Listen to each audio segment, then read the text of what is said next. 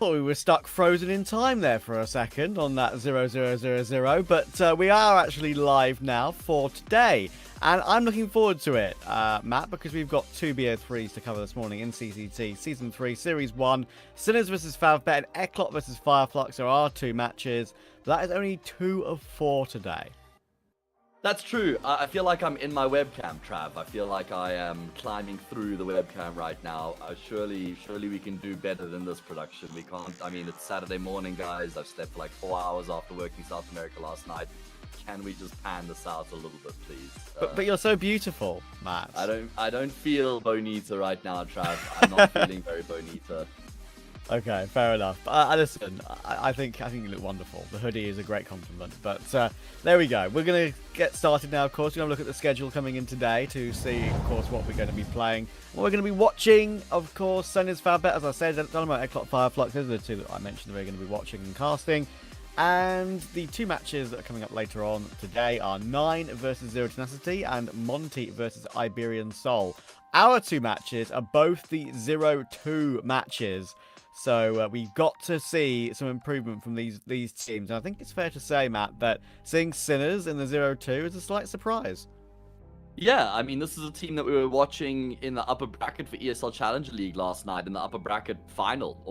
It was the upper bracket final, right? And they fell short narrowly. You know, they're still in pursuit for that spot at Pro League, but they're also on the brink of being eliminated from CCT, and I guess that's just like the most Sinners thing in the world right now. You know, they have been up and down. When they're in big games, they can deliver, but they just struggle against teams that they should be beating consistently. They're just in a weird form at the moment. So, yeah, it's not shocking based on what we know like in recent times, but 0-2 is still quite bleak for them.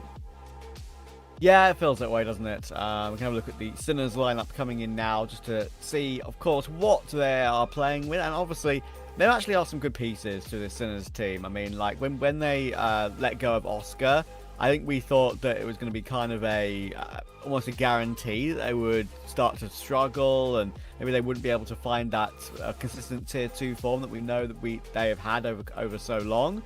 But with their roster they've got now, they've only had Peppo and Zedco, of course, back in the fold, Zedco, for about 4 months. But I honestly think that they are looking pretty good. Peppo's currently the highest rated player on the team recently. And, Shock and B-Stick, the two players that have been on Sinners for over 5 years, are trying to lead the way here.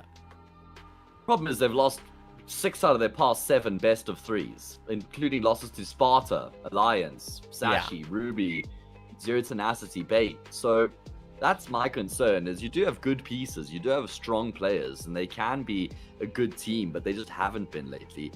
I think, from what we saw last night, B-Stick is looking the best out of anybody on an individual level on the server. And I mean, that's a huge problem for a team like Sinners. It has to be Peppo. It has to be Zedco stepping up to the plate now, kind of trying to fill that space as a star player. Someone like, I don't know, Marisco, Shock, but they just haven't proven to me lately that they have what it takes. Somebody has to just evolve and take more responsibility in this team and take a bigger share of the fragging, the frags that are out there, and just frag more, honestly. I really do think it just comes down to that. Like, Sinners just needs to hit harder in the server right now.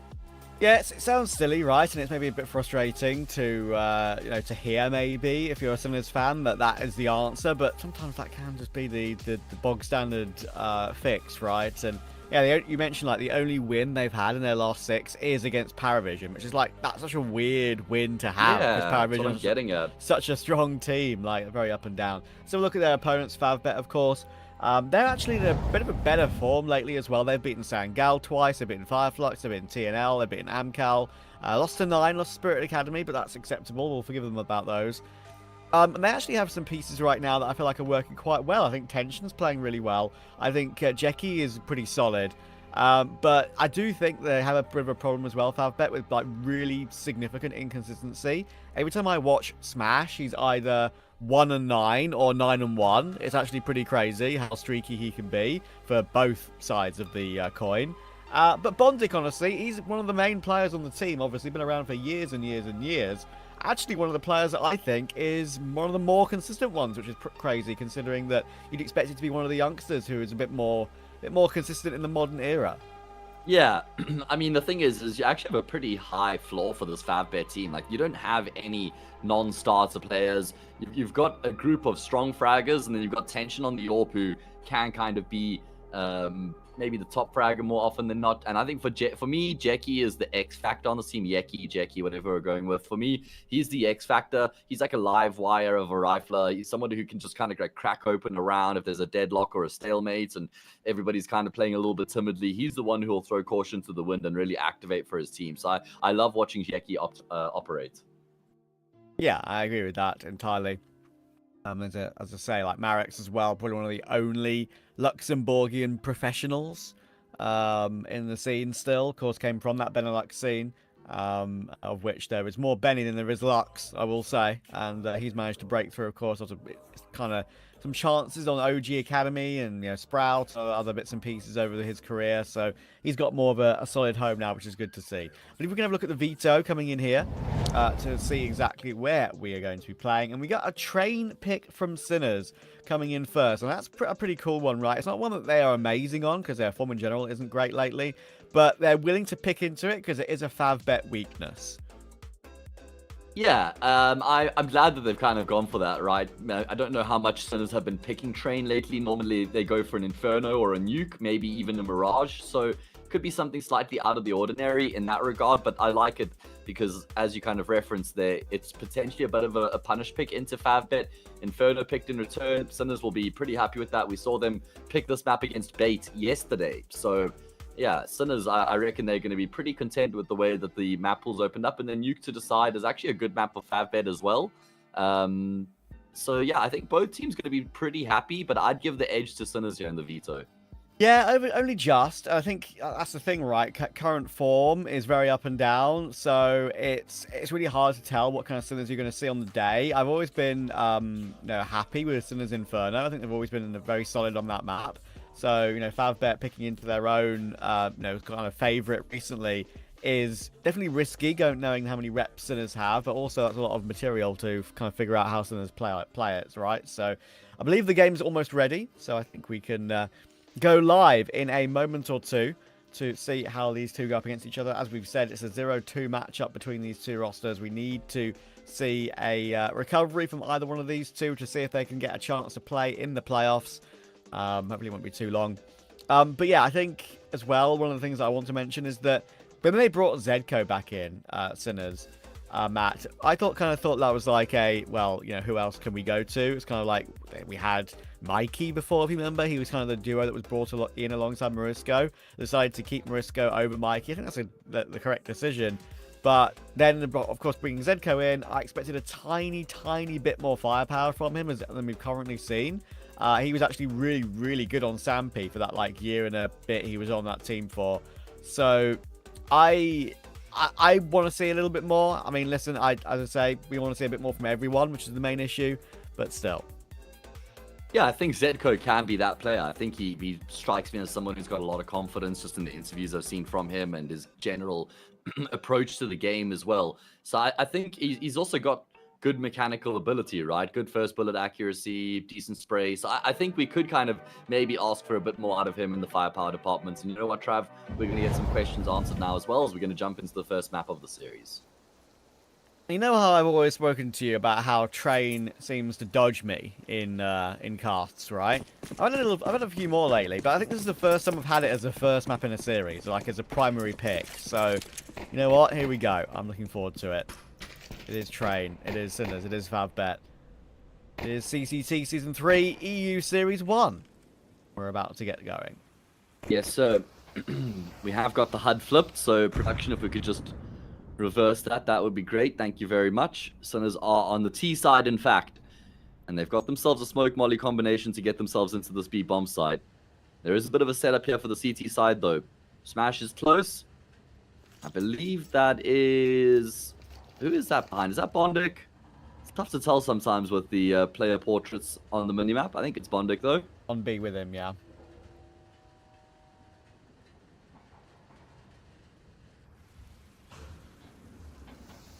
Very patient T-pistol here for Sinners. Only just starting to show a little bit of presence, and Peppo's got that Molotov primed when they actually want to go toward B. And they're going to put a few players here to give a bit of a look, but they're not really committing, so I'm not really sure what this plan is for Sinners. They're sending one player out. B-stick. Oh my word, Smash. That's what I'm talking about. He either has a brilliant game or whiffs like that. It's very poor to watch sometimes. But Bondic will deal with the trade in the end. Zedko will force his way out of Pop Bow and Shock, attacking Marix. Is recovered it into a 2v2. Thanks to tension, however, though. And that bomb will only just go down. Bondic playing on top of the site, trying to find the line above that smoke, but he drops off the corner of the site. Kind of accidents Peppo. I'm not sure if that's the player he was actually aiming at.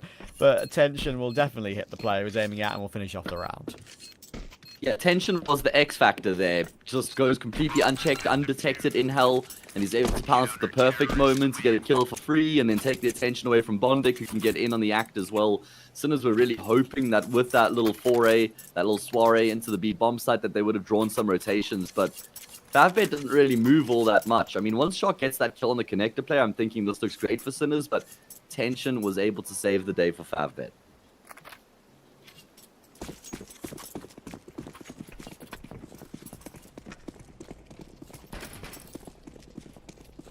Plant, of course, for the Sinners. They're going to pressure up. Zedko's been the man to be given the AK. Got a few kills, so we can translate that into this second round. Yeah, 2 rifles for the CT side, 3 for the T side coming into this following round. So a lot of firepower for Sinners. And that can work on you, Train. You don't need a huge amount of utility like you did in CSGO on this map. You can just burst out of A main into that A bomb site on a moment's notice. Just, you know, maybe a sandwich smoke, couple flashes over the top, really all you need. Very tough to contain that type of an execute as a CT site because you're just very limited for options as to where to set yourself up on this bomb site. Not much cover to work with.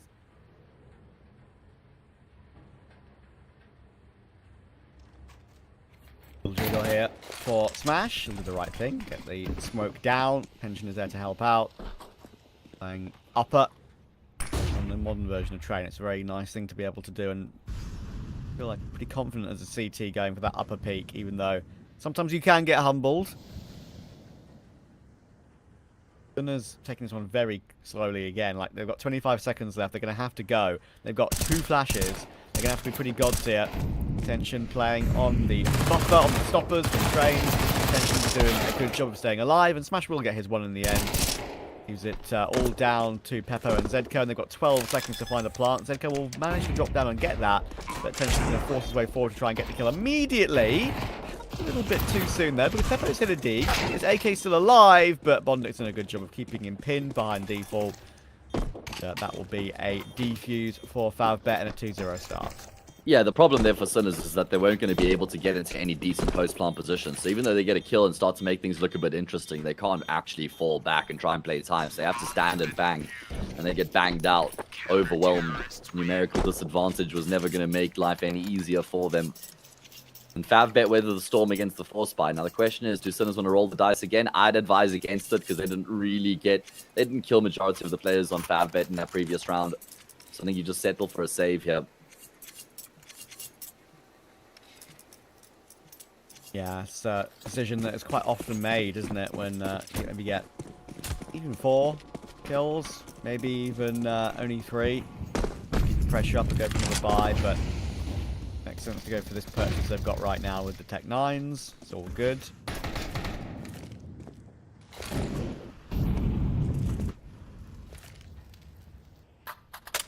But of course, Train now does feel a little bit more CT than it ever did before at the beginning of its inclusion in the pool. So they push those T spawns back. Good hold for Marix. There's one more coming. Good check toward Peppo. And Risco is very, very dead. I think at the highest level of the game, Train is still a 7-5 map at the moment. I think That's that there's fair. quite a lot going for the T side. I think it can be... I think if you're perfect with your utility usage when executing into the A bomb site, as the CT side, it's really difficult to stop it. Because you're just limited for options, like I said. You don't have any ideal places to position yourself. You can't really use IV to defend the bomb site, but still stay somewhere like safe and passive. You're kind of all in or all out on that A bomb site, and I think that's what can make it difficult for the CT side of the map now.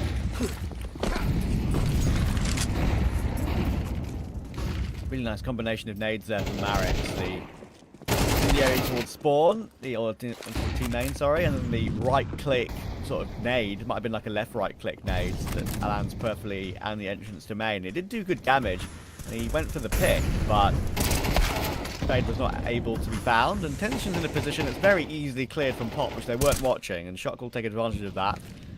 With an oversight perhaps for Faval Bett. This one's falling apart. Good entries coming in from Sinners, but you need to be careful because there are still a couple of players here, and Jackie can definitely farm. He's got 2 side smash between them. Sinners to try and recover, but then creeps into the open, and Zeka will get a freebie. So it's Smash 18 HP. Sinners should be finding round 1. Yeah, absolutely going to get themselves on the board. Nice double kill entry there from Marisco coming through A main. Really good work out of him. Just blows the door wide open on the round. Gets that first kill. Immediately expects a response to be coming through from the reverse side of Red Train. Gets that second kill as well. And then from there, Sinners just scale into the A bomb site. Just an onslaught, really.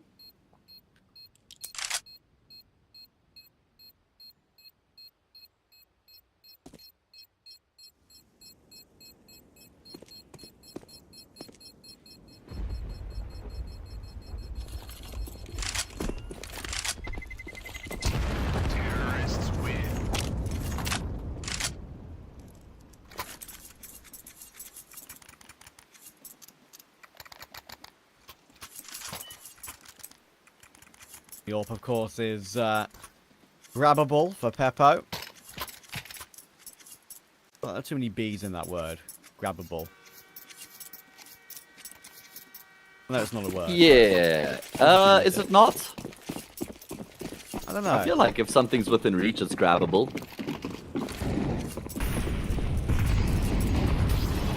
Okay. You know what? I'll keep with that one. Yeah. I'll trust myself on it. Once. I mean, listen, you just have to add wordsmith to your bio on Twitter, and then you can say whatever you want. It's like a license, basically. Funny, I remember when I first met you, I saw that bio and I was like, oh, okay. You've got some big words.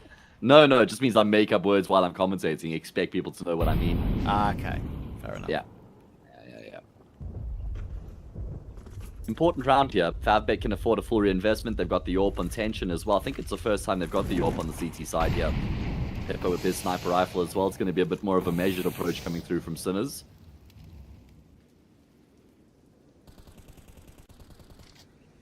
Ivy sucks, Trav. Ivy does nothing on this map. It's a waste of time. It's a waste of space. And we need to find a way to bring it into the game a whole lot more for the T side.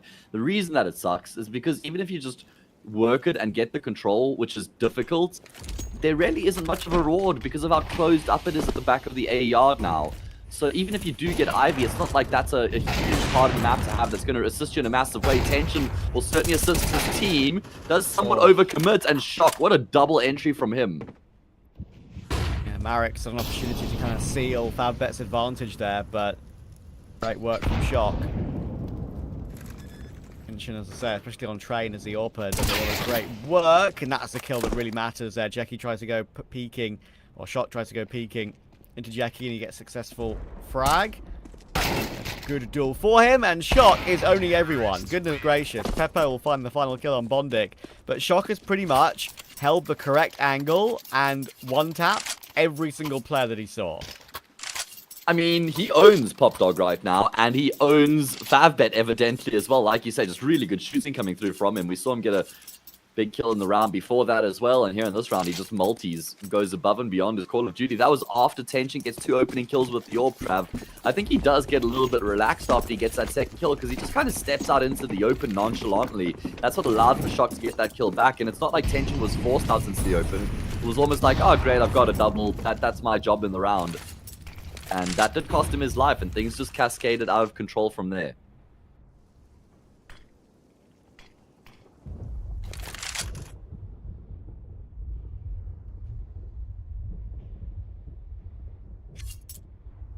Now for Lico. For the CT side. And this will be allowed to get up to a 3-3.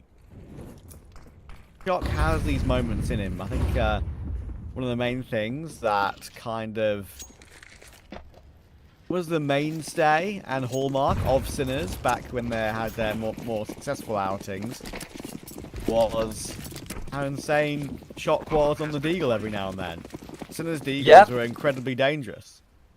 Yeah, I'm right there with you, actually. He's probably got the strongest Deag on Sinners now that Oscar's no longer in the team. It's that first bullet accuracy that he has, right? Because you'll see it with the rifle sometimes as well. He's just got incredible first bullet accuracy. Well done, Marisco. That's absolutely fine from there. Little shooting range.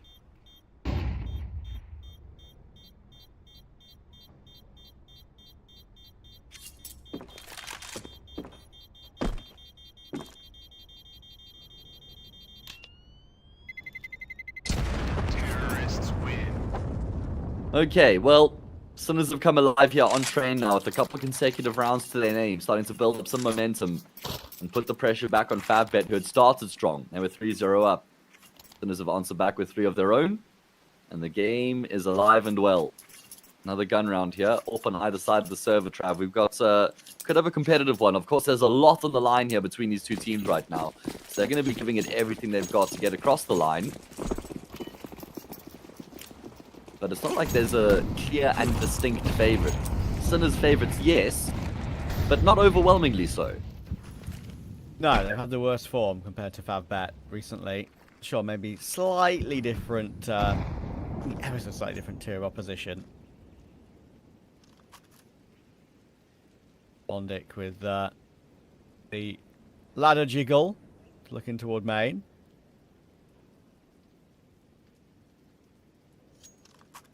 If I had to do that for a whole minute, that would send me a little bit crazy. It's like jump spotting on B on Mirage. At least jump spotting on B on Mirage is a bit more interactive. Like, that's True. just tapping W and S, and like you say, probably sending your brain into an aneurysm anyway. Tension Oh, and Tension. push. Can you get out? No. No. Pushed all the way through. He had an option to escape, but not allowed to. Peppo got the opening kill in the round, and then Beastick realises that he's got a good opportunity where Tension tried to take that frag, recover the round into a 4v4. Understand why he wanted to do that when you're a man down. But Bondic's about to leave Ivy just as they work their way through as well. It's not a bad angle, but it's an angle where you need to have lightning fast reactions and can probably only get information. You're lucky one. Long range duel for Marix, and actually their Beastick is pretty smart, right? Doesn't just completely commit to the duel. Doesn't think, okay, I'm in a good position here. I'm going to try and get this one done. And you're in a 5v3. Keeps himself alive. Knows that numbers advantage means everything, and knows that there's probably no way back in the round for Faval Bett either way. Yeah, and now he stays alive because he doesn't overcommit, and it means that Sinners are going to get a good boost to their economy, keeping 5 players alive here. Their map pick, they're going to get themselves a lead on the T side. That's also going to be a nice little checkpoint for them. This is the thing, Trav, is you have a group of solid players for Sinners. I do just still kind of wonder, like, who's the star player? Where do you get that stardom from? Do you need it? I think an IG like Beastick would probably say, not necessarily. I'm going to have faith in my systems. I'm going to have faith in the synergy within this team, the commitment to the roles, that we can make it work without a star. But the problem then is that everything has to be going perfectly every day, Trav. What a star player brings you is X Factor. He brings you a 20 kill half where he can just save the day. He can just win a half in a map for you of his own accord. And I don't look at anybody on the Sinners team and think, yeah, you know what? He could just straight up win me a map. Yeah, I mean, I think it's a fair assessment. Peppo for a little period was very, very good, right? And stepping into those shoes of Oscar, like we've said, has been, it didn't really feel like a massive loss for a while. Now maybe it is a little bit. Oscar just chilling on Inner Circle, playing in ESEA Advanced with Dicko and co. Yeah, I don't know if we'll ever see them in the light of day. They're just there in the underworld. They're in hell, Trav. Literally trying to find a way to get themselves into the circuit. We saw Parryvision do it, impressively enough. For building a new team. Not the easiest thing to do with the when the RS works, of course, in the mod. Trying to put back toward Bran Halls, and Smash does get his 1-for-1. There's more where that came from, of course, and Doc was always going to be there to deal with it.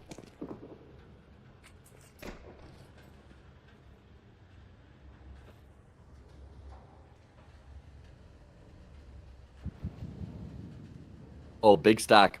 Heavy leaning towards the speed bomb site for Faval Bett right now. And this is just off an inkling. Oh, man. Yeki is the only player on the other half of the map right now, and he just had his head torn off by Shock. Another multi-kill coming through from him. And, oh, that really sucks for Faval Bett. Maybe you can see that slight lack of experience for them on the map with them just going for that all-in gamble off the back of Smash, seeing players in tunnels, perhaps. And does look like they're going to attempt the retake here. Marix has been tagged, but he's found the frag. There's a kit in play and utility as well, but time is of the essence, and Marix is dead. That is the kit. And surely with that goes any chance of the round. Mentioned you wanted a Sinners player to take over the server. Well, Shock's trying to do that. He can be that man. Has been that man historically. Oh, Bondic did deal with him in the end, and Zedco only just finds tension. There wasn't any chance of winning the round, but it would have been extra damage for Faval Bett. Had their 3-0 start, haven't had anything since then. We'll find the AWP, which is pretty nice. And the defuse kit on the floor as well. Scavenging everything to save as much money as possible and give them a chance in round 9. But right now it's the Shock show. Yeah, 5 rounds in a row for Sinners, and as you say, Shock has been instrumental in these rounds that they've been winning as well. Can he keep it up though?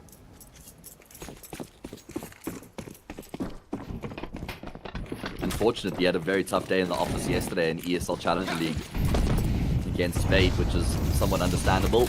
Bait really good at the moment, but he's delivering the goods here and now.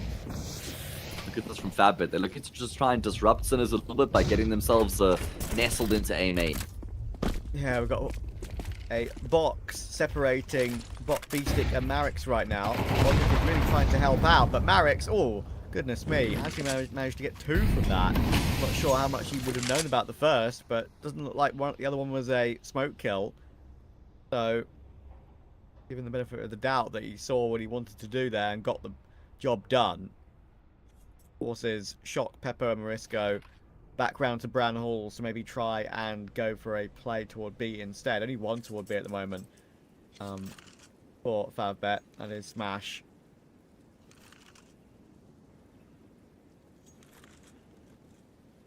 Again, another very good read. I feel like Sinners have done this a couple times throughout the half already, where they've been able to kind of read the defense and then push into the weaker side of the map. Smash will go down without finding a kill.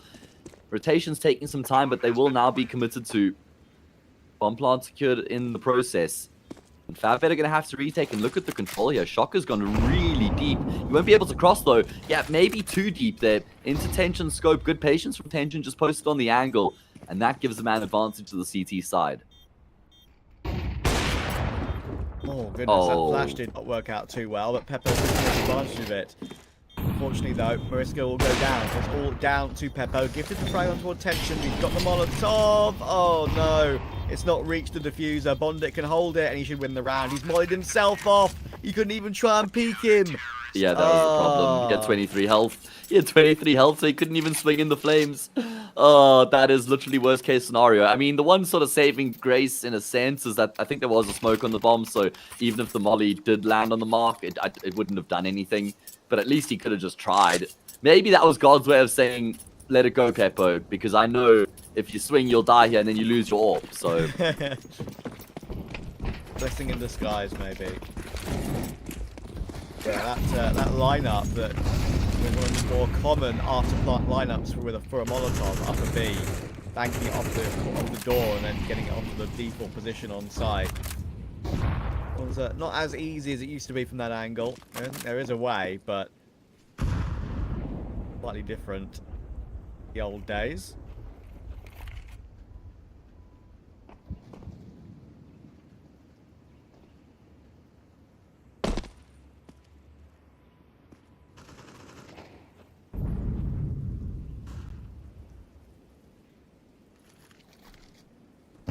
A bit of a slower approach here. Yeah, exactly. I was going to say something different from Sinners. Got that 3-1-1 going. First time they have put any emphasis in towards Ivy throughout this half so far. Yeki's been playing here. And now he'll have some action coming his way. Yeah, it's a good angle to play, but you can get pretty hard cleared and or traded. Beastic gets a check on his angles, obviously, and he does check close left properly. That's really well played from Beastic. Marek will get the instant trade, but Zedko is there for the Ditto. Now Bondic playing in this position. Needs the one, gets the one. That retains or recovers a 3v3. Can he try and gain an advantage? He's pushing forward into Peppo. Or he's drawn and Peppo's ready. That would have been the bomb on the floor. That probably would have been round over because there's only 15 seconds on the clock. Before the kill from Peppo. Recovers it into a 2v2. Tension in con. Bob needs to push forward and go down. It will now.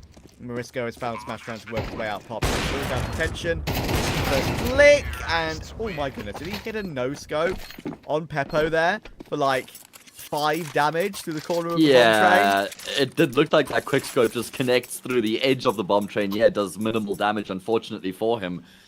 That was scary for Sinners. I mean, there was a lot that could have gone wrong there. It was a nice first opening kill from Beastic.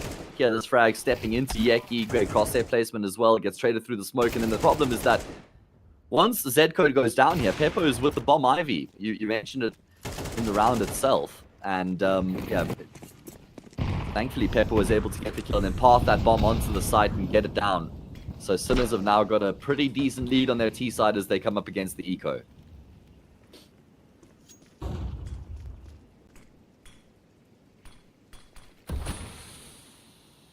Bondic is a known CZer. Honestly, he makes it work pretty stunningly on occasion. I've seen that CZ do crazy amounts of damage when it shouldn't. His hands. He prefers it to what is an overpowered 5-7. Yeah, some people like Cadbury, some people like Lint. And he's just enjoying that Cadbury life, Trav. Even though Lint is unequivocally better, some people just have their own personal preference. Yeah, no one human is the same. Looking to try and jump down onto the side, but Smash is ready with the MP9, and there we go. There is the Bondic CZ. He's got himself one, and they're trying to force their way through a smoke. That gifts Bondic a second. There's a quick flank from Jeki. They've won the round with pretty much 500 health intact. Nearest makes no difference.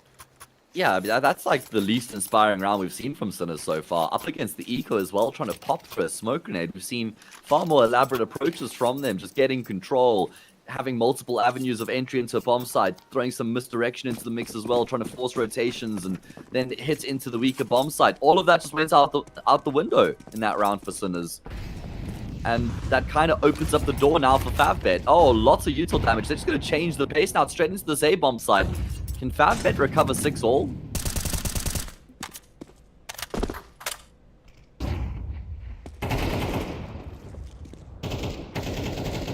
Maybe. There's not much to work with here for Sinners. Bondic has done really well again. He's 10-3, by the way, Bondic, and half where they're actually losing. He's been saving and done well for his team. Once again, Bondic showing that experience is paramount in certain games, and looking very good here. Happy to see that for his case. Pepe will manage to flick him out of the round, but it's sort of 4v3 for the CT side, and Pepe is walking wounded, even though with the AWP it doesn't matter as much. But 1 HE, of which there are 2 available anywhere near him, and he's done for.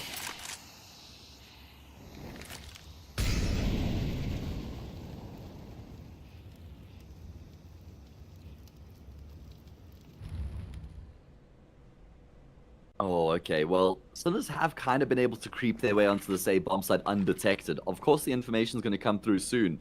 They're going to get the bomb plant, and also Faval Bett have just swept their way through brown holes here. Going to have a player coming through from Pop. I mean, there should actually be no way that Sinners can hold on. They've got awful post-plant positions. Pepo's in A main, and then you got 2 players hard committed to the bomb site. Like, Faval Bett have got all the time in the world to make this one work with the way that Sinners are set up. Pepo, if he does kill Mirage, then maybe there's a chance, but that's not going to happen. Smash has gotten a favorable angle. Excuse me, Smash coming through on the flank, and now it's just these 2 players on the bomb side. You can see that they're trying to shift and move to see if they can get a bit more space to work with. And they know that Beastic is in towards Heaven, and he'll go down. Marix finishes off the job, and that's going to be 6 all for Faval Bett. Yeah, time for the defuse with the 2 kits available as well. And that's a discussion I had the other day, right, with a friend. I just want to ask you about that, right? The position that Beastic was in, under Heaven, like, obviously you can't get into Heaven anymore. I occasionally called that Hell. But the problem is, where Bondic gets that killed right there, that's also called Hell on the old train. What do you call it? What's your favourite in this instance? It's actually a good question.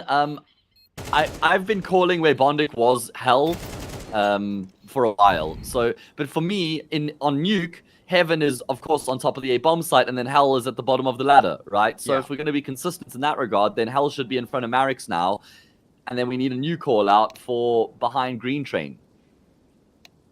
Yeah, because I feel like if we ever played Train with, like, an OG, they'd be like, oh, he's Hell, and he's like, wait, I heard him under Heaven. I'm like, well, yeah, that's Hell, but that place, of course, opposite Heaven is also Hell, because the opposite of Heaven is Hell. That's why it was called Hell originally. It's a tough one. Even calling this Heaven in front of Marix would just feel awkward and weird, right? Because it's just straight normal on the ground. And so I don't know, it is peculiar. And I feel like that's just been one of the rare instances where a call-out hasn't just been unanimous across the board.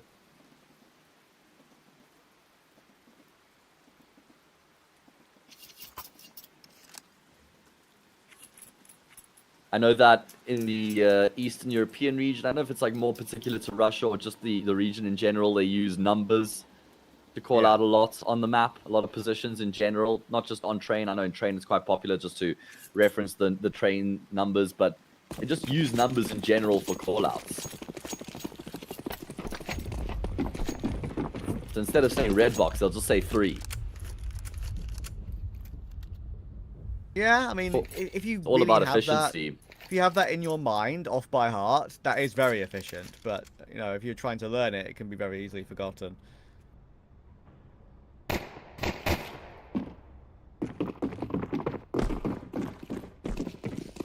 Alright, well here we go. Second half pistol round is underway. And Faval Bett just lead the charge into the speed bomb side. Peppo's been demolished, so he's going to have to retake. But this isn't going to be an easy one. They've been completely locked out of this B site.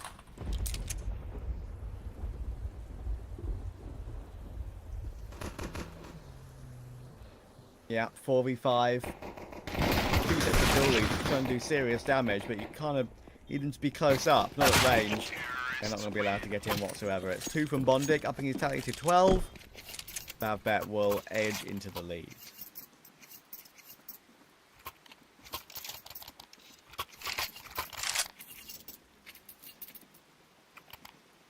Yeah, Sinners have got to be kicking themselves because they haven't won a round back after they lost to that full eco. I say full eco, I mean, sure, okay, there were upgraded pistols and some Kevlar in the mix. They saved AK, but it was pistols and one rifle. And that was Sinners' opportunity to go up 7-4. Could have been an 8-4 half from them, and now they're down. This is their map pick as well, Trav, and it's not like Train has been an incredible map for Sinners. They've kind of decided to go for this and try and punish Faval Bett. So it might get... It might start to fall apart a little bit, Joe, once they find themselves under pressure. Yeah. Yeah.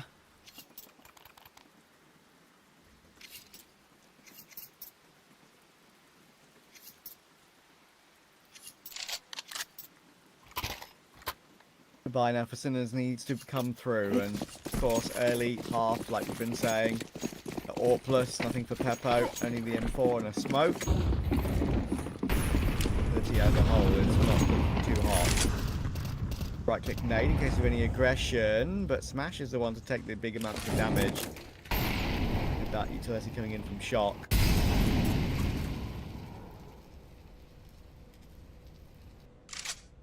I like this though for Faval Bett. Walking up a little bit quicker, trying to burst a little bit quicker, knowing that Sinners might not be ready for this on the first gun round. But whether you're talking about their utility or even their positioning. Actually, Shock has got great cross-up placement. If there's one man you could rely on, it is Shock. Goodness gracious. 3 kills with the A1S from that angle in 20 bullets. That is no mean feat. Yeah, really good work, man. The spray down was very impressive from him. It's exactly what we needed from Sinners as well, because Faval Bett were going for something out of the ordinary, going for that fast pace. He hits into the B bomb site here in their bonus round. But Shock says, no, sir. This is a closed shop. Tension and Marix, well, they're going to go back to the scene of the crime here, Trav. They're going to go, those are our friends, our teammates, you killed them. They're going to see their dead bodies. They're going to get so angry. They're just going to rage frag. Marix is about to hit 4 insane one-taps because of what you just said. Literally, man. Motivated by the blood that's been spilled. Walking over the corpses of his teammates. He's fueled. He's enraged. And he's also so enraged, he's now half in red. And he's dead. I tried, man. I tried to build that one up.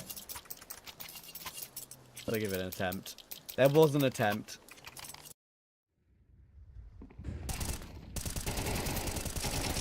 Look at that. I mean, getting the last is actually crazy, because the control to get a body shot and a headshot with, like, what was it, 4 bullets left when you're mid-spray on the other 2.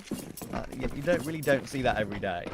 And that second player, the third kill, the second player from the spray was moving as well. He had to track him on the move, so that makes it even more impressive.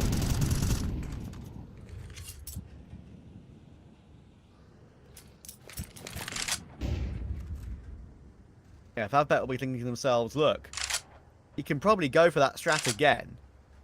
Because there's no way Shock does that again. Could be a completely different outcome.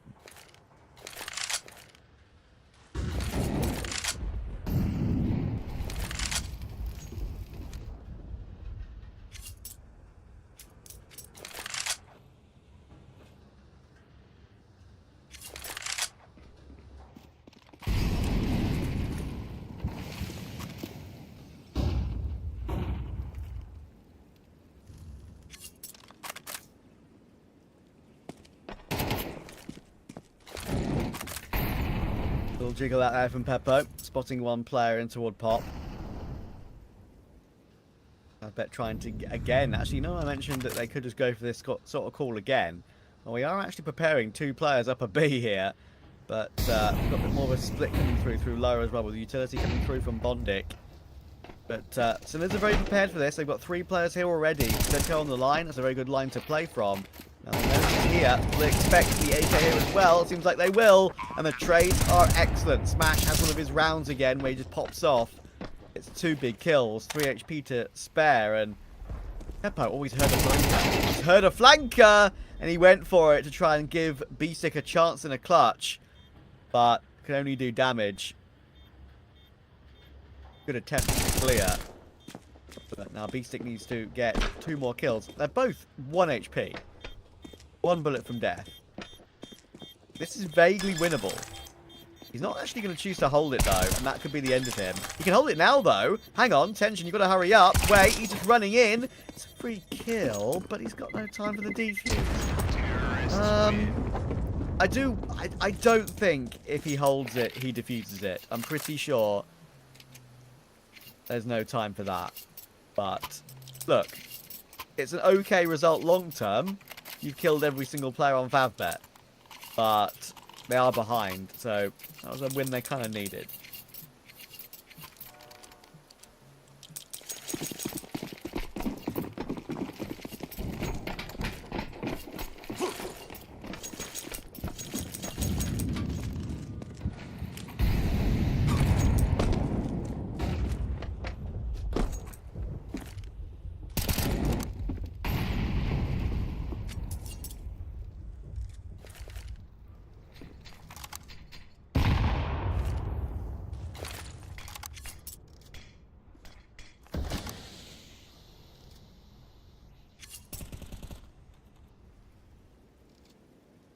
Post got his AWP out now.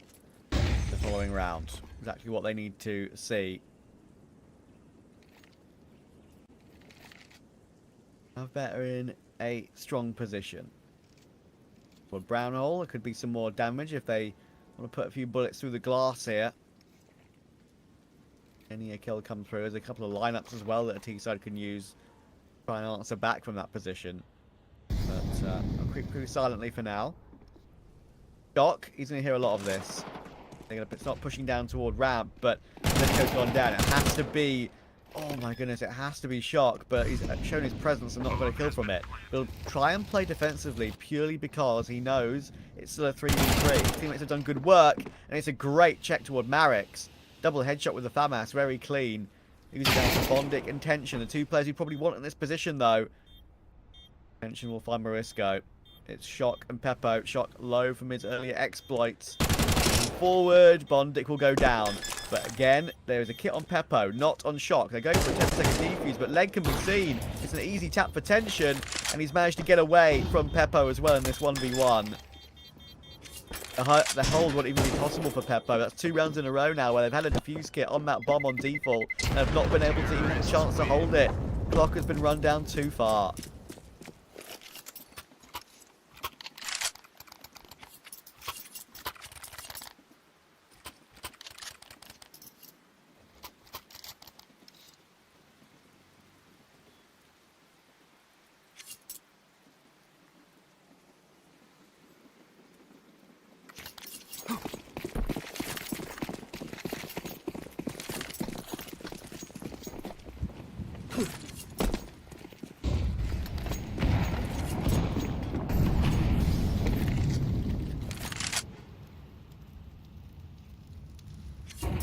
Now Sinner's buy is rough around the edges.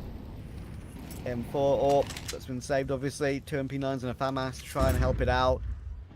This one is pretty much a necessity. If they lose it, Faval Bett 11, likely 12.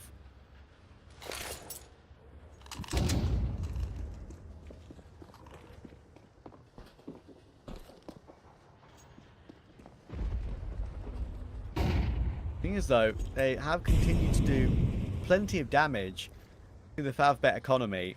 That's why we've got Marix and Bondic on 2 Mac 10s here.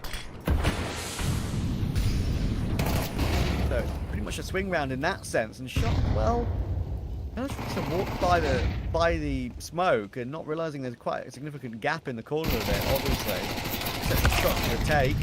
Well, sets up Marix, sorry, for the take. And Bondic finds his kill as well. He's also been spotted in the corner of the smoke. Actually a really nice plan from Faval Bett in this round. Using these lurk smokes to great effect. Will give them the 11 they've been looking for.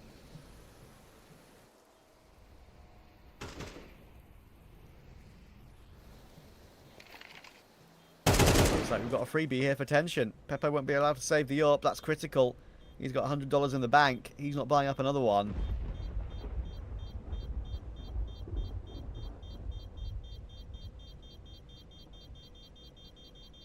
Worst case scenario, 4 Sinners. If Morisco goes down as well, there are 2 players here. And he's going to get blindsided by Bondic. In the bonds. Could not be better for Faval Bett. It's a half buy for Sinners. They're probably on 5-7 Kevlar. If that would mean that Faval Bett have a slightly easier path to 12.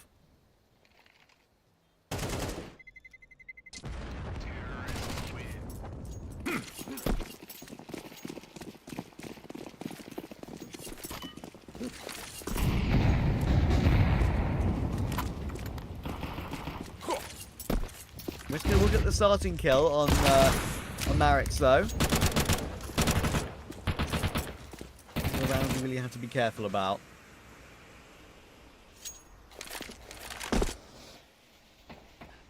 Yeah, there are some potential pitfalls here for Faval Bett, but they are sitting pretty. Sorry, guys, I know I just disappeared. It's not like Trav never lets me talk, you know. He's just hogging the mic the entire time. And oh, thank you, Lord Trav, letting me have a little moment to speak now. Oh, I'm so gracious. Let me get my words out. No, I just had a tech issue, an IRL tech issue, like a bodily tech issue. Yeah. But we're good. We're back. We're here to stay.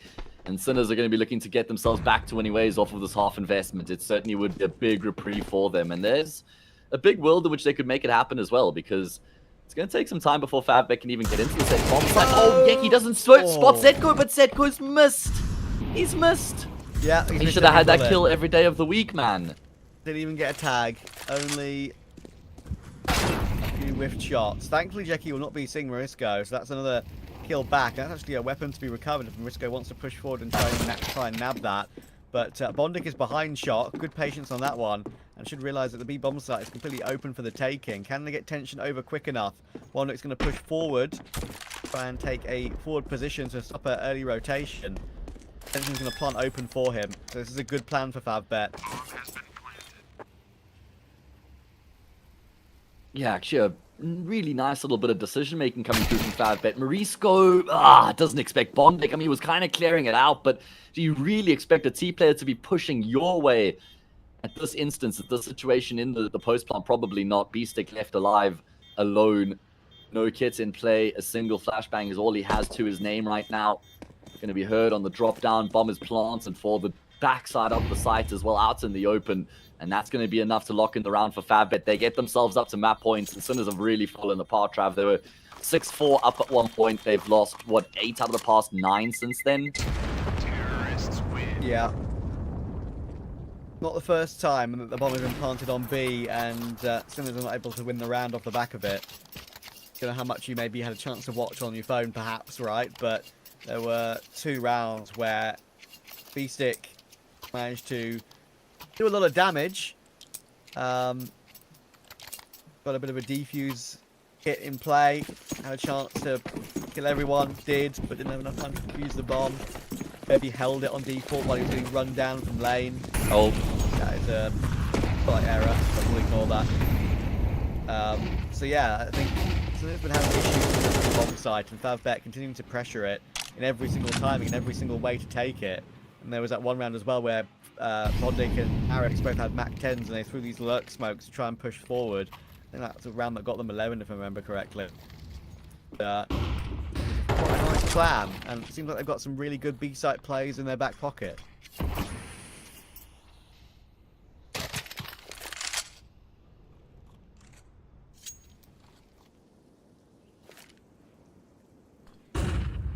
Yeah, it does seem like they've got some good ideas here on the map, and considering that we haven't seen a huge amount from Faval Bett on train, it is good to see that they've got a pretty good level here.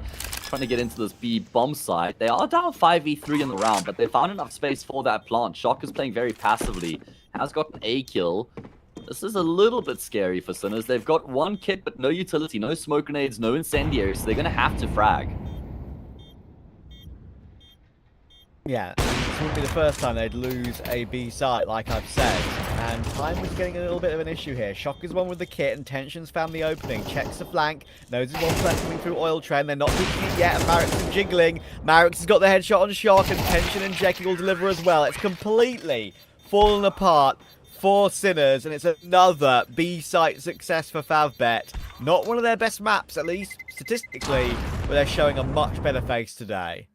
Yeah, and what really sucks there for Sinners is that they didn't go for one of their normal home picks of a map that they know they're very good on. They've got all the reps that they're super comfortable on with a lot of depth if things start to go awry. They try and go for a bit of a punish pick, like you say, because they're thinking maybe they can catch Faval Bett off with the train pick here. And I do like the fact that they've gone that, I'm going to go this close. Let's do it really close. You go all the way. Do you prefer that? Is that what you want, production? Is that what you want from me right now? Listen, jokes aside, yeah, it's just brutal for Sinners that they do roll the dice with that punish pick and it doesn't work out, and now we go to Inferno with Faval Bett leading. Yeah, and that is obviously a map that I've seen great stuff from Sinners in the past, right? But that's the past, not the present. In the present, Faval Bett have actually had a better result on it lately. So we're going to go to a break. When we're back, we'll go to map 2.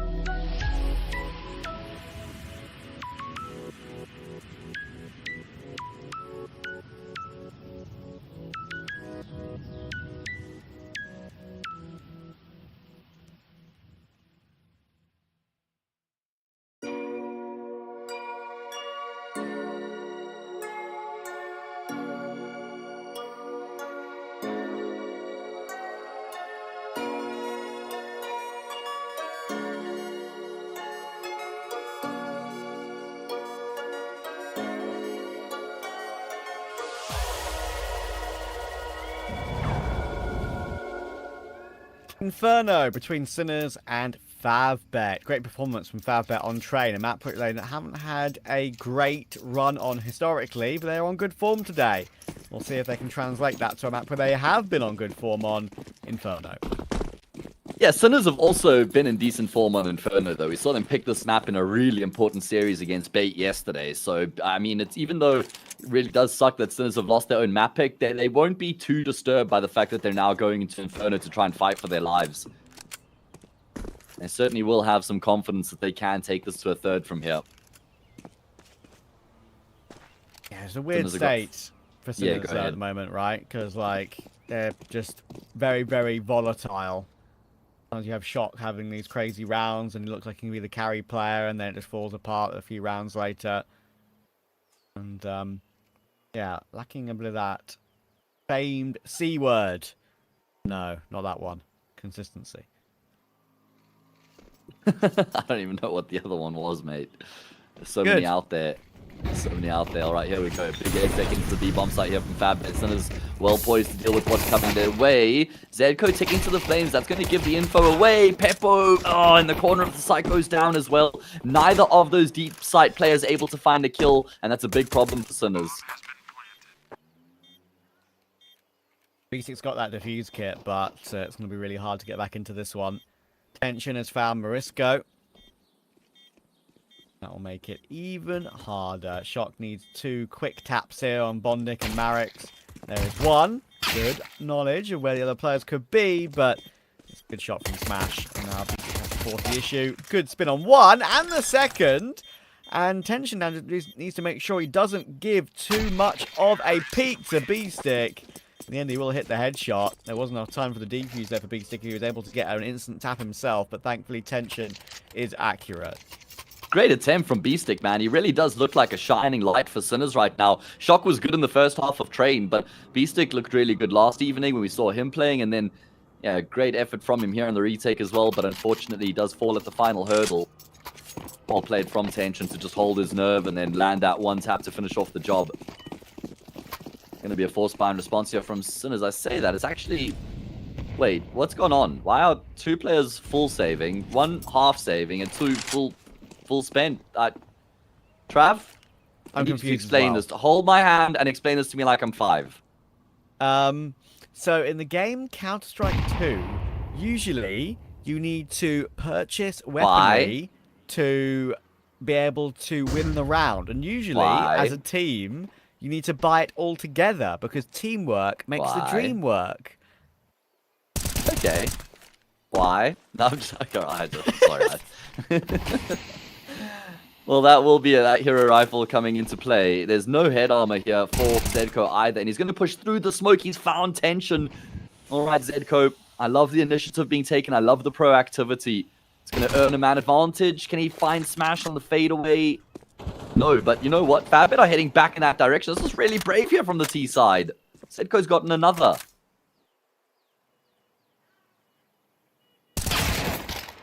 Oh, can't find Smash though. That could be a way back in, but of course, 13 and 29 HP is very, very difficult. You're up against a USP and a Scout, though. I mean, thing is, I think they've heard both players on the rotation, so they are thinking to just run all the way back, and they do have the ability to do that. I would say that maybe the A bomb site is going to be a little bit safer on low HP than the B bomb site, and Sinners have not realised what's going on here at all. They're still toward B. They're going to realise it right now. They're off on their track to try and win this round, but Smash can play on the site somewhere behind the boxes at a headshot angle, and Jackie can play a headshot angle in pit. So suddenly, it's T favoured despite the health. I mean, it's going to be kind of scary with the 2 MAC-10s looking to get back into the bomb site here. Just going to be working together. And even if you can just trade the first one out, then second player is very killable with him being so low on health. Here we go. Smoke onto the bomb. Smash is playing that headshot angle, but he's been taken down. And now Yeki has to just try and stay alive for a little bit longer. Has he stayed alive for long enough? No. That diffuser is going to come through. Oh, wait. Really?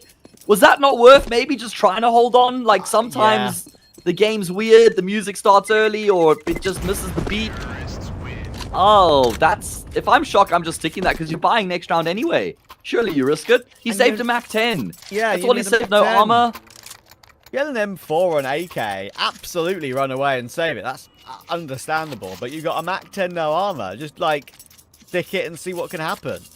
Why not?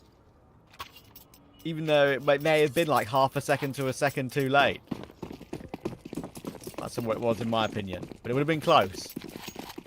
I don't know, man. Like, I think it would have been really on the line. I think half a second is probably more likely.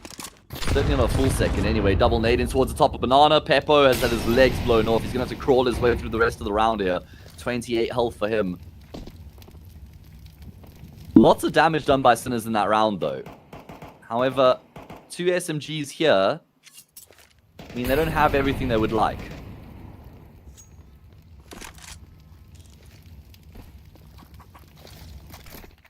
Yeah, Shock keeping that Mac 10 to aid the AWP for Peppo, but it's not working out at the moment.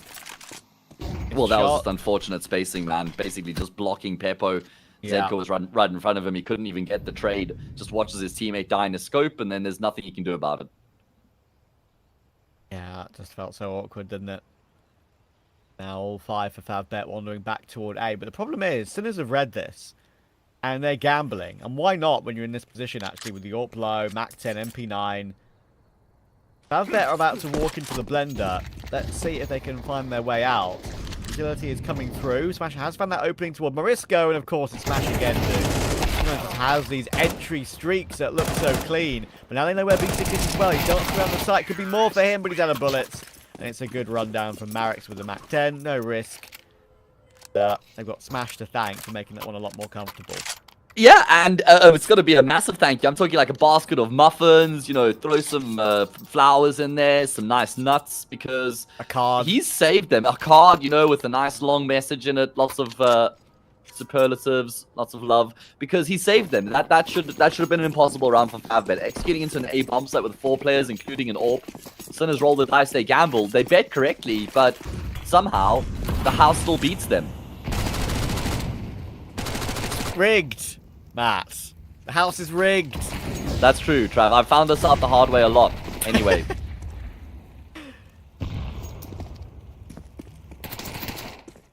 And now it's going to have to be the eco for Sinners, and Faval Bett can continue here. Very good opening from them. They've looked convincing, haven't they, Trav, throughout the series so far? Just take the nameplates off, take the history, take the stats away from the conversation. Just look at what we've seen in the server throughout this matchup. And Faval Bett have looked really impressive as far as I'm concerned.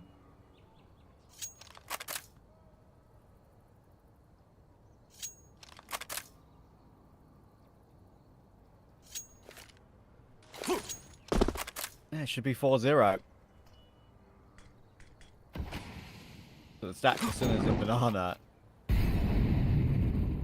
The player goes anywhere near that, they are dead. They will have to deal with death. Death. I can't do it. It's okay.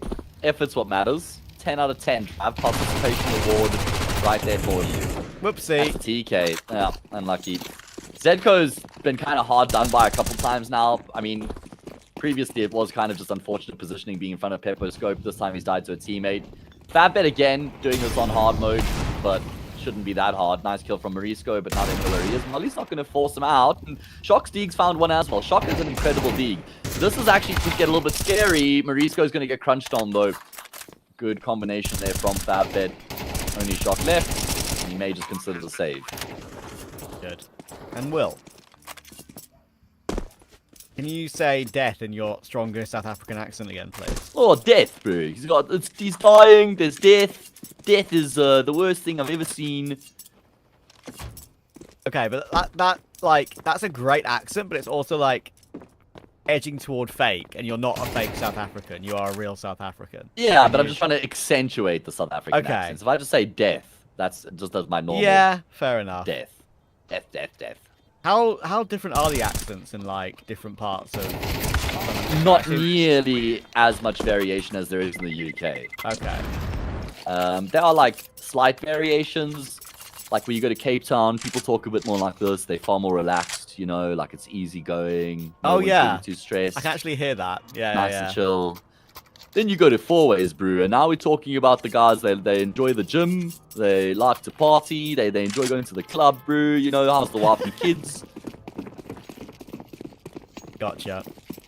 Yeah, in the UK, I agree with you. It's pretty crazy. I don't envy some like non-native speakers who have to like deal with like a strong Liverpool accent or something. So it's pretty crazy.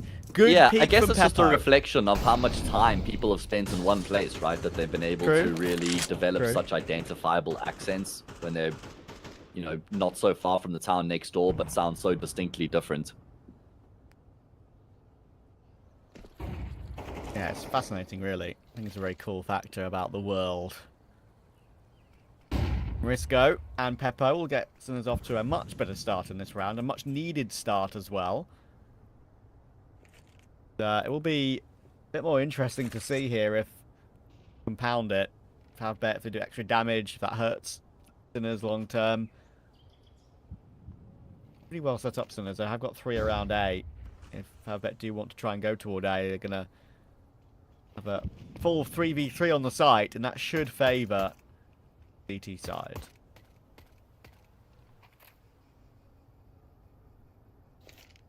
Should, but we've seen these sort of rounds fall apart for Sinners already.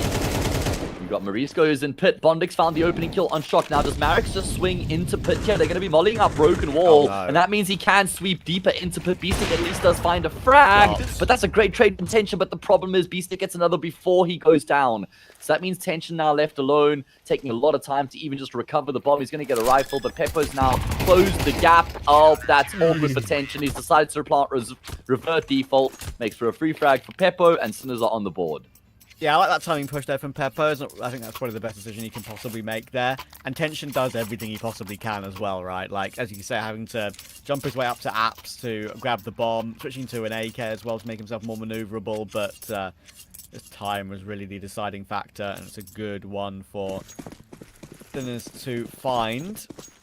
And money wasn't built up amazing for Faval Bett, so we've got 3 Gills and a Mac 10 in the following gun round. 3 limited util as well. It's enough. Peppo is looking to fight.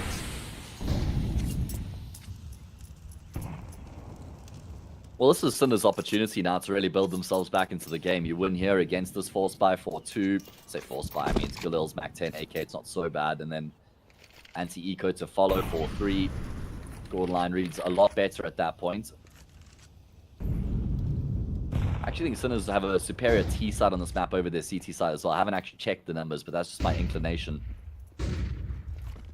So even if they could just manage 5 from this first half, I think that would still be enough. Oh, Smash, what have you just done? What has he done with the Galil? Double kill entry. This guy entering on the A-bomb site, man. What an iconic duo. Yep, Smash just keeps on doing it. 2 kills. We can still around the action here, but we know what the answer's going to be. Isn't it crazy? Hang on a second, you know what? That kill is actually going to get them into the site here. That nade could actually clear Jackie as well. Oh my word. How? If I was on 20 HP, I really don't mind if Sinners go for this one now, and I'll hold up on my point. It's actually the opposite of what might be happening. The Zedco forcing his way forward. Tension is still 44 health, but he's spamming the kill onto a B-stick and he's still hiding. And still hiding will prove to be the way to win the round. And Matt, it's kind of funny, right? As they look to try and hunt here, good catch from Zedco. On a map that is famed for some of the most exciting moments in Counter-Strike history, it's also, like, one of the most dead. Like, it's actually just so strange how Counter-Strike is such an insanely popular spectator sport. We love it. It's a reason why we're in this job right now. It's the reason why the viewing figures are exploding for every big tournament. But you have situations and maps like this where there is a lot of dead time. Yeah, that's true. I think, though, Inferno used to be a banging map back in CSGO, where it was better suited for the economy. Just the way that it played was more entertaining. We saw way more retakes in the past as well. And I think since that's changed, since there's been a shift away from that, Inferno has just kind of slowly slipped off into being a little bit of a boring map sometimes. I mean, technically speaking, it can be a lot of fun to watch 2 teams just maneuver the map and work the map and force rotations and have really good mid-rounding. But just for the fact that retakes are so difficult on this map, has taken a big chunk out of the entertainment factor away.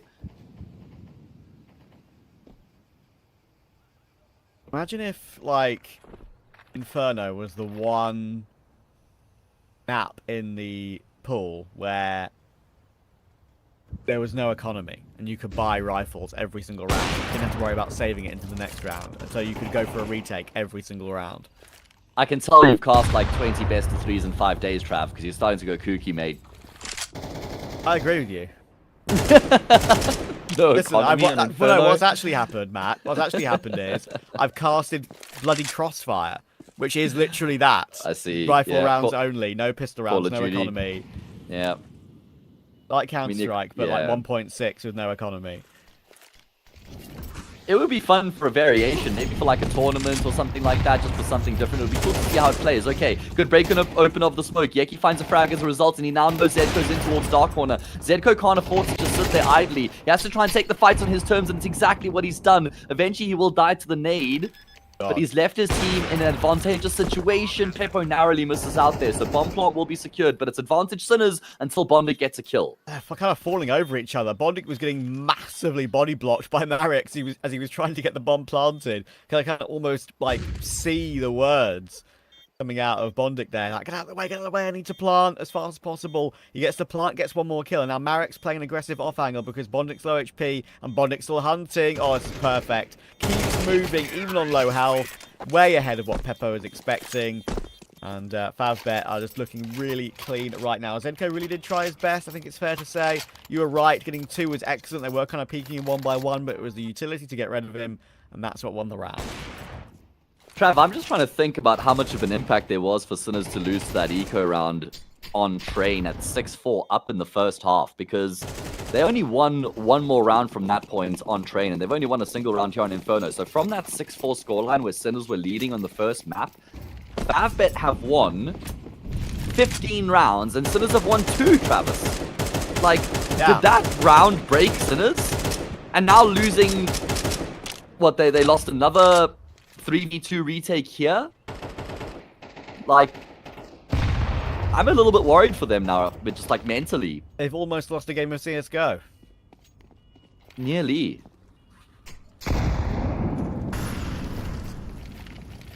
Zedko. 2 here would be amazing. It's possible. They are split up, but no, Marek checks it properly. Fair play on the hard clear there. The MP9 that's been pushed down, removed. Faval Bett just have like this extra ability right now, it feels like, just to feel comfortable in most of these rounds. They always have the slight advantage, whether it's with the numbers or positionally, full stop. Yeah. Yeah, they've been very convincing throughout this map and throughout the series at large.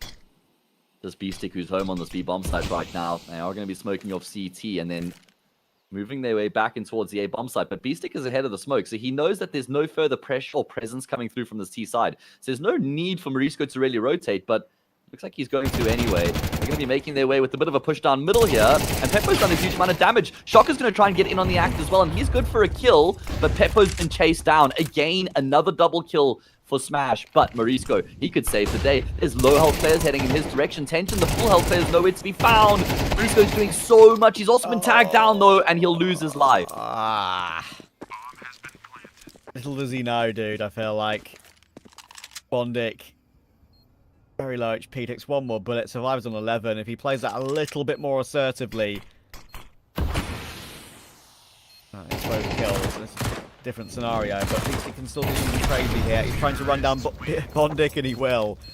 The beast will beat the bond, but I'm afraid not the round. And that was another invested round there for Sinners. They're going to have to now just go for a bit of a half buy. Faval Bett running away with the 7-1 up right now. The one thing I will say is Sinners are consistently getting kills in these rounds that they're losing. So it's not like they're being steamrolled, Trav, but kills in rounds that you're losing only mean anything if you can win rounds afterwards and then actually go on to break your opponent's economy. Faval Bett have just been on the edge in all these rounds, but they've never been pushed over the edge. Look at Smash. Like, this was in the beginning of the half. He's done this like 3 times since then.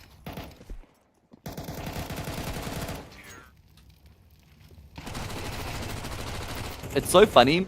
because coming into the pre-game for the series, you said, like, Smash, you've seen really high highs and really low lows. The opening round on Train was him on the B bomb side, just missing every single shot on B stick when he was CT pistol on Train.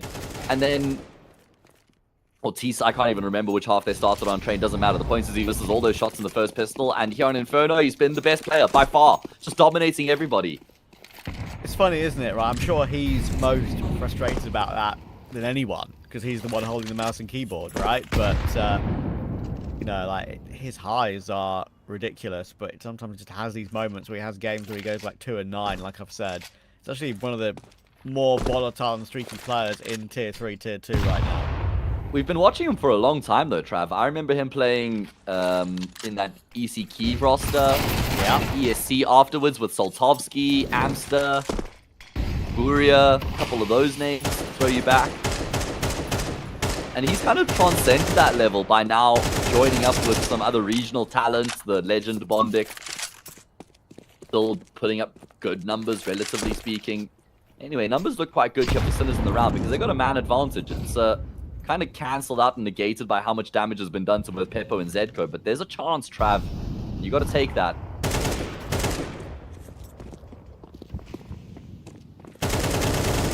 Yeah, Key knows how paper thin that default box is. B6 still alive though, and they're checking the site properly, and their crosshair placement is spot on. These site takes from Faval Bett on B on Train and on A on Inferno have been, honestly, so impressive. Borderline unstoppable, right? Borderline unstoppable. Really good work from Faval Bett. Up 8-1. We can just keep adding up the numbers. 9 plus 8, that's easy. That's 17. Since Sinners have lost that eco round on Train when they're up 6-4, Faval Bett have won 17 rounds. Sinners have won 2. We're turning this into a scrim now, Trav.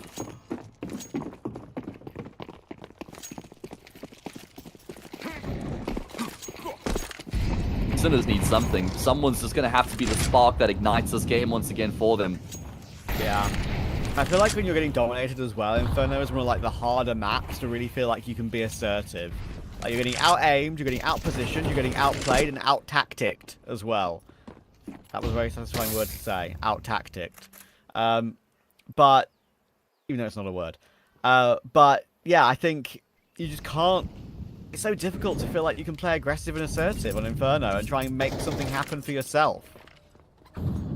Especially on the CT side. I mean, you can fight for banana control, but it's also a very big roll of the dice so early on in the round. It's a bit 50-50. So they have to find a way to just like bolster the defense. They have gone for a few gambles, Trav. Even when they've gambled correctly, though, hasn't always, so it's barely worked out for them anyway. Hasn't made a big difference. Peppo with the orb top banana right now. He's going to get posted on the angle. Smash just edges into the angle. Peppo needs to be careful not to hang around for too long. Oh my goodness, he's taking a lot of damage right now, and they finally have forced him backwards. But in the meantime, Sinners have been able to get a couple kills. So they flipped the script in the round as they get the man advantage.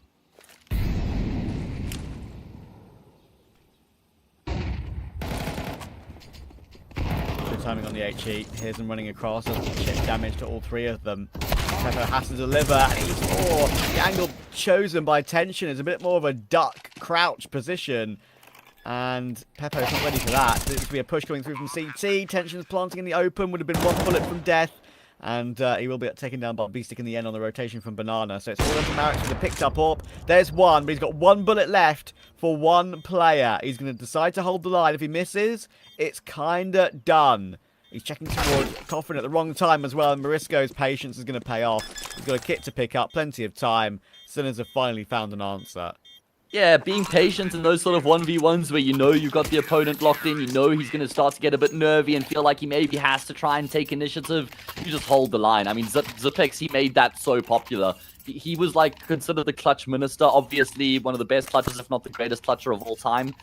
And so many of his clutches were won just by standing and waiting, just being more patient than his opponents, being offered up the fights and then taking advantage of them. So well played there by Marisco. Sinners double up their round count, but there has to be so much more where that came from.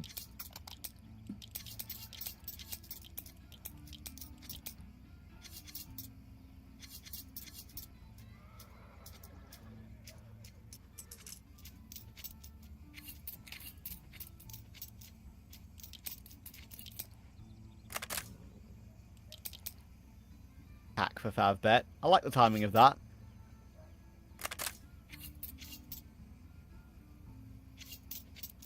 Just win one round, and you're like, oh my god, guys, what went wrong? The perfectionist behavior. Mentality. Sinners can quite easily make this 8-4 if they can win this round here, though. That's the reward if they can win the 11th. It's what they have up for grabs. Not going to be the easiest, though, with a couple SMGs in play. That is unfortunate. Flash pops just as Beestick spots Marix. So, Marix was playing anti, relying on that flash, but it doesn't pop soon enough. Now they're going to try and make their way in towards apartments. Big wide swing. 1-for-1 is the result. It's going to favor Sinners. Peppo knows that Smash has been tagged. That's why he's going back with the USP, but you don't have to do this, mate. You've got the man advantage already. No need to risk it and potentially give up your life. Smash with 17 kills in one half of T Inferno. Don't see that too often. And it's not even anywhere near finished yet. That's how many he could end on. Good setup for Sinners here, though. 3-8. You're trusting in Beestick top banana. He's got some extra util to use. I believe on the corner there to pick up. There we go. In the area, and a smoke dropped over. So, playing that jiggle position in CT now. You'll hear something. Tuck that smoke down. They might get one more rotation over just to be careful, because there are all three for Faval Bett committing to B. They actually have a free site right now, little to Faval Bett know. Got enough utility to force their way through. They've won more than just the one round. Their disadvantage. Here we go. Beestick has an incendiary, though. He could really stifle this attack, and he's going to do exactly that. I don't think Faval Bett have the time to wait for this. They may have to smoke the flames out to commit into the bomb site here. They're going to throw the smoke onto default so that they can try and guarantee the bomb plant, but smokes don't stop bullets. Here we go. They're committing to the plant out in the open, and they will be able to activate the C4. So that does give Faval Bett something to work with. So Sinners are going to have to retake. It's risky, but they had to make that risk. They had to put it into play to actually make this round winnable. Now they've got an opportunity in after plant positions. We know how hard it is to retake. Broken record, but it's just a fact. There are 3 kits available, though, for Sinners. If one player goes down, I have a feeling they'll be able to do something about it. They're going to throw Beestick in for the opening duel to find where Smash is. Smash will get one more, but there's a good position for tension into a pool. He's found one, and Bondic now knows he can just waste time. The AWP's holding the angle, but he's going to destroy Peppo, and he's got a free headshot on Morisco. If Peppo gets that kill, they've won the round, but Bondic is better. Yeah, what a display. I mean, a great post-plant being played out by Faval Bett, actually, there, Trav. Playing off of each other brilliantly, not offering up anything to Sinners either. Just really bunkering down, forcing Sinners to come to them. Crossfire is working out splendidly, and then Bondic in the 1v2. Like you say, Peppo had a chance. Peppo had that line of sight, misses the shot, Bondic gets the kill, and then from there, he's got an easy job of pushing forward and denying the defuse. 9-2 for Faval Bett. Is that an unassailable lead?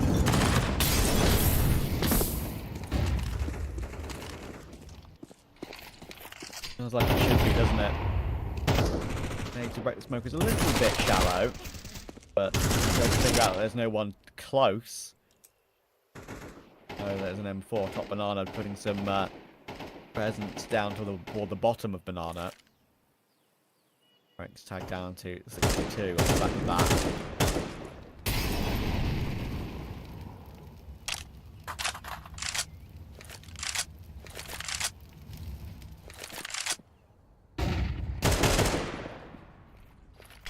Yeah, at this point, Sinners is just trying to save base, man. Trying to stop Faval Bett from getting up to double digits. Zco, I mean, that is his style. It's what he does. But it looks very disconnected between himself and Beestick on this B-bomb side, Trav. Not the first time that they've kind of been on different pages, but Beestick may save the day. Fantastic double, but he's run out of ammo. I feel like he probably would have gotten the third there as well. You know, Peppo will get a kill back. Oh, Bondic, is he going to phase through the smoke? It looks like he's gonna, but Peppo's waiting for this. He's expecting this, but oh yeah, there we go. He's baited Bondic in, but he still hasn't been able to get the kill. Peppo's made all the right moves. Bondic has gone back, and that's gonna cost him his life. It's all on Marix, and he only has an MP9.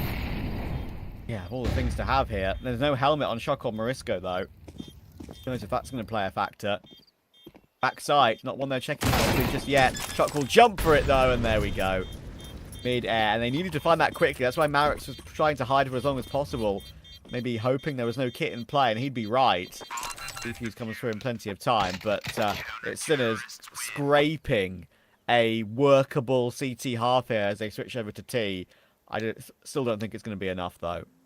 Yeah, that is a kind word to use, workable. I don't know if I necessarily agree with that, but they just haven't shown enough. I mean, there were competitive rounds there. I mean, 9-3 kind of suggests the dominant half from Faval Bett. It wasn't really. A lot of those rounds come down to like 3v2s. Sinners have got the advantages. They've got good reads in the rounds, stacking up the correct side of the map, but weren't able to win nearly as many as they should have. I mean, even something as simple as Peppo being posted on an angle, they're missing a shot. That cost them a round. Faval Bett 4 rounds away from eliminating Sinners from the CCT Season 3 Europe Series 1. Not the way you want to start off in your CCT journey.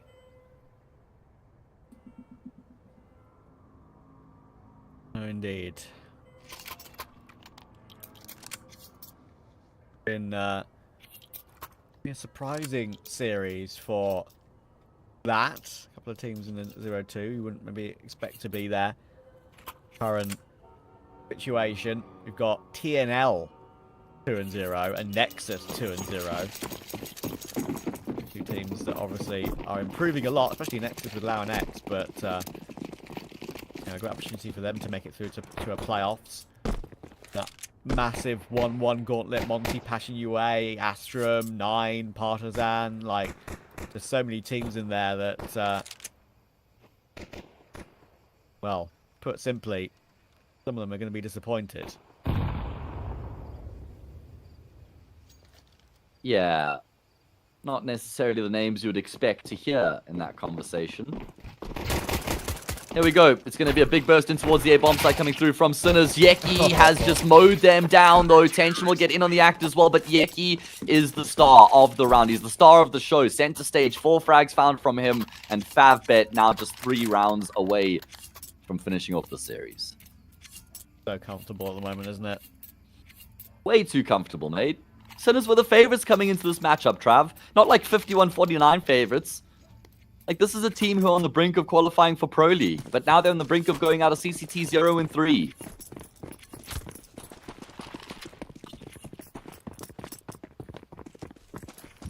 Funny that, isn't it? I mean, a great example of a team which has kind of like done nothing in every, like, it's like the opposite, right?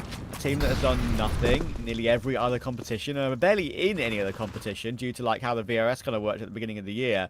Bettera, right? Like how amazing they've done in Challenge League playoffs in EU this season. They dispatched of Navi Junior. They took Paravision quite literally all the way to like 4th OT on the third map, and topped their group in the regular season. Like, you know, a team like that is when EU ECL is over, they're going to get a massive injection of VRS points, right, for the particular roster. And might be enough to get invites to all these CCTs. That's what they're waiting for, right? They're waiting for that second half of the year. Lovely double goose from Tension. And they're waiting for that second half of the year. They're waiting for those points to be added, knowing that they're going to get invites to all these tournaments, your compasses, your CCTs, and finally have a chance to play more than just ECL. Yeah, it will be amazing for them, and I'm certainly looking forward to seeing them be a bit more active. But for Sinners, it just feels like they've come so close so many times in those big tournaments, you know, on the brink of qualifying for the major, but can't quite make it. On the brink of qualifying for big LAN events, can't quite get across the line. Kind of reminds me of Honorous in a lot of ways, actually. Regional team, decent players, not the best players from the region, though. Coming so close, but never really actually having that eureka moment. Honorous, did you say? Yeah. Yeah, I remember we covered them quite a few times, didn't we? Like, get really close in some challenger qualifiers and some. I think there was definitely an IEM which they played in that IEM qualifier which they played in. I think they made the final. I'm pretty sure it would have been obviously when Taz was still playing. When Taz back in an IEM, he's playing right now, obviously, but that's a different scenario.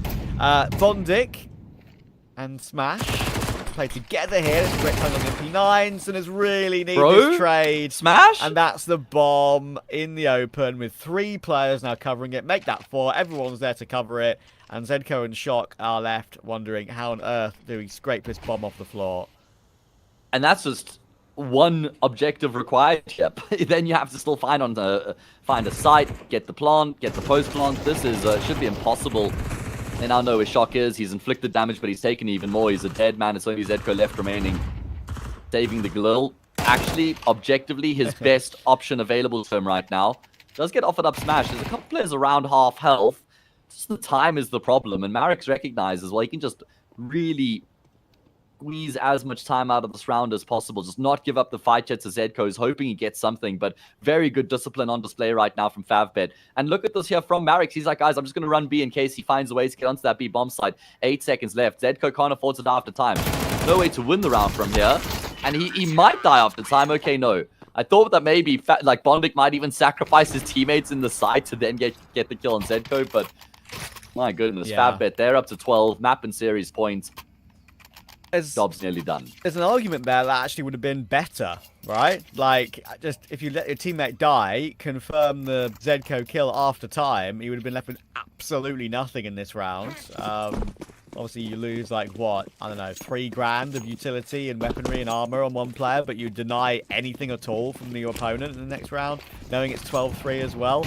So it's a very nitpicky thought process and one that's up for debate that doesn't really matter at this stage, but still, it's fun. Yeah, I'm right there with you, and it's something that we do tend to talk about more often than other casters, I think, is like trying to actually pay attention to when the round's going to end and see if you can just delay things to get the kill after the round has ended to deny that round loss bonus. Anyway, lots going on in towards Banana right now. Marix looks like he's quite keen to hang around, ducking and diving, bobbing and weaving. He does get a kill on Peppo. Can he evade the trade? He's not just looking to evade the trade, he wants more. Yeah, there we go. Probably a better option. M4 picked up. And a man advantage for Faval Bett. Yeah, they've really put their fragging shoes on this morning. They've slipped out of bed, and they've been ready to go. Clearly more than sinners. Shot cannot connect with a deagle body shot. You need to get the kill, and yeah, it's completely fallen apart for sinners. Current form dictated, it would be a Faval Bett 2-0. Sinners are better than this, though, and they're better than what we've seen today, too. Recent results, as we've said, oh my god, I mean, Faval Bett only slightly better, but it does read like the accurate result on the sort of current state of the scene for both. I mean, I don't know if I could really get on board with that for Sinners, because I think they should be doing better than 13-3 on Inferno. I mean, how good did they look against Bait on this map yesterday? There was a lot to celebrate and get excited about for Sinners on Inferno, despite the fact they lost. Wasn't it like 13-10 or something like that? Anyway, they just got demolished. There were lots of close moments within that first half that didn't go Sinners' way. Like, not just 50-50 rounds, but like 60-40 rounds in favor of Sinners, where they end up losing that round. And you compound that with the way the train fell apart. And I think that broke them mentally, because as Inferno went on, they actually got worse and started to fall apart. So yeah, that was a pretty bleak performance from Sinners, I'm afraid. But actually, to just shift the focus to Faval Bett for a second, that looked really good from them, Trav. Like, that looks like a team who could very realistically fight their way back all the way to playoffs from here. No, genuinely, I agree with you. I mean, that was a really solid performance today. It was a good day for Smash, of course, as well, which is an important thing to mention. As I say, very streaky player, but he played superbly on Inferno. 110 ADR, got 22 kills in the end. Brilliant performance. And yeah, I think that is what this team has got in their back pocket, right? You've got the experience of Bondic, you've got other factors which I think are better than you would think when you look at the team on paper, right? You say, oh, it's a middling tier 3 team, but no, they've actually got some good ideas, and looking forward to seeing if they can maybe improve on some of that going into the future. But of course, we've got one more BO3 to come for us, but 3 more to come in the day. And our next BO3 is going to be Ecklot versus Fireflux. Of course, a lot to discuss for that one, but first, an extended break of about an hour before we get underway with that one.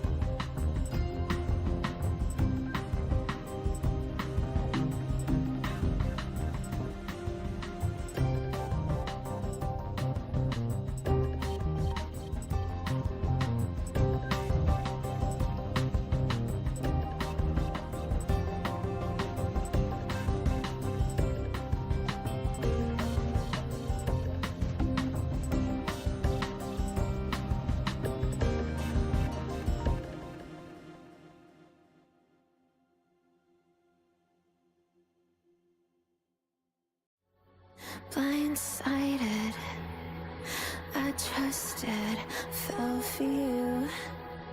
What a stupid thing to do. Blindsided, high hopes, but they fell away the moment you lied to me.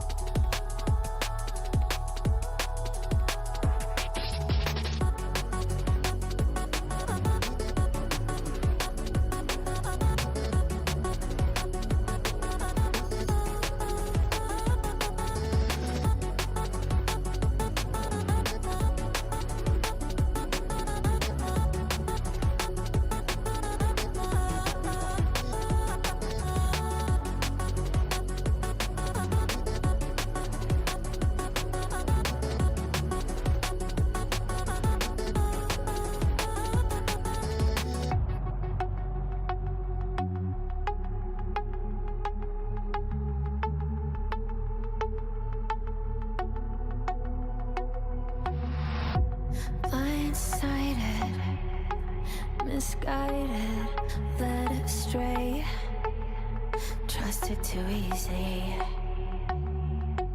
Blindsided, strung out on the smallest string, had me questioning everything. I don't know where I am now. Pedestal I had you on is crumbling down on the ground. It was all illusion. Where do I go now?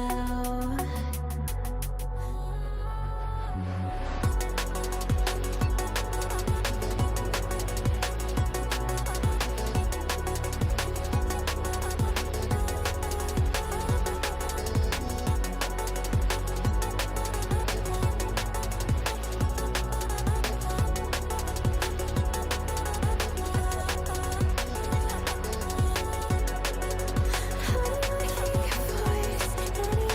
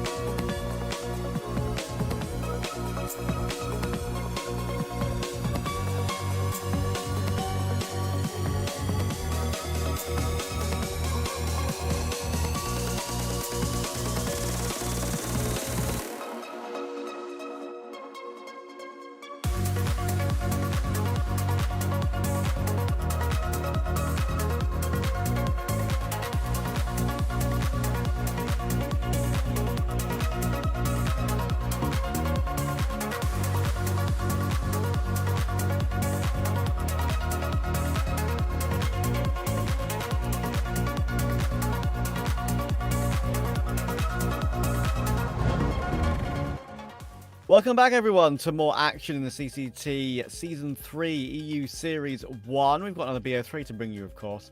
Our second of the day, and it's Ecklot versus Fireflux, Matt. This is an interesting one because I think both these two teams have had some up and down results lately. I think Ecklot are the better ranked team, but Fireflux always have that ability to show up when needed. Yeah, it's not necessarily two teams I would have expected to actually see in a 0-2 matchup, Trav. I think it's been, a bit of a disappointing run so far here in the competition that they've both ended up in this point, right? Fireflux, Faval Bett, Dynamo, Ecklot, and Sinners, the 4 teams in that 0-2 bracket. Of course, Sinners have already been eliminated, and we're going to be saying goodbye to another pretty big name here in the Swiss stage. I guess the Swiss stage is stacked, to be completely fair. It's not like there's any weak teams or easy games, but yeah, seeing these teams in the 0-2 bracket, I guess kind of also speaks volumes to the pedigree of CCT now in Season 3. It just continues to go up and up, right? The stocks continue to increase, and we're getting really good teams consistently. So I guess that's kind of, I've got to adjust and adapt my mentality a little bit, I suppose. Yeah, for sure.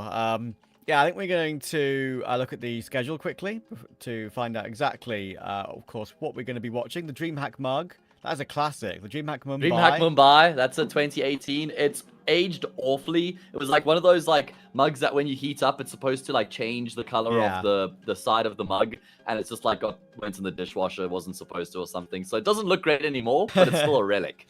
It's still a relic. This is a deserved relic too. Let's have a look at the schedule, of course. We've already mentioned Ecklot versus Fireflux, but we've got a couple other games to come later this evening as well. 9 versus Zero Tenacity and Monte versus Iberian Soul. There for some of our casting colleagues to cover. But firstly, let's look at Ecklot and Fireflux. I want to talk about Ecklot for a couple of reasons, right? Because they're starting to make changes coming in here.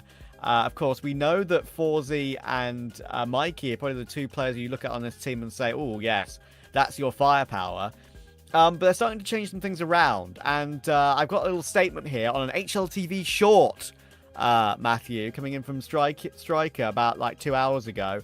Ecklot CEO, Martin Novotny, said, we have decided to explore new ways for improvement. In the coming weeks, we'll be experimenting with different roster variations with a primary focus on the in-game leader role. We believe these changes will help us find the optimal team composition and achieve better results in the future.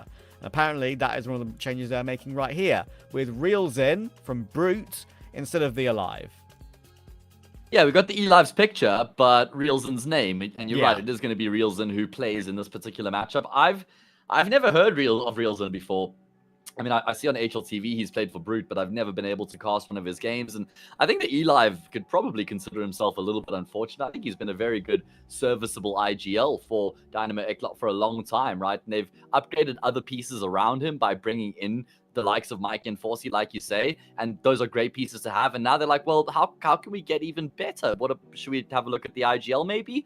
So I don't know. It's a dangerous game to play. You can't really bring a new IGL in every week and then trial them like that. And IGL needs time to really implement their systems and become familiar with the pieces that they have to work with and really try and build something within the team. So it's an interesting direction that they're headed in. I'm kind of curious to see how it's going to work out.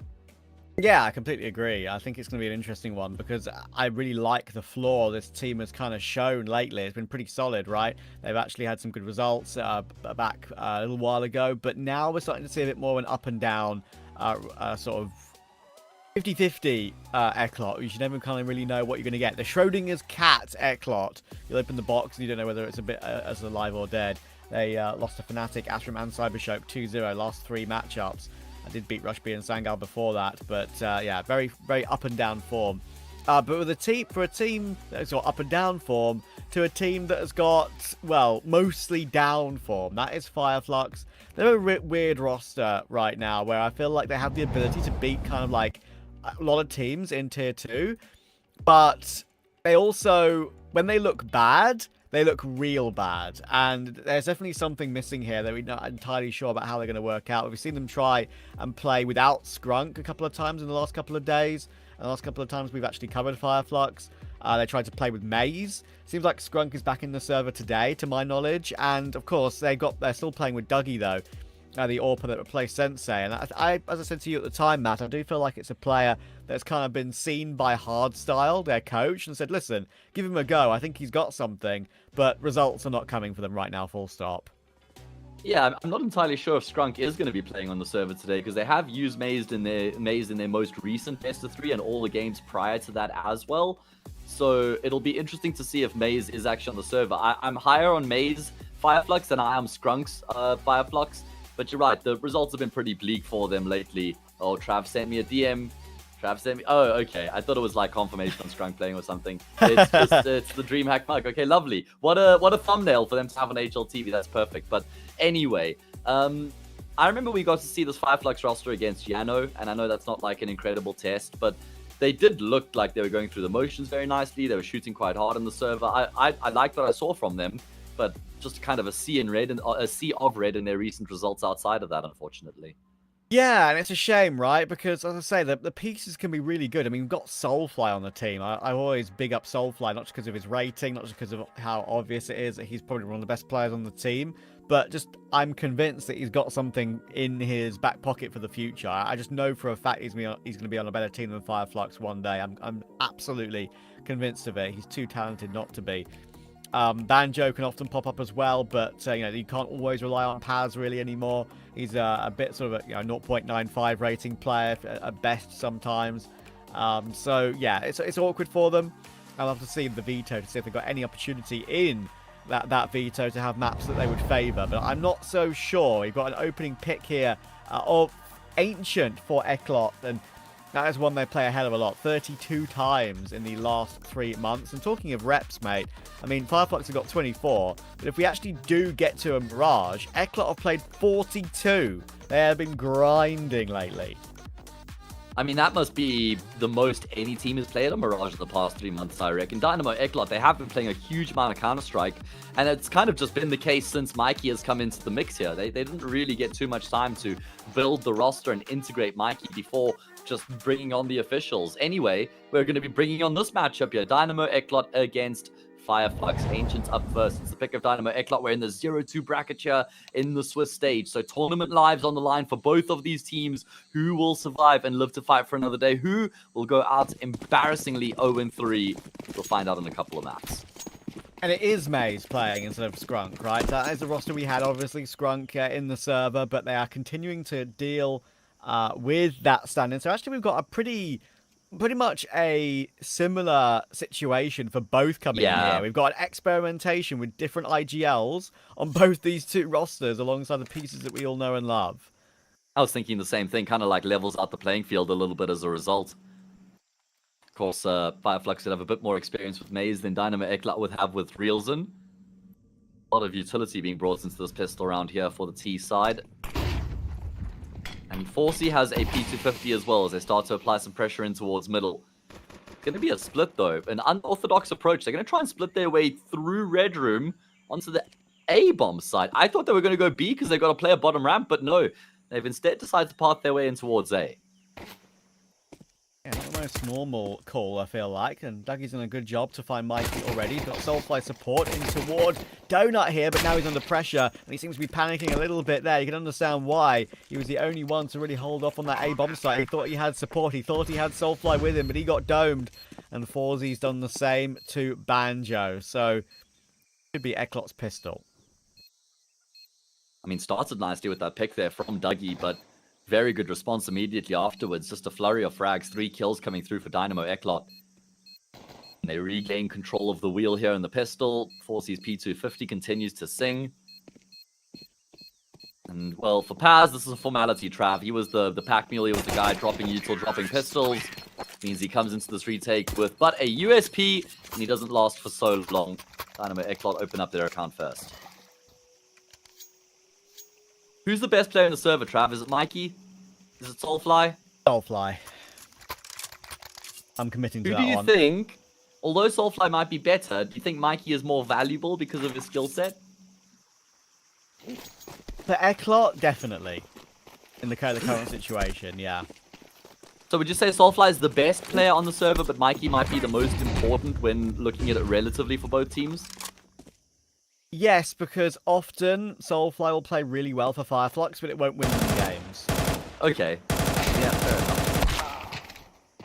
Oh, Viator decides to hang around there. It does eventually go down to the USPs. That's a Galil that is recoverable. No doubt they'll be looking to carry that across into the next round. No threats of losing the round here, obviously, for the T side.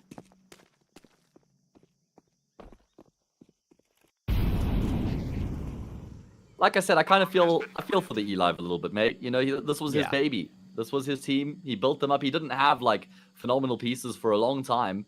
And he still did get Ecklot to some pretty good highs, relatively speaking. I mean, you look at it on HLTV, the E-Live, wait, did he... Okay, he didn't join the... I'm lying. I remember the E-Live was in a team for a long time before this, but that was Enterprise, actually. It was, yeah. And then Sampy, and then Ecklot. Okay, so I can't take back what I was saying. I was kind of thinking like this was the team he had been in for a few years and he built it up as the ideal. That does kind of change the narrative a bit, though, now that I've realized that. He knows his teammates very well, though, from being around that region forever. Do you remember that Asuba team way back when? Yeah. We definitely covered that team a few times back in the day. Old school organization. They've been around since like 2010, I think. Back in the COD days. You're not sure if they're around anymore, though. I always liked their name because it was abuse backwards. That's a take. Did you know that? I never realized that. No, never realized that. I think it goes over most people's heads, but either way.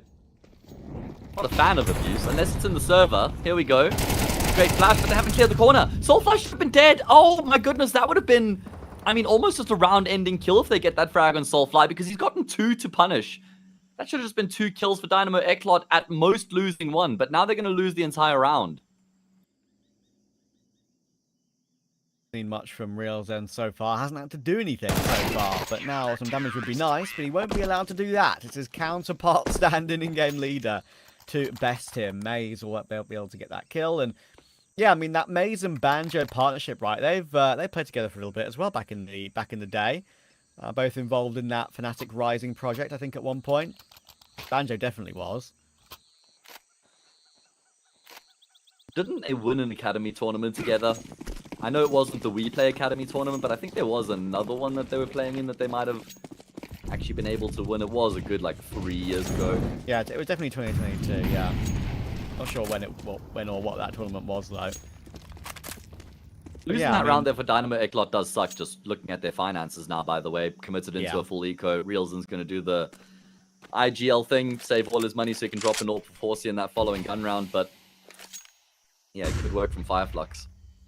I guess it also comes down to the kills that they got in that full eco. They found 2 frags, so certainly some consequences economically moving forward.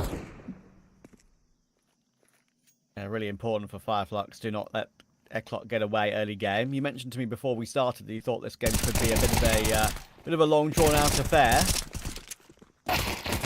See, he actually does go peeking there, and he didn't have a helmet, so that Glock actually pushes him immediately. Bit of an oversight there from Maze, but not gonna matter overall. Glock needs a double headshot on the burst, and it's not gonna get it. Soulfly will take him down. Up to 5 for Soulfly, and up to 2 for Fireflux. We've got to assume that Realzen hasn't been able to do any work leading into this year with Dynamo Ecklot, right? Because we got an announcement, or we got the information very late last night that he'll be playing for Dynamo Ecklot in the series. They played a game yesterday, the day before as a team that was with the E-Live against Fnatic. So I don't think that they've had like any time to actually practice or talk about protocols and how they want to try and play the map, what the default's going to look like.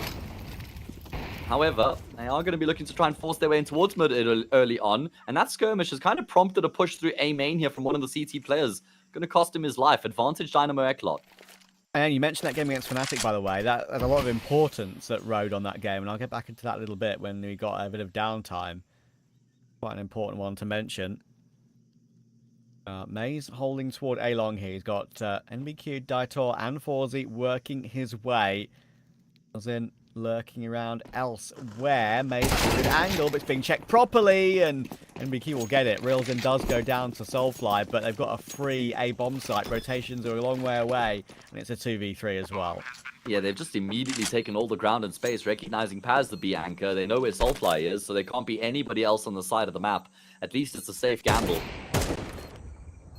And now it's on the 2 Turkish riflers to try and get back into the bomb site here for Fireflux. Or Nubik in the corner. Is he going to get cleared here by Paz? No, unfortunately, he doesn't even consider it. And with that headshot, should go any chance in the round for Fireflux. Dynamo Ecklot going to regain the lead. I mean, Soulfly's still feeling this one out, and I think he just needs to commit to the save. He won't. That's going to cost him his life. One round from Ecklot. Yeah, I'm not saying that this result that I was talking about, like, hinged on whether they keep the alive longer term. I think they probably would have made that decision anyway. But it was that play-in game against Fnatic in the Tip Sport Conquest of Prague. That was a 2-0 for Fnatic in pretty easy fashion. 13-7, 13-7. Jambo had a masterclass. And obviously, that, as I say, that was to qualify for the LAN. And that's obviously a LAN in Prague. So it would be super, super important to them, and they couldn't take it. So a big loss. They need to try and bounce back from that today, and they're forcing their way in toward B here in round 6. Do you think if they qualify for the LAN, they still make the change? That's what I said, like, I'm not sure it changes much. Yeah, well, I don't know. I think it might have. If he qualifies for the LAN, then that's good motivation to stick with them if you're just beating Fnatic. Anyway, lots going on here in this post plant right now. Forsey barely has any health to work with. Dynamo Ecklot just forced their way into this B bomb site. But yeah, Forsey, okay, hold on. He was heading for the hills. He was accepting his fate and he was going to save until he gets that nade kill. Now he is going to go for the wallbang. Narrowly misses out. Oh my goodness, Dougie will have the lineup.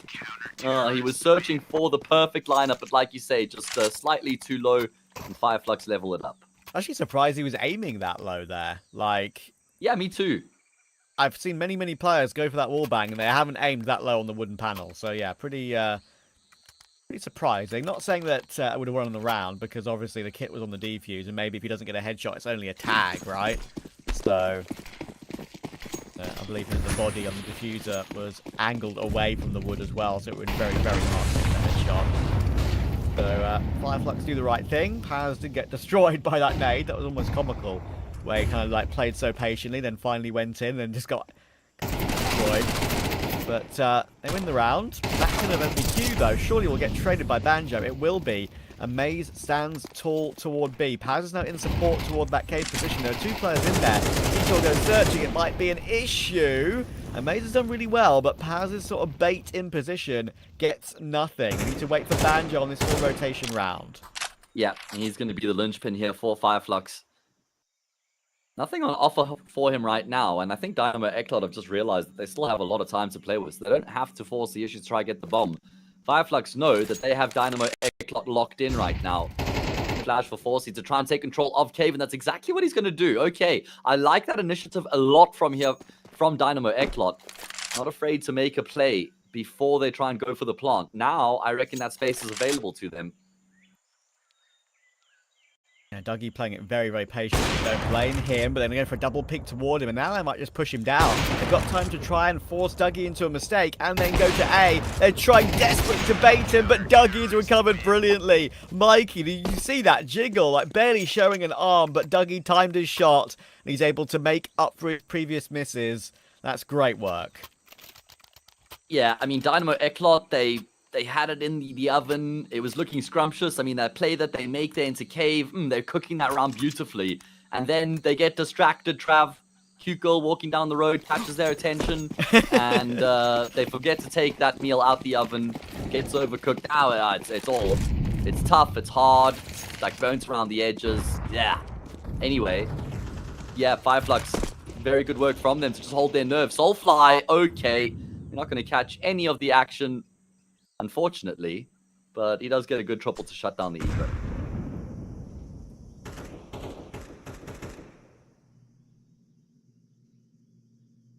Nice little bit of a bolster to Soulfly's KD. It's like that meme, right, where that man is looking back at the woman when he's with another woman. That absolutely famous meme, and the picture on the other woman is like eco kills. And the other woman is just like the normal gun round kills. It's like, yes, I know eco kills are fun, but you have to get rifle round kills, guys. Or we could also use that meme in the previous round, and it's like the bomb plant is the woman who's with the man, and then chasing the Yorper is the woman that they're looking at, the woman the man's looking at. You know? Like, come on, just plant the bomb. It's right there, bro. It's right there. Anyway, 5-3, Fireflux in the ascendancy. consecutive rounds here for them, and they can really put the pressure on their opponents if they can win this gun round here.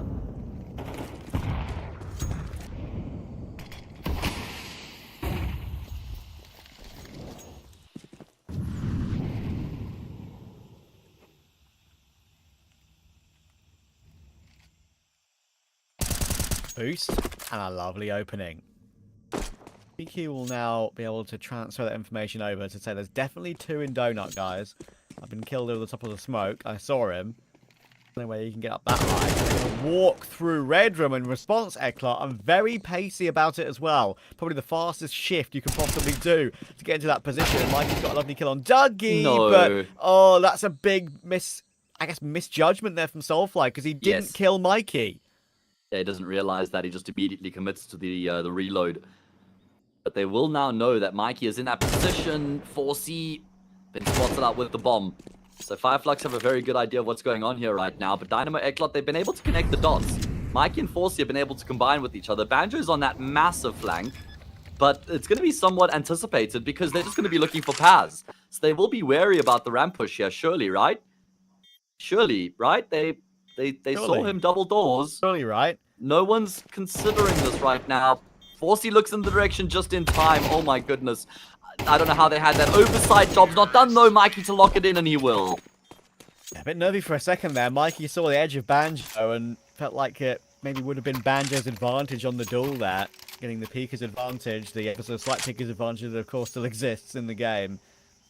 But yeah, Mikey was able to jiggle and then take the initiative himself. Good kill.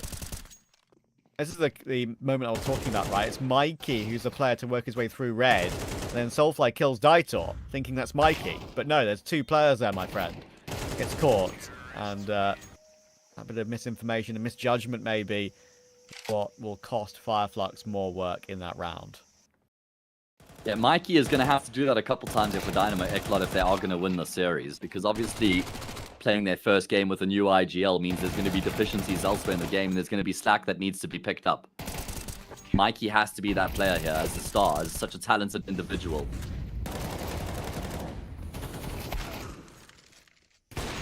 Read the round really nicely there, did Mikey as well, kind of recognizing the opportunity that had presented itself, and then also having the skill set and the game sense to take advantage of the opportunity. Because that's the first thing you do as a player, is you kind of read the situation.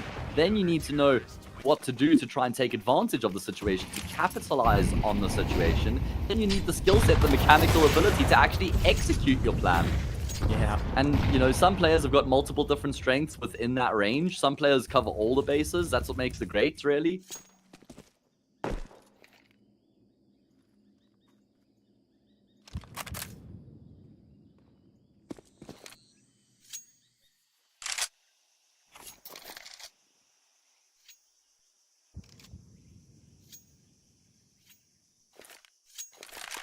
Alright, well, Dynamo Ecklot taking their time here. Haven't really made many moves in the round. Control across the map for Fireflux, as they did have Soulfly in middle, but he's going to start to fall back here. Dynamo Ecklot going to take that space as a result. Red Room smoke, Molly into the cubby, as they set themselves up for a split into the A bomb site. Fireflux have got one player rooted on A, and they've got the AWP here as well. Oh, yeah, you can understand why Banjo wants to move from there, because Donut is very open from that angle he's playing. Got himself in a nice position now. If he stays put, he can, he's going to get his reward. Mikey will go down, good damage on MBQ, and he's done it even further. Might decide to try and push him here. Hit the one bullet required, but MBQ recovers. Does that advantage on the angle and takes the advantage that he desperately needed in the disadvantage with the low HP, but it's going to be very hard to win the round. Bomb plant's been denied.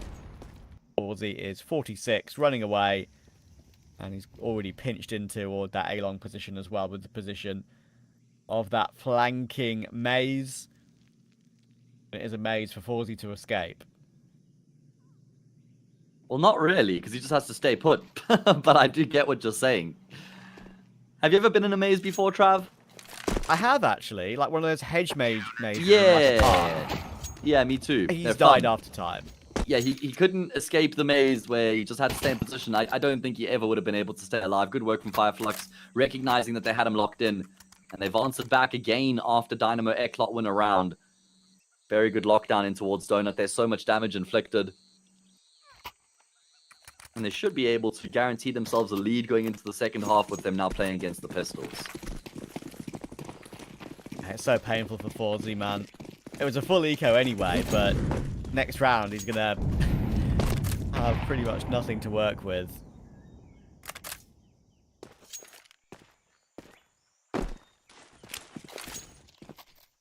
Yeah, that does suck.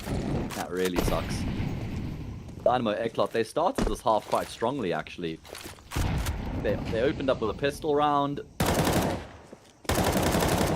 They converted that as well. They were up 3-2 at one point, but ever since the gun rounds have really come to fruition consistently, Fireflux have certainly been the more convincing of the two teams.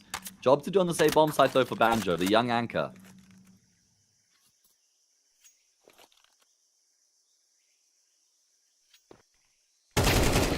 Oh, that's an immediate goosh on Soulfly. That's awkward. He's now got no more eco to go and farm up because he's about to go down, fixing more aggressively. Mikey will actually find Banjo as well. So, considering what they've had, it's great damage. And Maze has gone peeking into Mikey. That picked up M4. Now I'm getting a bit scared with Soulfly on low HP. Of course, Forzy and Daito have still picked up absolutely nothing. There is one Deagle in play, and as Soulfly tries to switch weapons, oh my goodness, they're getting pounced upon. Dougie has got 2 bullets left. Bullets. Come on now. Should he go for a reload, but he's still just trying to tap everyone. Now the USP still might come out on top. He's been gooshed as well. What's going on? Dougie's going to win the round. How have Fireflux recovered that? I mean, you can't really fault Dynamo Ecklot's approach. They're just trying to force the fight, taking the fight to their opponents, triple swinging. It was looking so good until it wasn't. I mean, that first one tap from Dougie was clean. Decides against the reload. I'm thinking, what are you doing, mate? Reload the gun. He didn't really have to, I suppose. Lands another clean tap afterwards, then switches to the USP. It's looking good in the 1v1 until he gets gooched, and it's like, wait, well then surely the Glock just wins this. But no, evidently not. Watch it from here. First tap, bang. Here comes another one, also a clean kill. Runs out of ammo, levels the playing field, gets dinked, and wins the round anyway.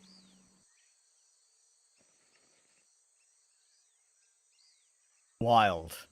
What a wild set of circumstances there.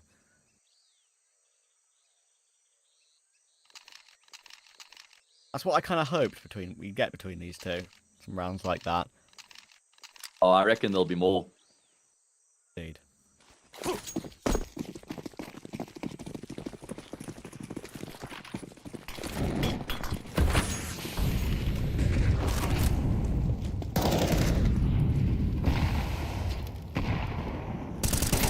Alright, last chance here for Dynamo Ecklot to add to their tally going into their CT side.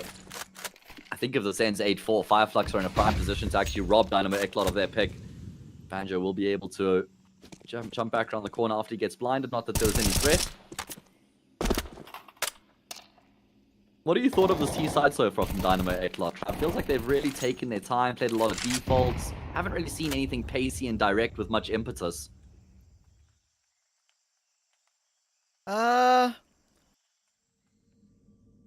I would have liked maybe a little bit of a pace change, a bit more on a couple of rounds. Like you can go a bit faster toward B, a bit faster toward A. It's relied on these like comeback trades and these walks around the map, right? And they're getting pressured here by Powers, trying to do something crazy here. Powers, I think he's got 2 players there though. And I think he's going to realise that, so he'll decide not to give up the ghost in a 3v3. Keep himself alive. I actually like that decision. All too often a player gets himself ready and raring to go for a peek like that, right? And then, yeah, and then decides to go for a peek anyway, even if he thinks it's a bad idea. But keep himself alive. He waits for a flash instead, and that's the way to go about it. Waiting for teammates' help. Unfortunately, it's Reel's in to miss though, and he's had a really rough half so far. The new boy on Ecklot, 1 and 10. Forzy is stuck. He's dead. Surely. There we go. There's another miss. And Paz will take the kill. Perfectly jiggled out there by Paz. Baits out the shot. Finishes off the job. Trav, I hate to highlight it, but Reelson is 1 and 10 right now. Unfortunately, he just doesn't really get anything going in that first half from an individual level. And, you know, I can kind of sympathize because think about it. You're an IGL trialing for the team. You want to try and be as selfless as you possibly can, right? You want to try and do everything you can to enable your teammates, to set them up, to give them the best chance possible, that you just end up completely sacrificing yourself. I'm sure he's a better player than what we're seeing in the server right now, but 1 and 10 is just not great. Maybe a bit nervous. Maybe a bit nervous for his debut for Ecklot. Yeah. Having a great opportunity here to play in, a good tier 2 tournament.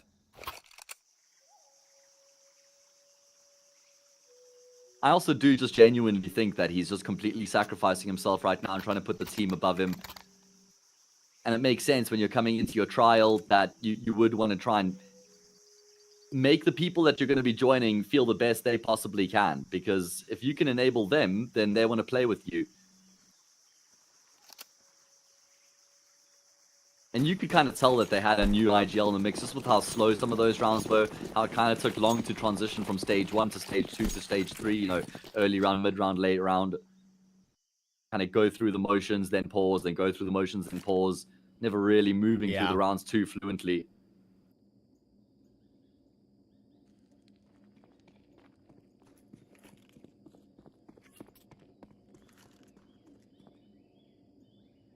Pistol round, ready and raring to go for Fireflux. They've got a great opportunity here after an 8-round CT half. Really solid. Getting over some of their mistakes, and Titor looks away at the worst possible moment. Gets run down, doesn't react in time, but it's perfect position there for the dualies. But Forzy were instantly traded as well, and Banjo is having a field day. That is a disaster for Veto, honestly. But you can't really blame him. I never would have expected that either if I was him. Mikey here with his set of Julies. Nubik's locked out of the bomb site for now by that smoke grenade. Mikey's going to go searching, but unfortunately he's not going to be finding any gap in the defense. Try and gut them from the inside out. I mean, that was just egregious from Fireflux, Trav. They just jumped. I don't even know if there was a flash there with them pushing through that cave smoke. I think it was just straight up double push through the smoke at the same time. And wow, Nubik's been run over. Yeah. That's a statement. Beautifully done from Fireflux. As I said, right, like, they've made some mistakes in this game. They've managed to get away with some of them, deserves to be said. But, they can just look so decent and serviceable sometimes, right? They look like they're a team that can maybe compete with your upper tier 2 teams, but all too often they can lose against tier 3 and then, like, collapse and look calamitous. I hope this is not going to be the case here.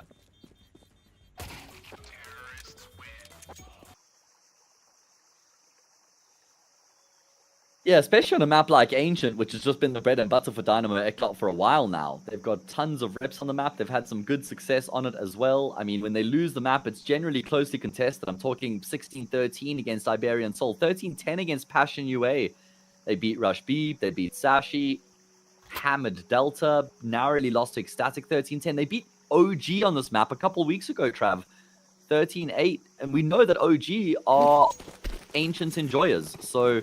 yeah, so the stark contrast from the level we've normally seen from the team. To be expected, they've got a new IGL, but it's like, how long do you give him then? If you say you want to be trialing different players, how long does he even get to really show what he can do? Yeah. I understand why they want to try and make a move forward, Ecklot. They realise they're in an interesting opportunity right now. They're going to get invited to these events and get an opportunity to play a lot of Counter-Strike to test out these possible differences, like you said.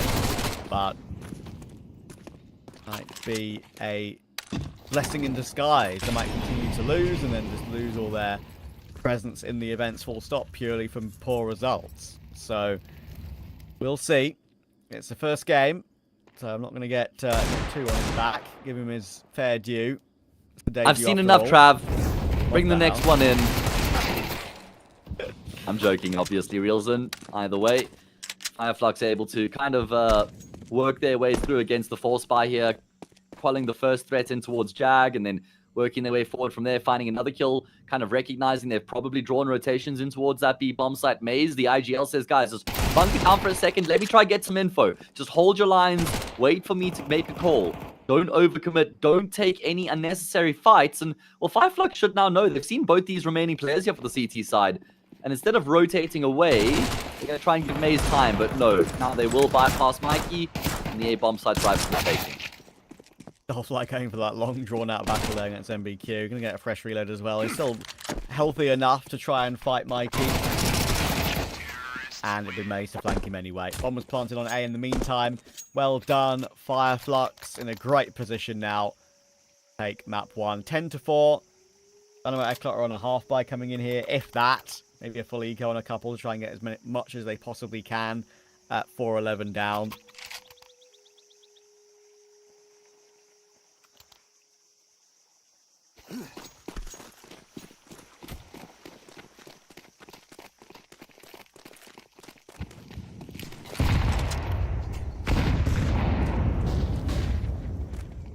Alright, this round here for Dynamo Ecklot. They were ahead 3-2 at one point. 3-2 to 10-4. They've won one round out of the past 9. And it should be 1 out of 10. At least some damage inflicted here with the USPs, but really that's not going to be much to celebrate at this point when you're so far behind the game. Next gun run's going to carry all the weight here for this Dynamo Ecklot team if they're going to be able to remain alive for a little bit longer here on their map pick. Good team performance across the board as well from Fireflux, which is one of the most important things. All too often you can have one player lagging behind a little bit, but we're seeing the difference here with the synergy for Maze, even though he's technically still a stand-in in-game leader for Skrunk. I am convinced that Maze is going to be an improvement. I think maybe Skrunk is a little bit outdated now, had his time. Maybe it's time for Maze to take over with experience from Banjo in the past, or with Banjo in the past. Yeah. I think it's going to be a move to move them forward in time. Well, he's played 21 maps now with Fireflux, so definitely got some reps to kind of get an idea of what's going to happen with the team, as you kind of reference. Look at that from Mikey and Nubik, though. I mentioned that Dynamo Ecklot, there was no other alternative result or outcome that was feasible aside for winning the round. And that's exactly what they're going to do, handsomely at that as well. Mikey taking the fight to his opponents, flexing his muscles in middle. I think if you're Fireflux, you're just going to focus on the extremities of the map right now. Just avoid Mikey in mid at all costs because he's the best player for Dynamo Ecklot. He can't just like 1v9 you basically. So just avoid him. Go elsewhere. Throw Util in mid, keep him hungry, keep him interested. Realzin's interested. And he's also dead. All too often, unfortunately, in this one. Banjo shouldn't be allowed to get out. He's got 3 players running him down. He's pulled out an aid. That is going to be hurtful.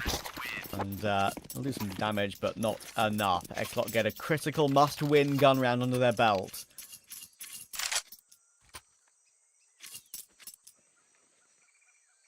Problem, of course, is that Fireflux have money to fall back on. Maze has disconnected. We've lost him. Hopefully not in a maze. Hopefully he'll be back soon.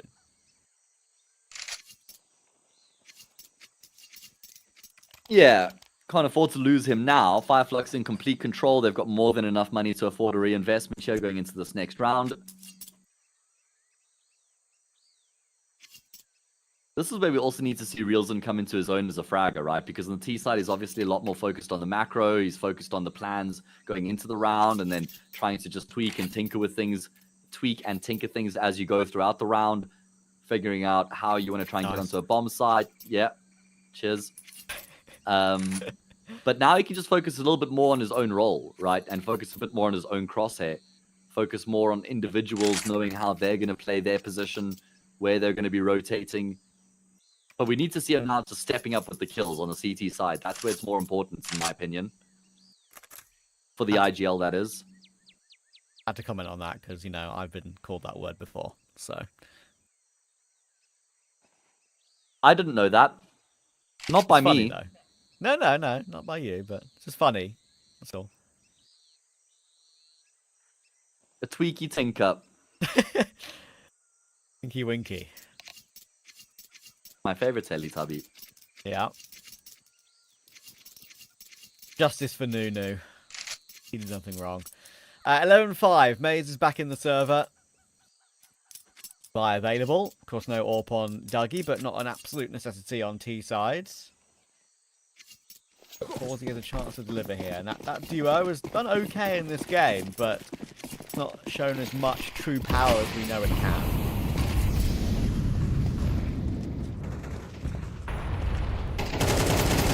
Okay, well, the one piece of advice I had for Fireflux coming into these gun runs was to just avoid middle because that's where Mikey is playing. And they say, well, why? Maybe we can just run at him, kill him at the start of the round, and if he's so important for them, doesn't that just mean we win the round? Maybe it does.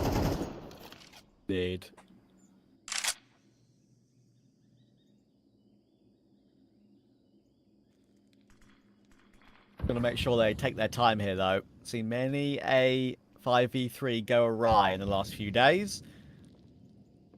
To not push anywhere solo, don't take map control without a bit of a buddy system, without trade potential.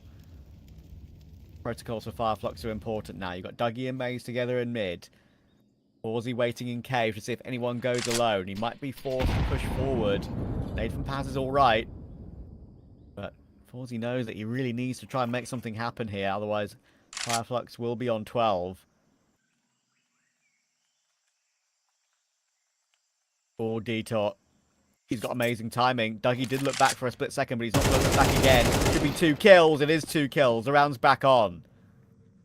Yeah, Dietor may have saved the day here for his team. There is still going to be one player making his way through middle. Dietor seems to have an idea this could be the case, though. And he's now spotted Paz out.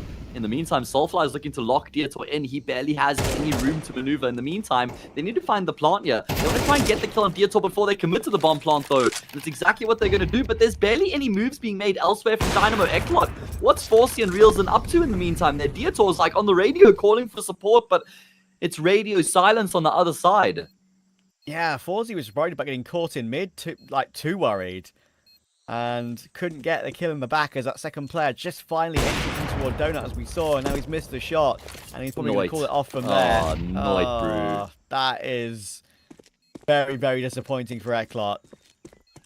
Noit Brew translates to no, man. Come on. Surely not. Ireland.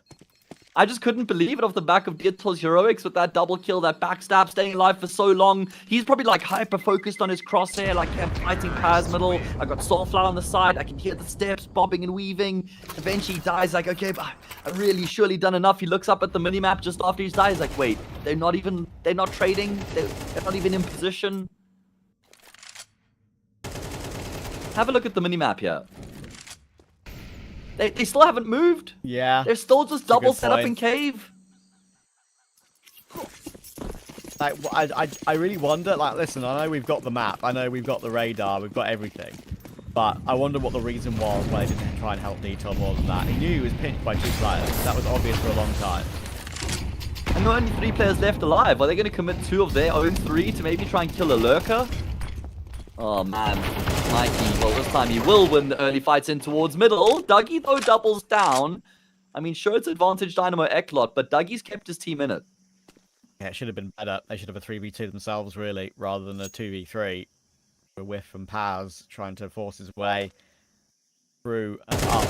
All through and up into lane and onto shelf, but Reelson's gone searching again. And really, no move he's making the entire game is working. Sure, he's trying to team up with Dietor, but Banjo is ready for both, and now Forzy has to stop them. Or have they jiggled him out? Have they seen him? I think they might have. Wanted to push him forward. Immediate headshot from Dougie. Honestly, just so many mistakes from Ecklot in that one. I'm going to give props to Fireflux because they took advantage of every single one. But it's not a good start to the new era of in-game leader for Dynamo Ecklot. Nah, I'm afraid not. I mean, even Mikey in that round there gets a multi to open it up, and you feel like that should be enough to just lock it in off the bat, but they go on to drop the ball. And so, yeah, some concerning signs for sure there for that team, I'm afraid. Yeah, I don't know. Fluxo were very good, but Dynamo Ecklot did just leave a lot to be desired. I don't feel like Fireflux necessarily won that because they were by far and away the best team. I feel like they also did get kind of gifted a few opportunities that they didn't have to work as hard as they normally would have for, just, you know, not having to deal with rotations coming through as quickly as they should normally, not having to deal with the trades that you would expect from Dynamo Ecklot in the first half. So, yeah, it's unfortunate. They were leading 3-2 at one point, and they lose the map, what, 13-5, I think? So, yeah, a lot left to be desired. Yeah, it's rough. And we go, of course, into map 2, which is a map that Fireflux do play a lot. I've actually picked into it, even though Ecklot's recent results are okay. But it's their Anubis for Fireflux, which they've had a bit more success on lately. Actually won 4 of their last 5 and took Passion UA to a 16-14 a couple of days ago, right? Which is actually a really good result, I would say, against the current Passion UA. So, yeah, let's see how they do. But first, a quick break.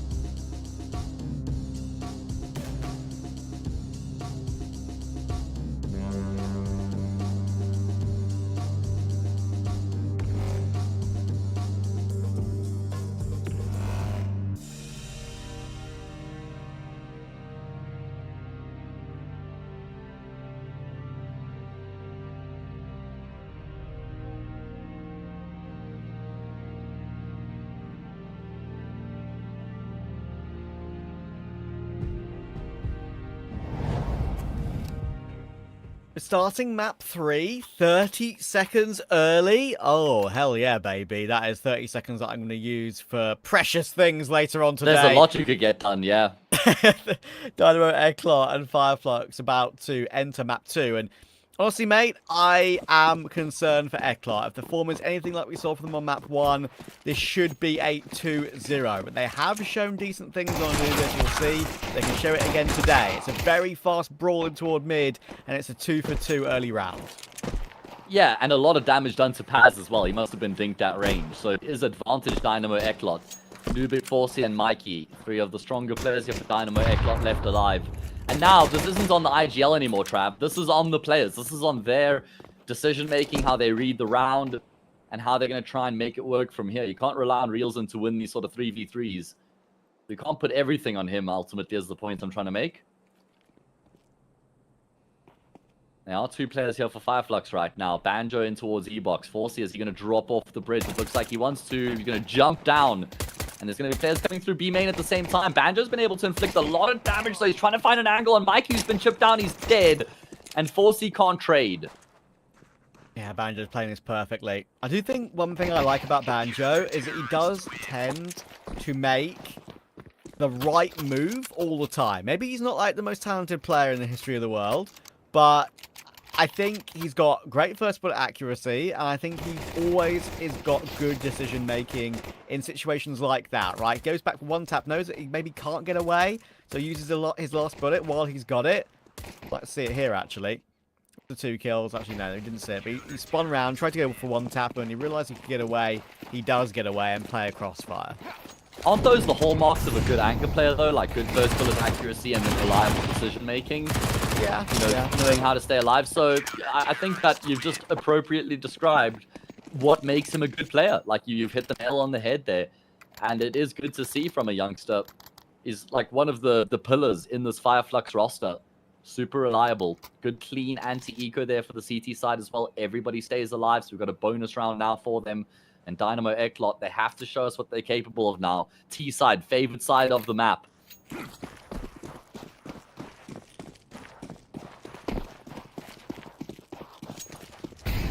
Yeah, it really does just need to be now. Watch them get a 10-2 half somehow. Seen that before, actually. But, bonus round for Fireflux, trying to go aggressive, and Maze will be really happy, actually, to get away with his 1-for-1 there. Definitely not a guarantee that he's going to get away with that one singular kill. Has good damage. Not a kill, but honestly, it's pretty significant. And HE will follow. Mikey's down. And now Paz knows, well, I must have got some chip damage through the smoke because I wouldn't kill someone on full health with the nade. There were no assists either. So he finishes off what he started. A nice little 1-2 combination. However, he will still go down to Nubik, but trades the name of the game. Nubik tries to activate off the back of that. Maybe slightly premature. I think he could have just waited a little bit there for his teammates to be able to combine through middle.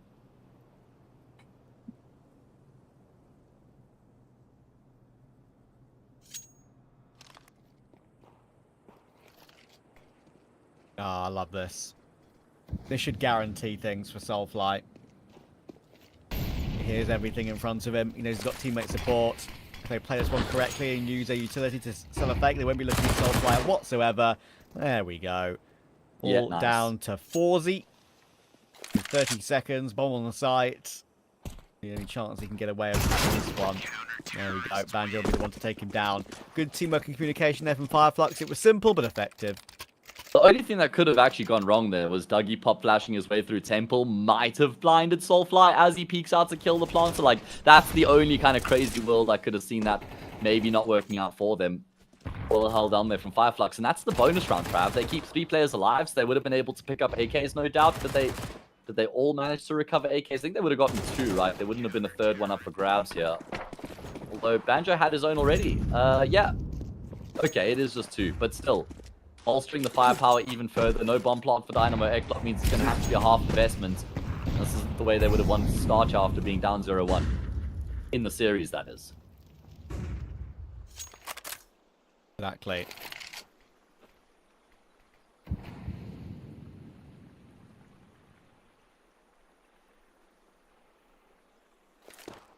I actually feel like they might need one of these rounds to go their way to really kickstart them, you know? Like, if you get a Tech 9 round win, forces the money. But, okay, Soulfly will get run down. Thankfully, Maze is on the scene, but he only gets the 1-for-1, so it's back into a 2v2, and Daitor's picked up a gun. Only 15 HP, but he's going to charge forward. Oh, it's a bit nervy now, but they're okay. Thankfully, they get distracted. Oh, wow. And Banjo's ready. I love that Dougie's gone through the smoke there because he knows that Banjo's also looking to make his way through E-Box at the exact same time, so he's just combined with him. Hasn't baited him, they've played together. Even if he dies, then Banjo can probably get the trade, play out the 1v1. He just gets both the kills, though. Really good teamwork.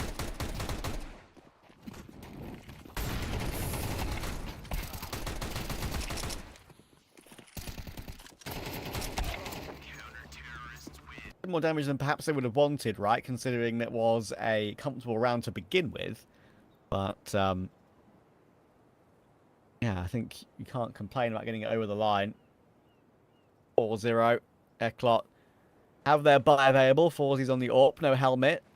Susceptible to the 3 A1Ss.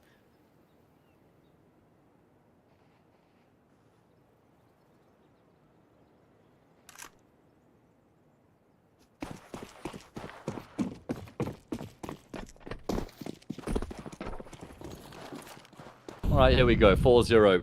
Dynamo Ecklot need to get themselves on the board sooner rather than later. This is the second gun. This is just the second gun round of the map, though, so still fairly early days in that regard. But obviously, with it being the T side of Anubis, there's extra pressure for them to find success early on, win the half here, kind of thing.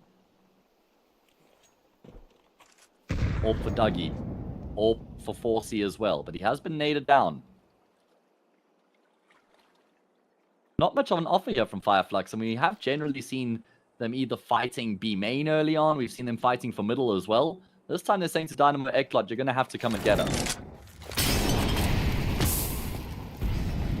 Change of fire in E-Box will be decent. Yeah, tag rails in enough. Soulflight ready to go for a swing. Perhaps for 50 seconds. I mean, now is the time to maybe show some presence, show some aggression. Only a 5v5. It's like, nothing's really happened yet. Knowledge across the map. But they are going to go toward A. Soulfly won't be able to stop them from making their way through Canal. But Mace has done really well to find Mikey to begin with. And they've got Banjo and Dougie here. Use their utility to the best of their ability. Try and pick them off one by one. Trying to thin the herd before the plant goes down. And so far, it's working. Daitor will manage actually to remove them pretty nicely, but he goes into 2 players toward heaven. Forzy goes down to Paz. NBQ is dead. 5-0. Fireflux has been very calm and patient about this game so far, and it's giving them space to try and change it up with more aggression later on in the half. Yeah, I think those are perfect words to describe what we've seen from them so far. Calm and patient, disciplined as well. Another one that comes to mind, not overplaying in any of these rounds. You know, not over-fighting, but still also just not cowering away. You can see with the way they kind of give up the A-bomb site, but then flash their way forward while Dynamo Ecklot are trying to get onto the site. Veto decided that they didn't have enough positional control in the post plant, so he wanted to try and fight forward, but once he goes down, then just leaves his team in an impossible position. At least Dynamo Ecklot do get a bomb plant, so they will be able to continue to invest here, but they've only got, what, 8 kills? 8 kills in 5 rounds right now here for Dynamo Ecklot. I mean, Banjo's up to 9 alone. 5 on Paz, 6 on Maze. Like, we need to see them start hitting some shots here.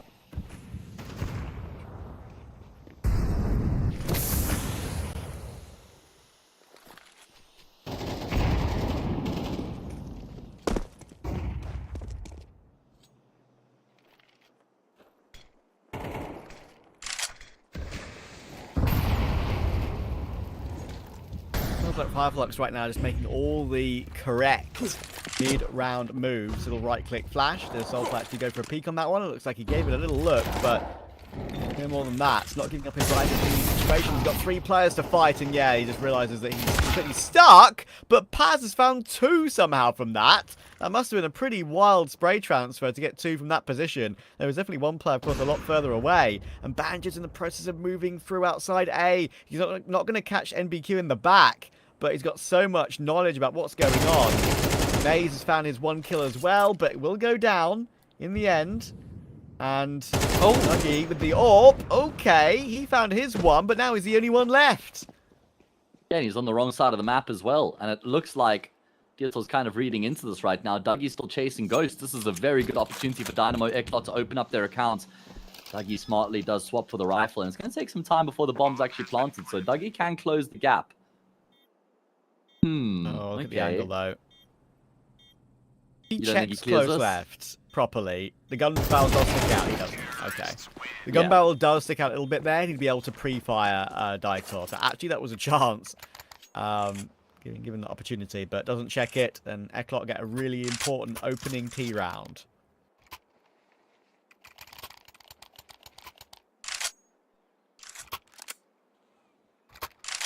Yeah, finally, a round on the board here for the T side. Has to be more where that came from. Reelson 0-6. He got 1 kill on the T side of Ancient.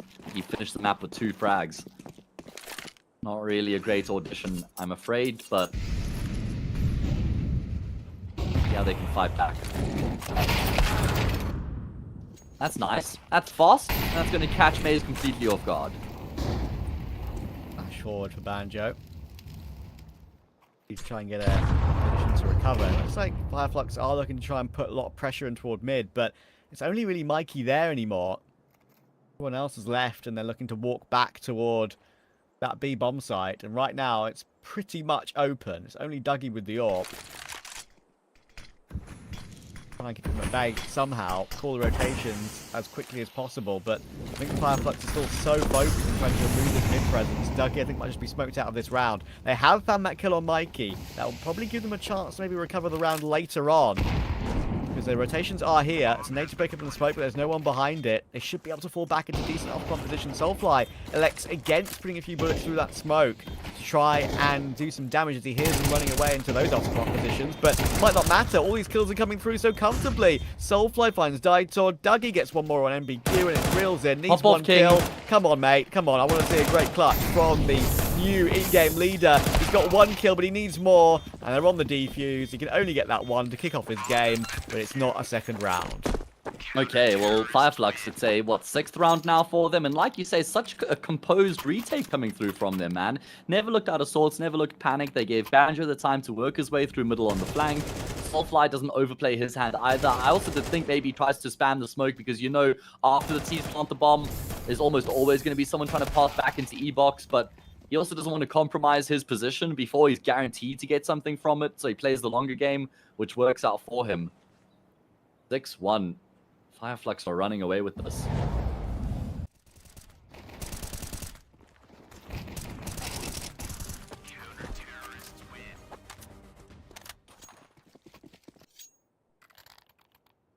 The really, really solid CT.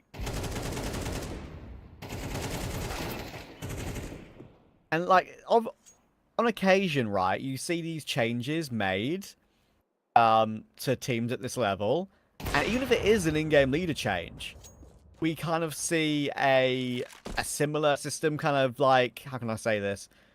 Ebbing over, leaking into the next system a little bit, and then finally it kind of just, like, gets overtaken once and for all. Yeah, there's like a decay. And it would, decay. And it leaves, and it would keep Ecklot a bit more relevant. It's still okay, like, it's not completely panic stations yet, because if they get a 6-6 off, it's game on. But it's already giving up 6 on CT is not great. And it feels like nothing's really working for them. That's exactly where I'm going with it. Like, what do we have to believe that they can even make this 6-all based on what we've seen so far? Maze is going to get caught. That's not the first time he's been the first to die in the round. That's going to prompt Dynamo Ecklot to try and go into the same bomb site. This is, I think, probably a better idea. Just try and keep things simple. But Banjo, again, is just inevitable. He's found another kill here. He stayed alive. Dynamo Ecklot will get side control. Bomb aren't going to follow suit, but we've seen how good, how convincing Fireflux have been in the retake so far throughout this map. So Dynamo Ecklot have a job to do in the 3v4. Yeah. Fireflux have been very successful with retaking so far. I should be very happy about that. Started on the stairs angle, but it's a great bit of patience, but it might not matter. In the end, it's now Paz and Rilzen. He's getting a bit nervy in this 1v1 here. Of course, the new boy goes through the smoke. Oh, I'm not sure I like that. I can understand why. He doesn't want Paz to play the mind games. He wants to peek at an unexpected time while he's trying to find the bomb. It's actually a good thought process, but he can't hit the shot, and it's another retake success and a clutch for Paz. Oh, man. I mean, Dynamo Ecklot, they're getting bomb plants in these rounds that they're losing, but they're not converting any of the rounds that follow. They're keeping Fireflux on the edge, but again, I'll use the same phrase. They're not pushing them over the edge. Another successful retake. How good has Paz been, man? 9-3 right now. The 28-year-old delivering the goods, looking crispy with the rifle. 9, well, I mean, relatively speaking now in the scene, Trav, it's on the older end. We're both 28. I'm 28. I know. That's why I'm allowed to say it. Like, if I was younger than that, I wouldn't have the license. But I do. Got a few grey curly starting on the side of my head, man. Really? Yeah, do you not? I have like one, and my patch is a bit ginger, you know, like before it gets grey. It's like me for real. My stash is more blonde. My beard is ginger. Yeah, fair enough. So Ecklot found another site here, another site, but Fireflux just happy to continue going for these retakes because they've been so successful. This one's going to be a bit weird though, because it's a full 5v5 retake. Yeah. I don't know if we've seen any even numbers retakes, and there's still a smoke grenade here on Nubic as well, and they've got much deeper control here within the site. This is going to be the most difficult of the losses of retakes so far for Fireflux, trying to come through that smoke right now. They're going to get denied by Mikey. He inflicts further damage onto Paz as well. Dougie's missed his shot, and finally Dynamo Ecklot will be able to lock down a post-plant. Soulfly makes it interesting for a brief moment, but it will go the way of the T side. That might be a path to at least 3, because the money for Fireflux is not too great at all. Look at Mikey here, he's holding down mouse 1, kind of vaguely lucky on the second player, but he heard them coming through. It was an educated guess with that hold of mouse 1. So finally they get one over the line.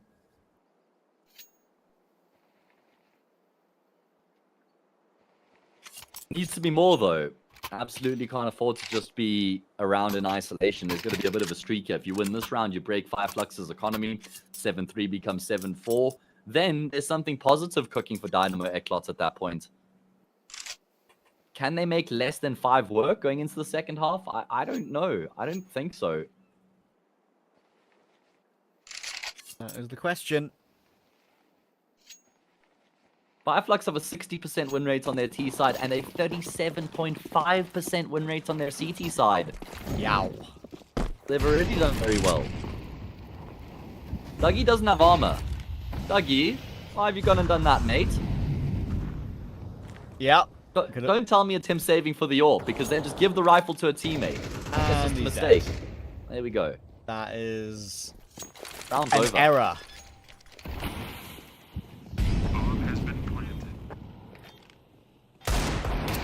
Shot.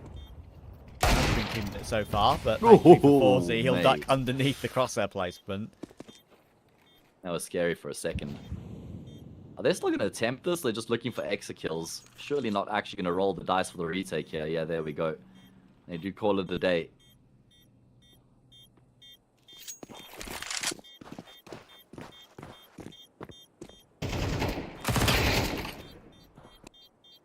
Reels in. We'll add one important kill to his tally, up to 5 now. As many kills as possible would be really nice for him after a rough debut.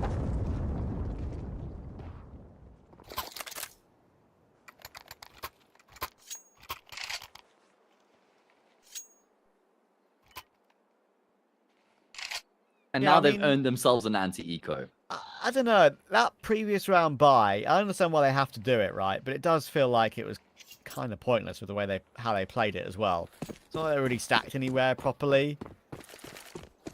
I don't know. Just a wishy-washy attempt. Even Dougie dying so early on in the round, like what's the plan with one of those hero rifles? You're not really trying to take advantage of any of your teammates, like playing off of them. You haven't died somewhere that the gun's recoverable. Yeah. It's like, well, I'm just going to try and cross the bridge at the start of the round, see if I can just find all the kills. Bit greedy, doesn't work out. 7-4 ripe for the taking.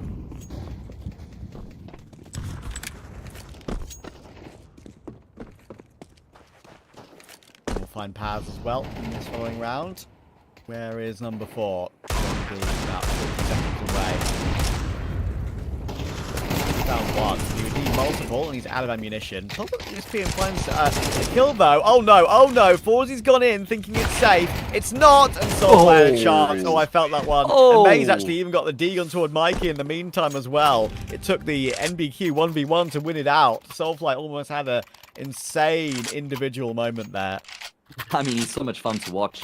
Really, just so good at the video game. And by the way, Nubik only had like 35 health or something, so that nearly got out of control. It nearly completely spiraled there. It was spiraling, but they managed to stop it just before they end up losing the entire round. Yeah. Pulled it out the plug hole. Haven't lost that like really important like piece of plastic that like fixes something for certain equipment. It's just the right size to fall down the plug hole. That's a terrible analogy, but you know, I needed something a bit more specific to make that one work, but you know what I mean. I mean, we got there. Yeah, fair enough. I appreciate it, man. Something a bit more convoluted. It just means that people have to use their brains a bit more, Trav. It's just like, you know, you're exercising their brain power. Clearly, my wavelength takes a lot of effort. It's only because you want to push people further. You're just so gracious. Stop trying to butter me up, dude. I'm just a moron sometimes. Let's call it that way. That's true. You're on popcorn. Either way, Nubik looking to pop ahead.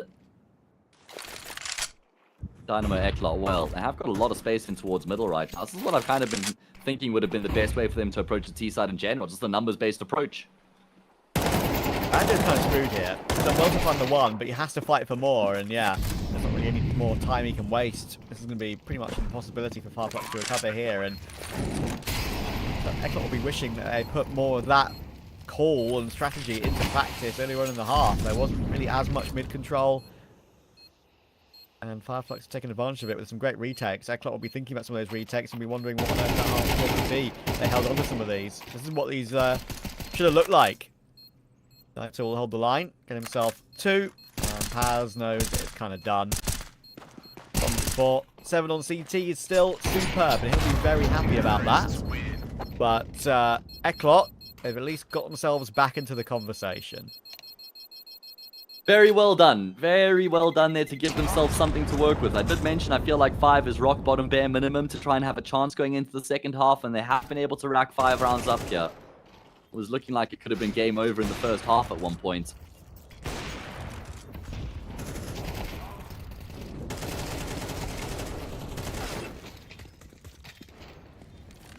Still a while away from getting us to a third map though for Dynamo Ecklot. It's going to require a big effort on the CT side. Absolutely. I saw the replay of that round where Soulfly almost got the kill with the AWP. Almost hit the flick. If he did hit that flick, it would have been a win.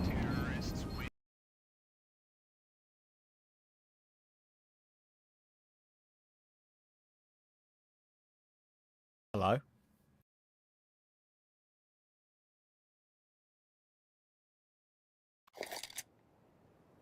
Okay, we're all good. I was scared for a minute there, Matt, because you didn't respond to me either. Yeah, but I didn't know if we were live. So I'm just like, let me refresh my vMix and just see if that works. Hit you up on Discord. Technically, it did work. You did that. That was all you. That's true. I possess a lot more power than I realize. I've got to start tapping into that. Commentators curse and all, Trav. We should all be like multi-millionaires, but I guess we're just all super ethical, right, at our job. Yeah, yeah. Clearly all smart with our money as well, who don't put it into crypto. Oh, wait. Oh, wait, but crypto's been going up lately, Don't so care. Are you that smart? Listen, Trav, I bag on myself about crypto all the time. Like, I got to be able to take the wins, the rare W's when they come my way. Yeah, fair enough. MBQ sees what's coming. At least one player, anyway. A shoulder. You know that a good start is imperative. If Fireflux get control of the economy on T side, it could be game, set, match. But they're looking for it to go into the third and deciding set.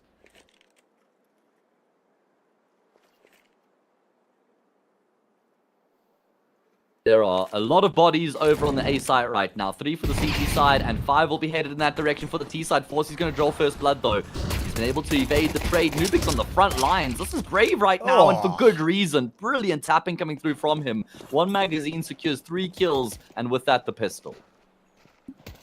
A little bit static there from Fireflux. Sure, they were made static by NBQ having themselves a brilliant round. Barely missing with the USP. What a pistol round from him, but didn't have many immediate trades.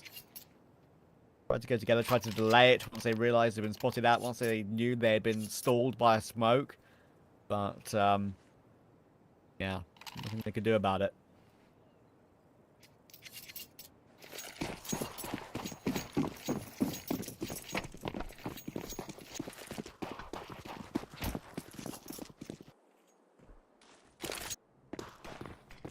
Fireflux not really going to have much going their way here in this round. So Dynamo Ecklot, they've been able to wrestle this one back to even keel. Was it 7-1 at one point?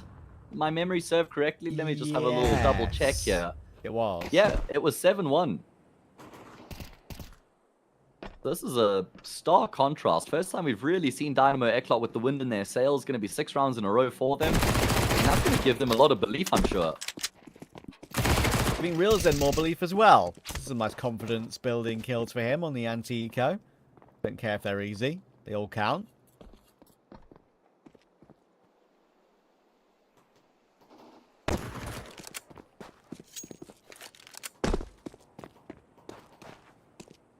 Somehow Paz has got a free B bomb site, but that's because the bomb is nowhere near.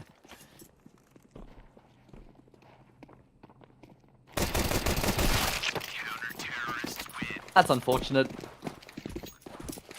He's going to go down as expected. No casualties in the round for Dynamo Ecklot as they continue to try and fight their way back and take this to a third map. What's the plan going to be for Fireflux in this first gun round? What's the call going to be from Maze?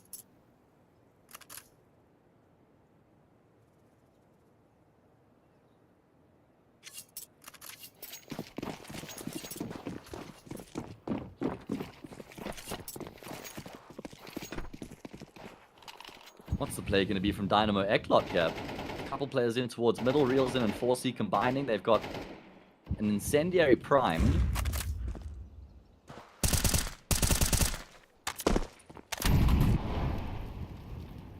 You just pre-aim the boost there. We're checking these things. Play Monte for Soulfly. That will clear out some of mid, force them away. There we go. Because the maneuvering Reels in there.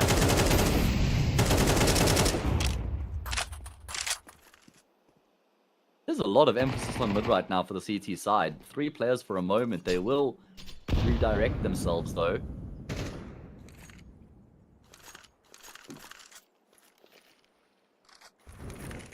Soulfly's the one who's going to go searching. He doesn't have any support.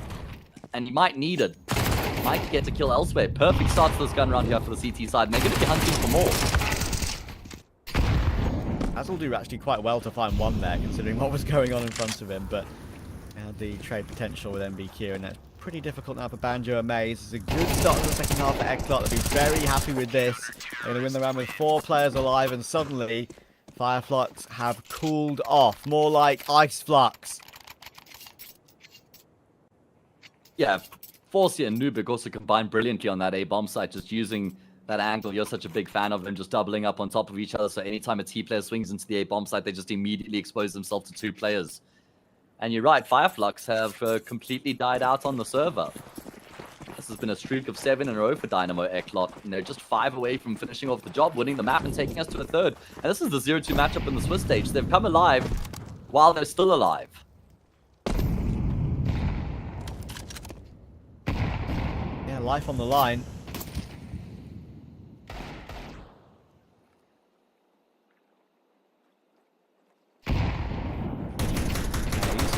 Forward. Oh, that's awkward for Mikey. They break on smoke and try and go for a normal play there, but actually somehow getting taken down from that range with Tech 9. One more will be lovely for Maze, but Reelzen has got a couple of actually really important kills. You could say it's anti-eco kills, but need to settle the round down, and he has. Okay.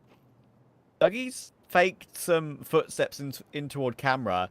Problem is, they got 2 in May, and they got 4Z watching for the CT wrap, so pretty much no way in here.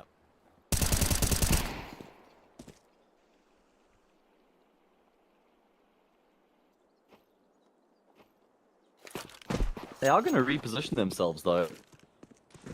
They've got the bomb, they've got some utility, and they're going to try and go in towards this B bomb site. You know what? Dynamo Ecklot do have 2 players here. A bomb plant's super feasible right now. That's not going to be disrupted. Yeah, okay, so they get the extra money.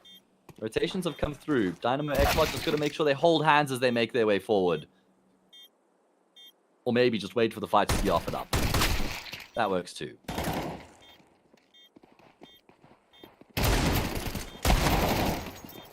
Imagine the collateral deagle there. Collateral headshot. Somehow hits in a body shot on the final 2 remaining players who are half HP. Okay, that would have been incredible. I know that I'm would have been crazy, quite okay. something, Trav. No, fair enough. We've seen some ridiculous things over the past few days. I think Just something be like, that... Sorry, just wanted to say that I from memory, do you remember that play Soulfly made in E-Box that almost won the round where he picked up the AWP and just missed the flick on jail? oh yeah? I don't think he's got a kill since then. I'm pretty sure. Oof, okay. Yeah, he certainly has cooled off quite a lot here, as is Banjo. Everybody has for Fireflux. Kills have been far more difficult to come by. Yet to get round here in the second half. This is going to be the moment, though. They've got the gun round at their disposal once again. There's quite a lot of early useful damage done to Paz. Are they going to turn up the pace here? It looks like they want to. Oh, and May's going to catch a nade as well. Was he spotted by Mikey? It doesn't look like it. Mikey will swing with conviction, though, and get that kill. Oh my goodness, it's a beautiful setup there. Dietor gets baited into by his teammate. He's going to find 2 kills on the front lines. Fireflux don't even see the light of day on that B-bomb site. It's falling apart for the team sides. What's going on? Why is Nubis suddenly CT-sided between these two? Crazy.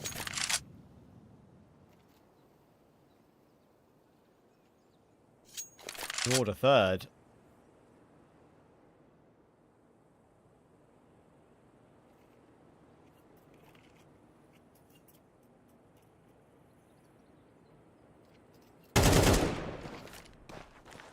Nice shot back from Dougie, but there's going to have to be so much more where that came from. Himself and Banjo on opposite sides of the map right now.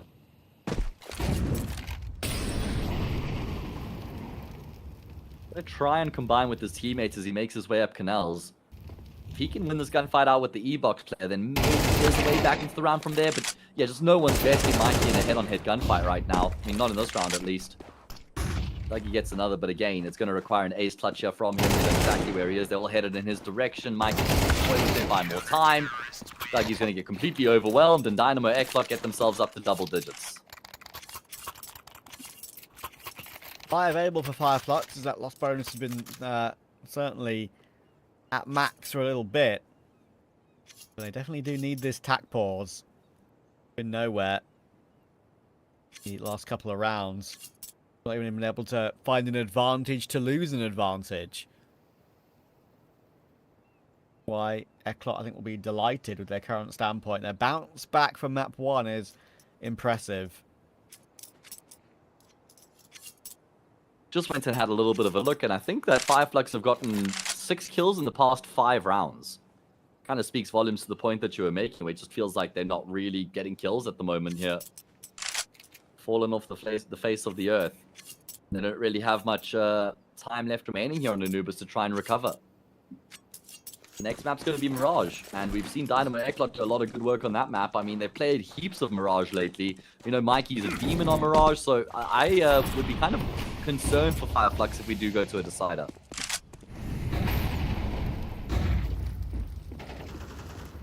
Have a pretty crazy week for Ecklot. Trying to do something a little bit different here, and I do appreciate that. Try and be a bit more aggressive, as I mentioned for Fireflux at the end of that first half. They had a few rounds to play with, and they could have maybe tried something a bit different. They didn't really, and Ecklot learned how to play around them. Ecklot to try and do it now. They've got 3 rounds in hand, but gone well to start. It's Dougie to get the opening kill again with the rifle. BQ will be going down over toward A. With being the top fragger could be a important kill. 17-9. Look at this lean for Ecklot right now. Mid and A. Where are Fireflux headed? Mid and A. There could be a chance here. But having said that, Dougie and Soulfly just find a frag apiece. There are still 2 players on the same bomb site, though. Don't count Forsey and Reelson out of this. I've seen Forsey do incredible work with you. Reelson's been able to get a kill, but Forsey's missed his shot. Probably would have been always traded even if he had gotten that kill, but we'll never know. Fireflux finally get themselves back to winning ways.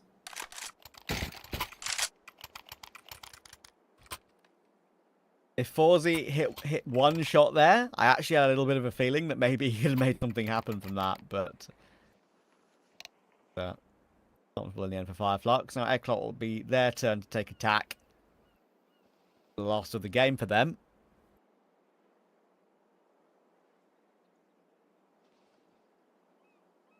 What are we thinking, Trav? Does Anubis still have legs to it, or do Dynamo Ecklot just get the job done from here? I think it has legs, yeah. I think it has legs. I think there's a chance Fireflux can still win the game if they turn around their calls, maybe change up the pace a little bit, break that economy. I mean, just on the edge for Ecklot, right? I mean, Mikey's got some residual cash. You could say that NBQ and Forsey have enough as well, but getting a bit tighter.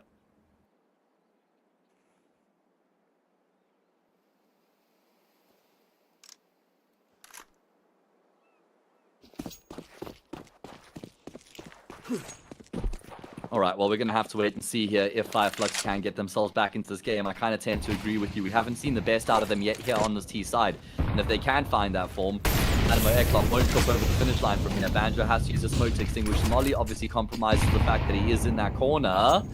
He's not actually in cover right now. I don't know if he knew that because he was completely blind, but Yeah. will regain his vision and realize he's still alive.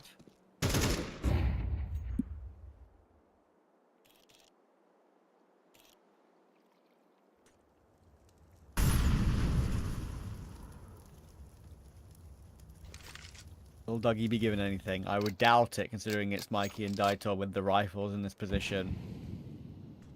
Smoke to break if they want to go for something like that, but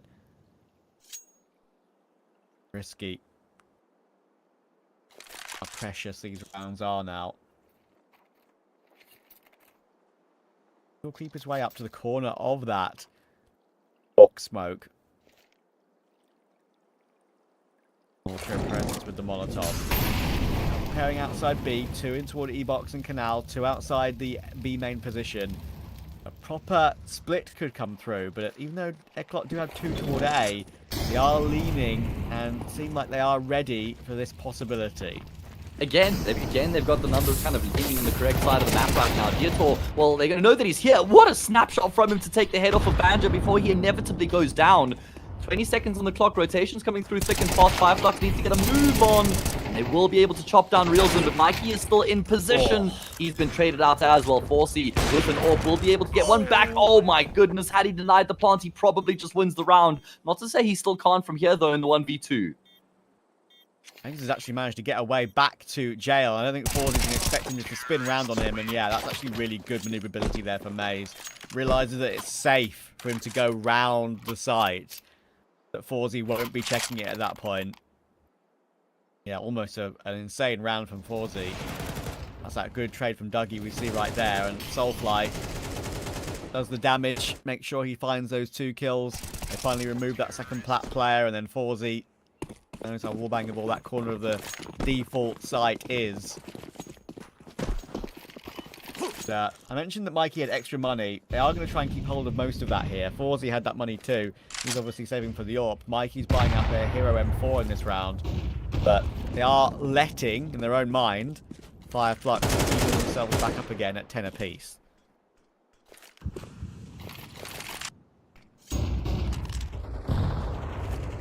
Yeah, and just like that, like you say, scoreline should be leveled up here. And all of a sudden, Fireflux's woes are somewhat behind them here on Anubis. It was looking like they may have just kind of dropped the ball in a way that Dynamo Ecklot could run away with the map, but they have clawed their way back here, broken the bank of that CT side.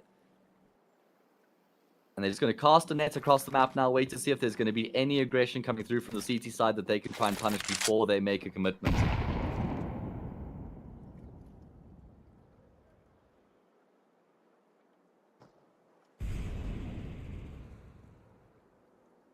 Fireflux have been guilty of losing silly rounds. Many times I've had the opportunity to cast them.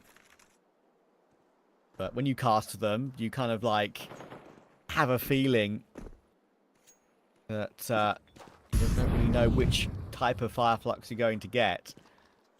You love the unpredictability of casts like that. Banjo won't get to, but he's helped out by Soulflight. Bomb safely planted on B. There's no risk here, thankfully for them.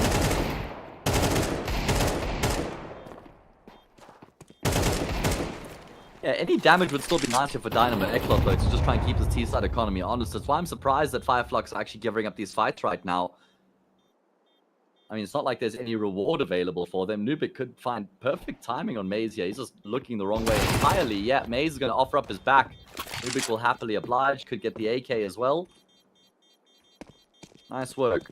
Fireflux, what they're going to be focused on is that they've got the points on the board as they've leveled up the scoreline. Terrorists win.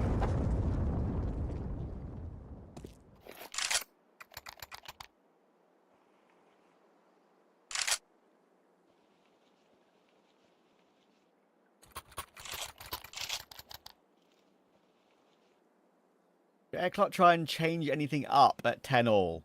Or do they consider that too risky? They want to go for that aggressive play outside A main again, where we saw NBQ get taken down in that important round before. Deep smoke that will give Soulfly the thought that maybe they're going for a few towards the window. Why he's trying to spray it as much as possible, but nothing doing there. Yeah, very safe. Yeah, very conservative from both these teams, and you can just kind of recognize the weight of this round for both of the teams as a result, because nobody wants to make a mistake here and give up the first kill, maybe be the reason that the round is lost. So you kind of go into a shell a little bit, err on the side of caution, and that's not always the best option.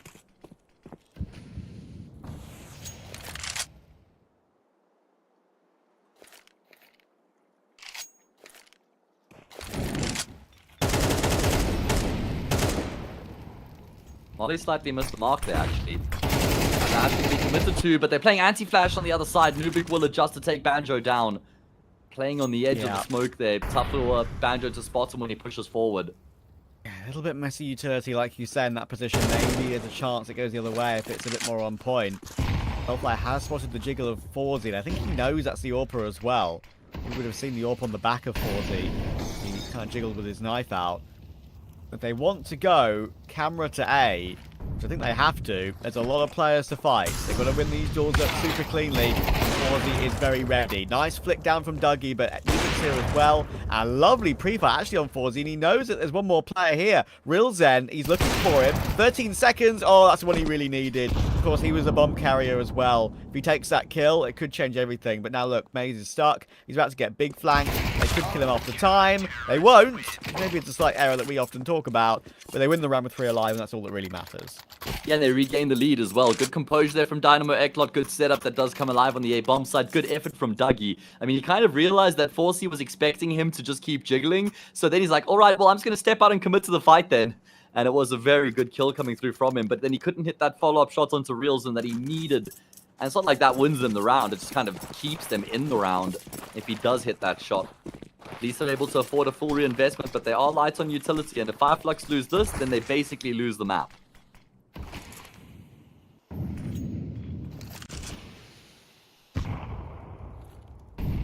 Looks like they're going for something a bit more of a contact push as well. Soulfly's got himself in through mid already. Rilzen's only diggling it. You can see the leg, and I don't think I want to go for too much off that one. Soulfly's playing very aggressive on this entry pathing. And they'll show presence and now get forced away. Problem is now, they've had that good timing in mid. They've had the opportunity. They've got control of it. A lot of time. But how do you push and pull the map from here to really get an advantage with the controller anyway?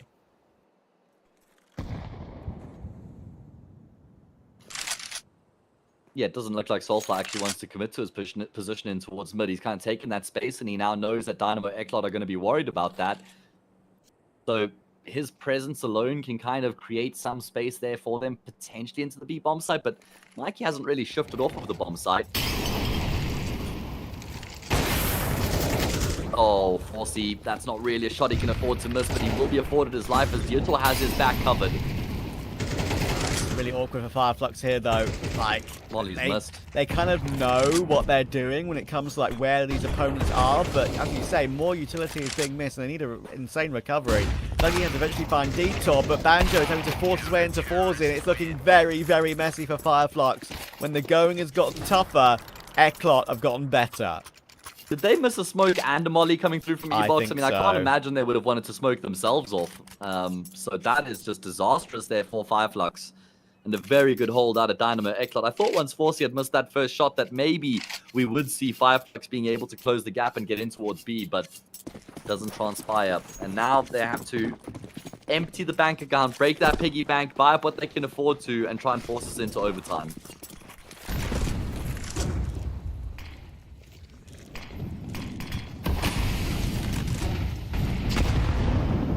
Breaking the smoke. Don't see anything.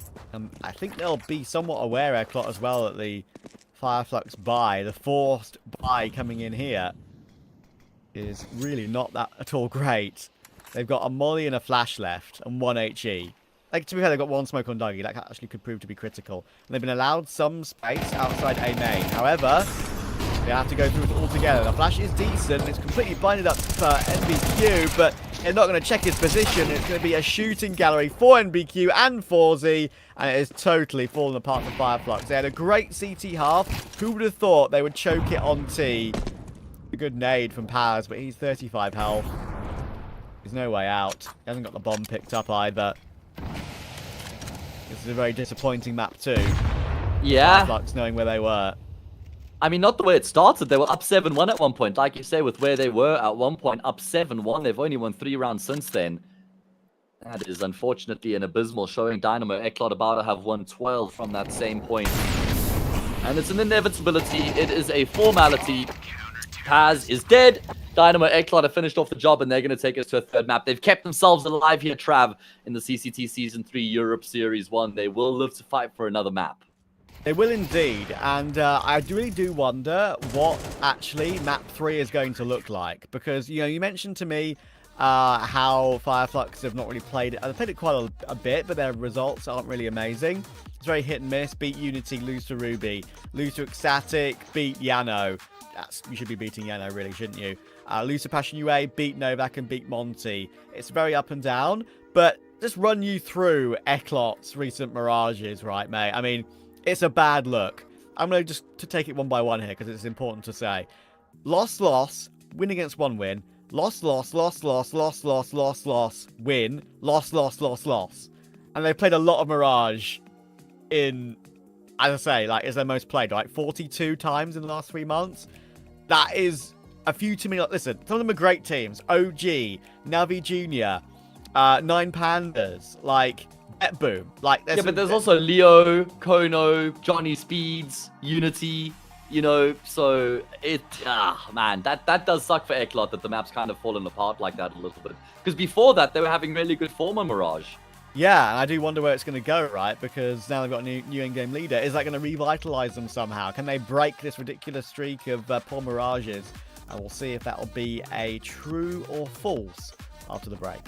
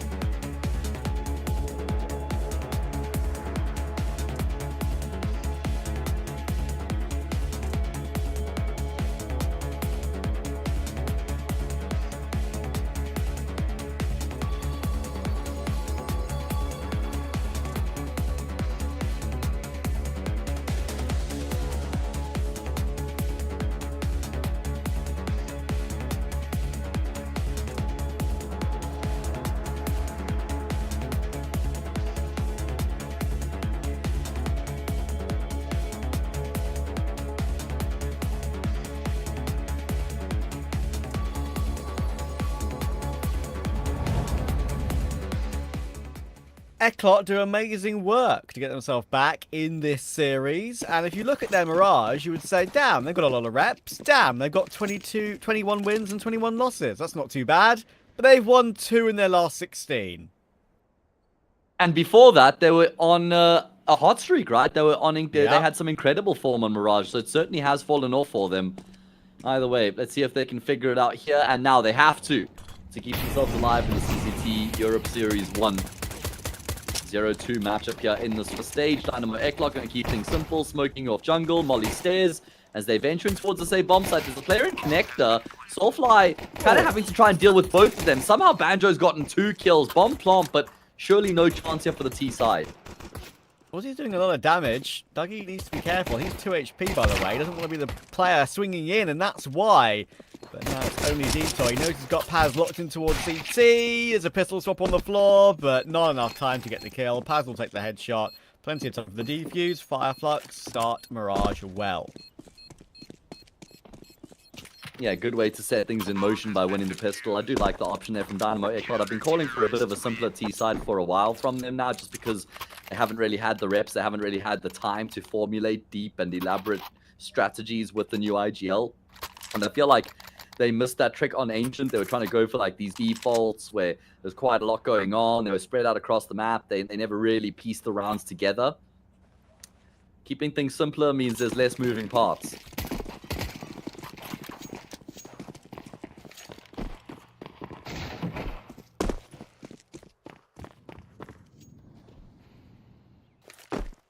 That's why these, like, elaborate power units and engines in motor racing and in just regular road cars have all these pieces that can fail.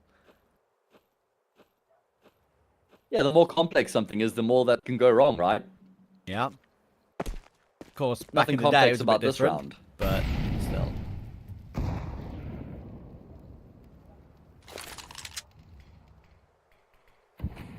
You know, obviously, I'm quite a big car lover. Not just Formula 1, it's cars as well.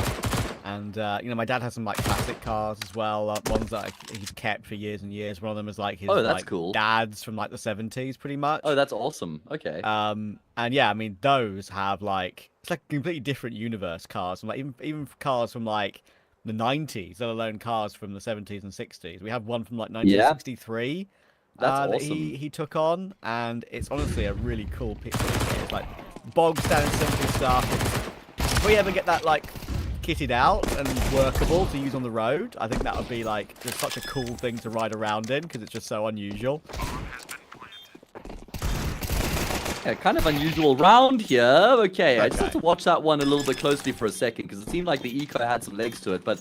No, you're right, Trav. I mean, those older cars were way more modular. It was way more mechanical, so you didn't need like a computer to plug into the car for it to tell you what's wrong, and then you need like a very unique, specific skill set to be able to fix it. You have to take it to like the dealership or something like that. Yeah. Anybody, with the knowledge of a combustion engine could kind of have a look at it and tinker with things and be able to fix most of the issues.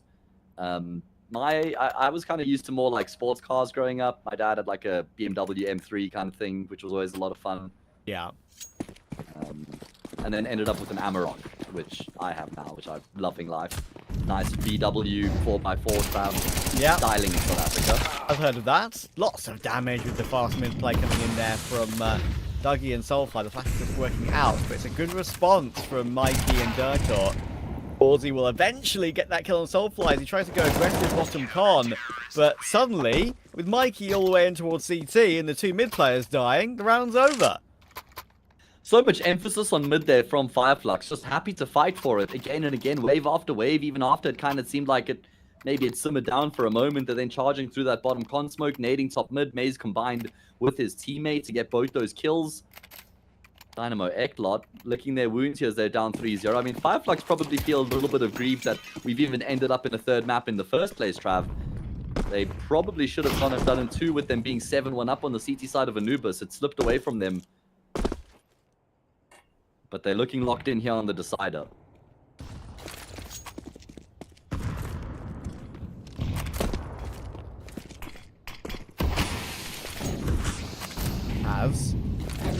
to push his way into bench with the help of some support flashes. And Dougie dealing with Real Zen could just settle things down a little bit here. He sees the ramp player, and he knows there's plenty of players coming his way. He second guesses himself for a split second there, but he's got Maze's help to come through too. And Maze will actually finish it off with a triple. Fireflux. This is the start that they did have to Anubis, by the way. Yeah. On CT as well. So they'll be thinking to themselves, let's not let up this time.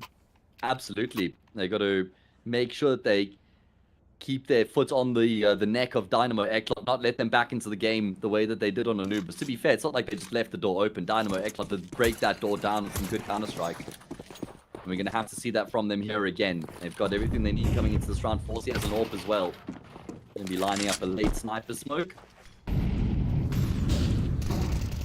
I say late, I mean just not instantly thrown as soon as they spawn into the round. Probably signals that they're going to be going for a slightly delayed take of middle here. Nubik is the one who's going to be flashed forward, waiting for that top mid smoke to fade. And now they can start to work the control a little bit more.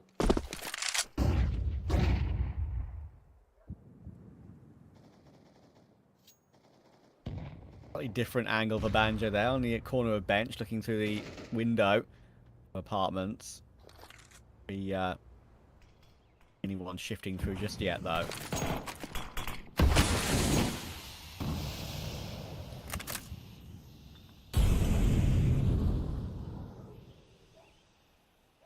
Not moving a couple of players back toward ramp now with Mikey and Palace. And Daito going for his door above the smoke. Soulfly very ready for that. Good clear, good check. And Paz on bulk. If he deals with Mikey, it's only the ramp players that have to worry about in this position. Now they know Mikey's definitely here, and Paz gets the all-important kill. Did lose Soulfly, but they've retained a man advantage. He'll get volleyed out. Paz has to swing, will go down. A little bit fast on that swing, maybe. Dougie not able to help from CT just yet. Maze is here, though. And kind of everyone's here to help, you would think, for Fireflux, and that could be the problem because they are going toward B in the meantime. It's only a bit of a weird fake here for Rilzin. He's got his one kill, but in the meantime, NBQ is all the way through in toward the market position, and Forsey will be able to drop down and plant the bomb. Yeah, really good work there. I love the call. I love the pivot from Dynamo Ecklot. Looked like they were going all in on that A bomb site, but they decide to shift in the opposite direction. Bomb plant comes through, Forsey is posted on the angle. Banjo's looking to make his way through market, but he's lost his teammates in the process. Forsey's got to make sure he just doesn't leave himself completely exposed, and he has. Banjo will take that kill for free. Trying to figure out where this last player is, and now he knows exactly where Nubik is. Oh man, bomb is planted for Nubik. Oh, it's not. I lied. It hasn't been planted for Nubik, but it's okay because he gets the kill anyway. You see what Banjo was trying to do there? He was trying to set himself up for a big swing. Strafe around the other side of default, jump on the bomb, tap it, swing again. Hoping to force MBQ forward. But, and a little bit better is Nubik. Two aliases over the years. He's had Nubik, he's had MBQ. Both work. Here we go, right? The immediate jump tap, and then just couldn't hit the headshot. A bit too much of a pull down, a bit too immediate. And also, I think that Nubik was probably further out than what Banjo was expecting on that big wide swing, so he kind of had to adjust on the swing. Good positioning there, smart positioning from Nubik. Dynamo Ecklot get themselves on the board. And also, off the back of the damage done in the round before, that means Fireflux don't have all the bells and whistles coming into the 6th round.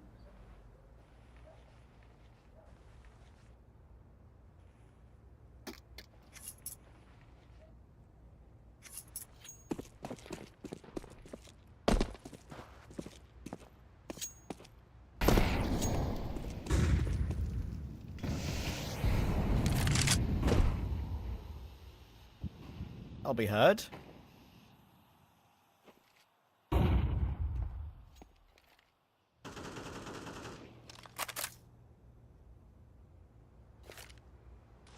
Been able to work their way into mid-share, a couple players in underpass.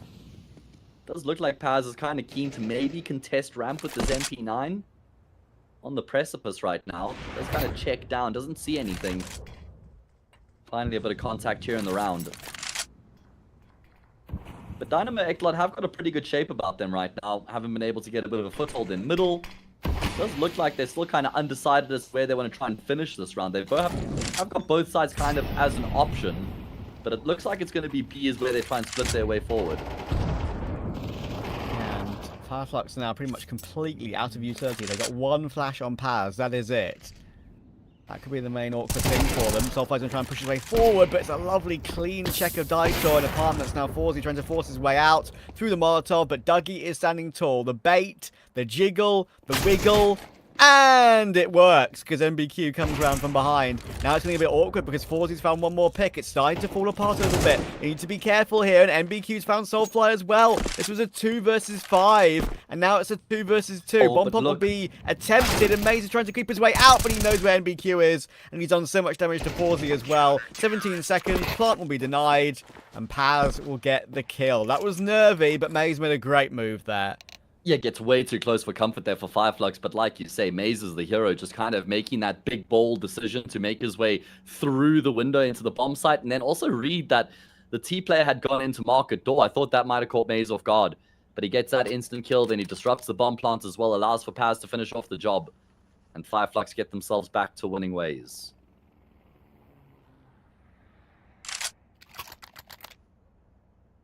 He did get, or did disconnect from the server. Not sure if getting blindsided by NBQ caused him to smash something. You never know.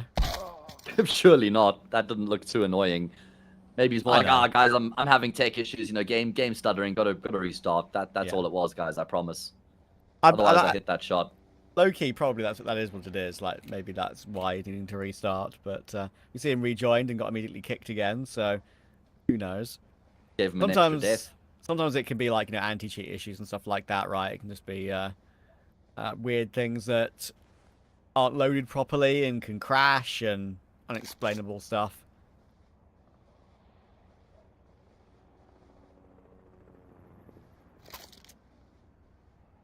There we go. Looks like we got him in the server this time round. Just going to have to do a little bit of a match medic, I think. Right? No. Never mind.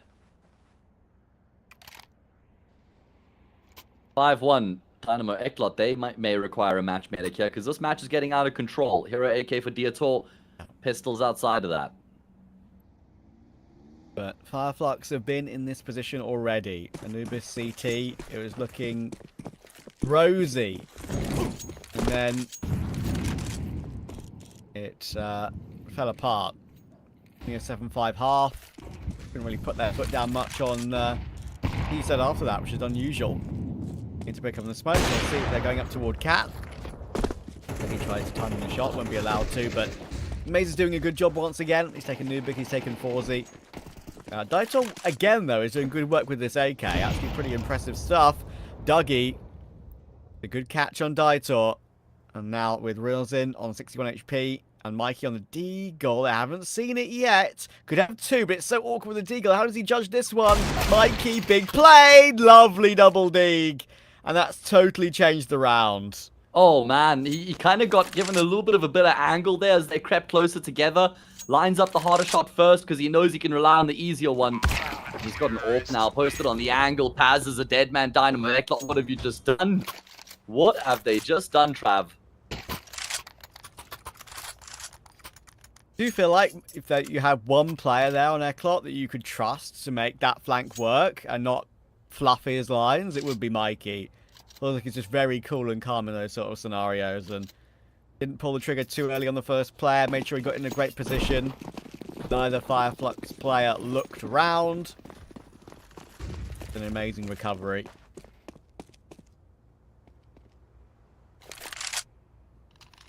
Yeah, Mikey is the X factor here for Dynamo Ecklot. And Fireflux going to be massively annoyed with the way that round falls apart, man. What a big opportunity that was to really build even more distance between themselves and Dynamo Ecklot. Now they have to force by. MP9s are plenty. Upgraded pistols as well. Dougie with his. Going to get swung on by Reelson, who may have to do more than just that one kill. And he will be able to. A great multi coming through from the new captain. And they know that Banjo's over towards his B bomb site, so they're just immediately going to head in the opposite direction. Banjo desperately looking for the gun. Eventually will pick it up. It means he's taking some extra time, though. Bomb plant comes through, and I don't even know if he's going to attempt this. I don't think he can afford to. Not enough time. Just too far away, sadly. Could maybe try and go for some exit kills. He kind of does need the AK, but He's sprinting the whole way, to be fair to him. But now it's going to get difficult. We're going to have to start shifting, and even though Real Zen is 17 HP, yeah, he's been giving up nothing. So, main choice will be to play from here. Keep the AK. Maybe that Mikey murder hole double Deeg murder got them truly back into the game. Could be a lifeline, yeah. Could absolutely be a lifeline for them. 5-3 now. Anti-eco, 5-4 imminent.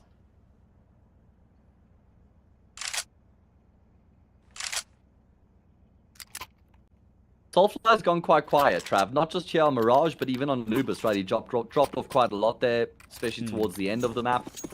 He's their star player. They need him to come to the table here and now.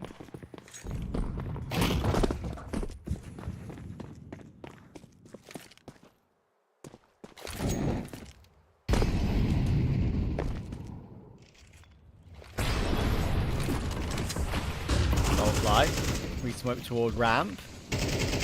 He's pretty close here, I would say, but that counter utility, even though it is a lower investment round here for Fireflux, used to fully invest, but weaponry is poor.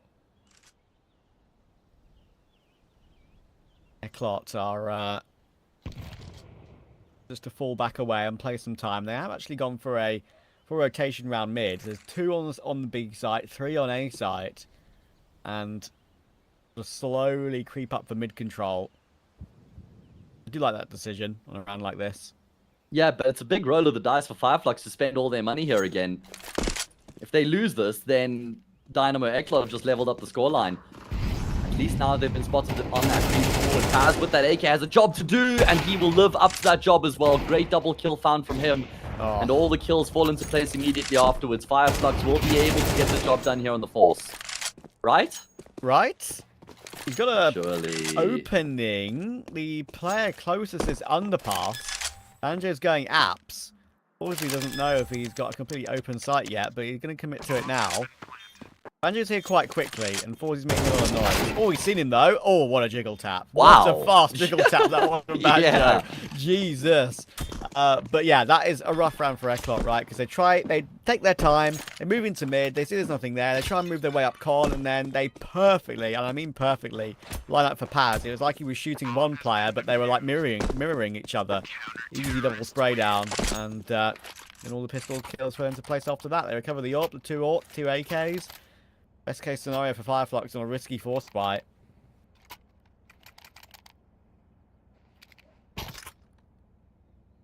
Yeah, and it pays off in the end, man. I mean, that could have ultimately been the difference between like a leveled up scoreline in the second half and them now having a lead, if not a handsome lead, going into their T side. Paz's double kill certainly was massively impactful in the grand scheme of things. And even that lean in towards the A-bomb side ultimately does contribute to Fireflux's success because they end up having 3 or 4 players there ready for Dynamo Ecklot. The Dynamo Ecklot just get overwhelmed.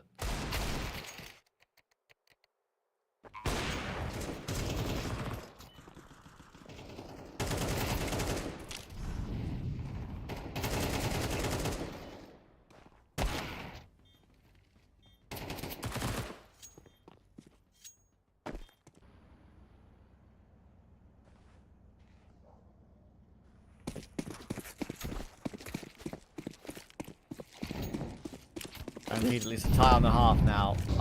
Fireflux.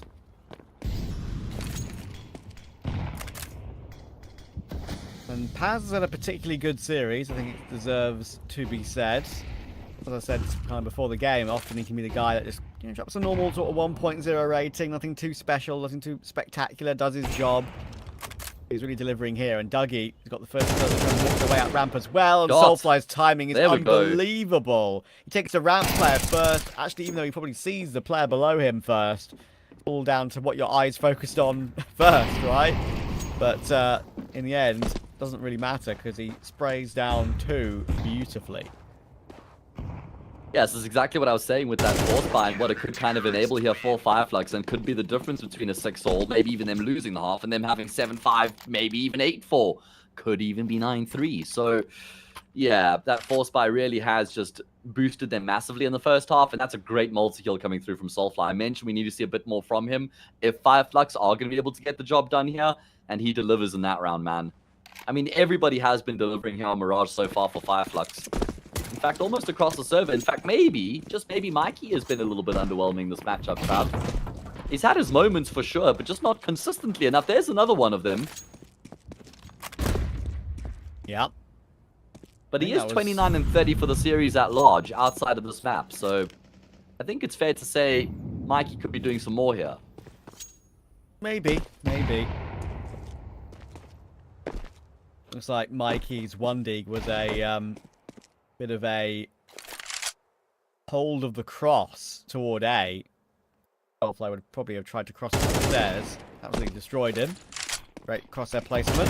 Banjo now has a lot to do because he sees 2 or 3 players coming through the apartments. One has already dropped down toward Van to get 1 and stay alive. He'll try and get 2. That was a clean beginning, and Mikey will find 1 more toward Maze, and Daitor, his deagle will work as well. The Deegs for Ecklot are making magic happen. 1v2 for Dougie. It's actually a really nicely positioned HE. It's taking Railzen down to 45, going for the deagle now, but with Daitor full health, it's going to be very difficult now, of course, using lots of utility. Or drawn, missed shot, and now he might decide to swap to the AK. He'll do exactly that. Gives him an opportunity. 4 bullets, that's more than enough for Railzen. Dancing around the side. 1 versus 1. Oh, and he hit 2 of the bullets. But the Glock will get the kill. Fair play, Dougie. That's a real good try. The Ecklot win at D ground. Great effort, but very solid from Railzen that he holds his nerve in that 1 versus 1 clutch, and then he just swings with confidence to finish off the job. Dynamo Ecklot have now won 2 eco rounds within this half alone. It makes up 50% of their rounds. And Fireflux have to be kicking themselves, especially if they go on to lose the map, Trav. You know, there's been so many moments where they could have put the game away, 7-1 up CT side Anubis, and now they've lost 2 anti-ecos here first half Mirage. Gotta stay locked in, though. Oh, Flash is really good. Oh, it just enables Soulfly. He can really chase Nubik down in the top of middle, and Dougie's gotten a kill in the meantime as well. Immediate bounce back from Fireflux. I do respect that. Dougie's had a good map here. 12 and 8. Opening 2 picks. But they need to keep hold of these advantages. They're in a situation where they could be a little bit too overzealous. And a couple of these advantages completely fall flat due to either crazy flanks or some over-peeking from their own side. But Dougie is dealt with Rails then now. And 1 minute to go in the final round of the half. Daitor's got to find 4 players on 49 HP. And look where Paz was. All the way through. Spawn. Flash will come over. Actually blinds up each other. But there's not really much hope here. It's inevitable. And there we go. Paz will end it off. Fireflux, solid first half once again. We know what happened on the previous map. They're just looking too solid across the board for me to think that they're going to lose the game from here. Like, everybody's contributing. Everybody's looking pretty damn good right now. Just, ultimately, their only kryptonite were the Desert Eagles, the eco rounds. If they do keep up the same form in the gun rounds coming into the second half, then the job's as good as done.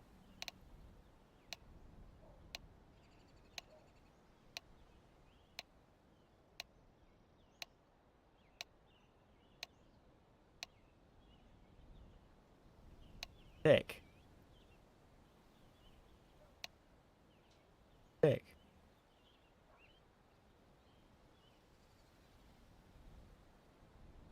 Wonder what they're saying. I wonder what's going on, We'll because never know. clearly Timer's there's ticking like a down. pause, but I know, but it doesn't normally take this long to switch between halves.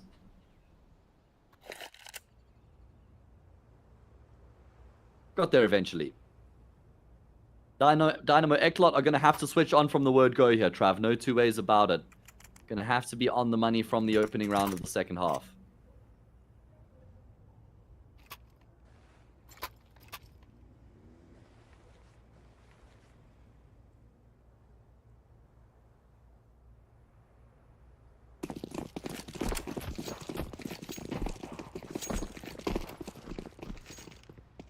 Maze with the smoke and the flash. As As the in-game leader, trying to see what he can do to send Fireflux in toward A. Looks like it could be a very simple play, but Ecklot already with a couple of players here. Balk position is being used to good effect by Forzy, but Dougie is better. Playing the long-range P250, that's really important entries from him. Mikey will know that Soulfly has crept his way in toward that jungle position. He'll obviously relay that information over to Daitor, but it's whether you can hit the shot from this position. Bomb plant is in. Mikey has found Banjo, and MBQ has found Maze as well. Now it's back on. Soulfly's going for a flank. He's the full health player. He's 82. Nearest makes no difference full health in this situation. Dougie's 15. Now tagged down to 7. The bomb is being defused. Daitor is on it. Soulfly needs to activate. He's missed the first kill, and it's fallen apart. It's now Dougie instead. But can he waste enough time to deny this defuse? I think the answer is no. And Soulfly will be ruining that missed chance. Oh man, I mean, it's just kind of unfortunate for him. You know, he doesn't really know, should he just kill the player? Should he try and get the kill on the guy who's defusing the bomb? If he tries to cross, the stairs player might have killed him. So I don't think there were any perfect options available for Soulfly in that situation. Nice try there from Dougie. Some clean shots landed, but Dynamo Ecklot do as was required of them. Winning that pistol round certainly does set things in motion nicely for them. But it's going to be a strong force buy and response here from the T side.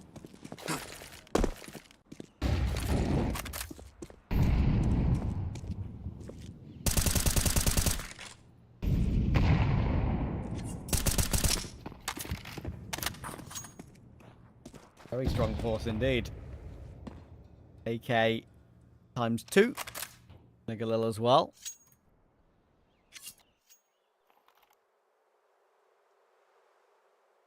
Was he actually on the AUG? Surprising. Stage of the game. The AUG is certainly pretty viable.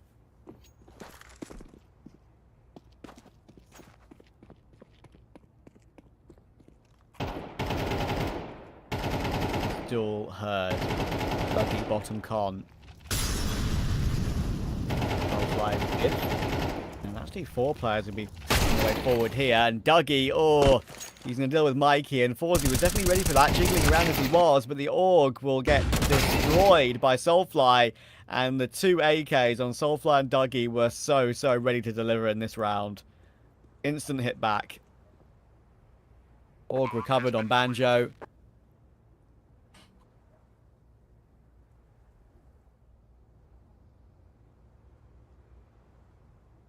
I think for Daitor saving the MP9 with the utility and kit is really the only thing he can do. You'd love to see him maybe try and do some damage on a round like this when you've only got the MP9, but you really do need everything you can possibly glean. That just sucks for Dynamo Ecklot though, man, after winning the pistol to start things off here in the second half to just get rolled by this force buy. I did mention coming into it that it was quite a ferocious force buy. Multiple AKs, and both of them inflict maximum damage. 2 kills apiece here for the 2 Turks. Yeah, Dieto, I don't know if that's a game you want to be playing here, mate. Quite important that you keep that MP9 in play, because I think that Dynamo Ecklot kind of been painted into a little bit of a corner here. They're just going to have to force, right? Because saving doesn't get you much anyway.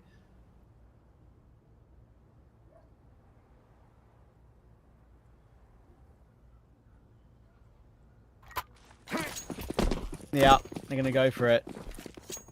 Saving a tiny bit on Mikey. The Fireflux have got a wonderful opportunity here. 9-5, chance to make it 10-5. That would turn into 11-5. Which is probably an unassailable lead, right? You'd think. I mean, with Dougie looking as good as he is, Paz having his moments, I feel like Fireflux should be able to trip over the finish line if they can get up to 11-5 and realize that. So, winning against this force buy is of tremendous value right now for the T side. Daitor does go aggressive with the MP9 and does find Banjo. So that's a very important one because some damage has not really been done to him. Only 10. Of course, that makes Fireflux slightly wary of the flank through TV. They're going to move their way through that way anyway as a group. And NBQ will find Soulfly. It's falling apart once again. We've seen this from Fireflux already in this game. On T sides, they do have issues sometimes with their cohesion. Can Dougie be a bit of a Heimlich here? Sight. Daito's in a good position, but he's fully blinded up and couldn't save his teammate. Now it can pounce, though. They've not seen him. There's 2 kills, and it could be 3. Paz will finally take him down, but now he needs to clutch with 30 seconds. Bomb is not recoverable just yet. It's on an awkward position to recover. Gonna find Forzy and Mikey. And Mikey's repositioned himself on that bench position, but it's great positioning from Paz, who's going to free kill. But look where Forzy is. Oh, so close. A bit whiffy, but he'll get away with it. And Ecklot once again punished the T side for their misgivings. That is now 3 eco or 4 spy rounds Dynamo Ecklot have won here on the map. Again, making up 50% of the rounds they've won. Throw a pistol into the mix. 4 out of 6 have come outside of gun rounds here for Dynamo Ecklot. So they're doing this on hard mode right now, but I guess the important word there or phrase is that they're doing this. So Yeah. it is impressive, but they got to get it done with the weapons now. Ah, Fireflux, that's just so frustrating, isn't it? Yeah. FFS. But the FF stands for Fireflux. What does the S stand for? I don't want to say. Ah, I know though. I just wanted to try and force you to say it. You're just too nice. You're too nice, Trav. Here we go. 5 versus 4. Bomb is in Palace currently, I believe. But they're going to be throwing a fake in towards the B bomb side. It's going to be quite a significant fake as well. They've got the Molly bench smoking towards Market. Soulfly, if he gets this kill, that'll be everything. Yes. And he's done it. However, they've started moving prematurely over towards A. I think it's okay because they've gone back and they've gotten that kill on Mikey. They should be smoking off top con, if not jungle. Forcy's hanging around right now. This is a 2v2 on the A side for the moment. Oh, and yes, he plays that patient game perfectly there. Paz jiggling around on Firebox. Head can be seen. It's a pixel. Can be connected with. And Soulfly waiting underpass. You thought that would be fine there. But Daito goes leaping in and gets the kill. Now this is a huge round here. They've got the bomb planted. They've got decent afterplant position. Dougie's alive. He's going 21 and 10 right now. Can they win this 2v2? Back and forth in the second half. Fireflux need a bounce back. Good molly for Dougie. That will block off stairs. Might do some more damage, but it's going to force him forward. This smoke's going to fade at some point. Needs to be wary of that. We'll spot out Forzy and gets the kill. It's all down to Maze versus Daito. Look to advance his angle. And Daito's out of bullets and out of time. No defuse kit. Having to escape. And Maze is even going to try and run him down. Why not? You could both go down to the bomb at this point. Maze will. But Daito will survive on 50 HP. Huge round to win for Fireflux, but of course, it's with no one surviving. Yeah, but that's fine. You don't mind at all if a Fireflux, no matter what the result, as long as you got the points on the board, regardless of the fact, like you say, they did lose everybody in the process. They do hold on. I mean, it was always looking like it was supposed to be their round. Kind of got a bit scary at one point there when Steertle drops into lows and gets that kill on Soulfly. But now Dynamo Ecklot, they're back at square one. They're back at that position where they probably have to lose the force, and I don't think there's a way back into the map from there.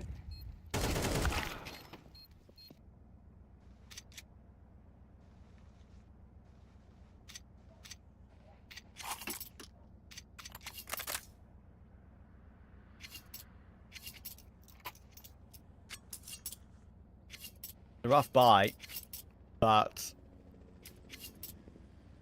we're going to hinge on this round.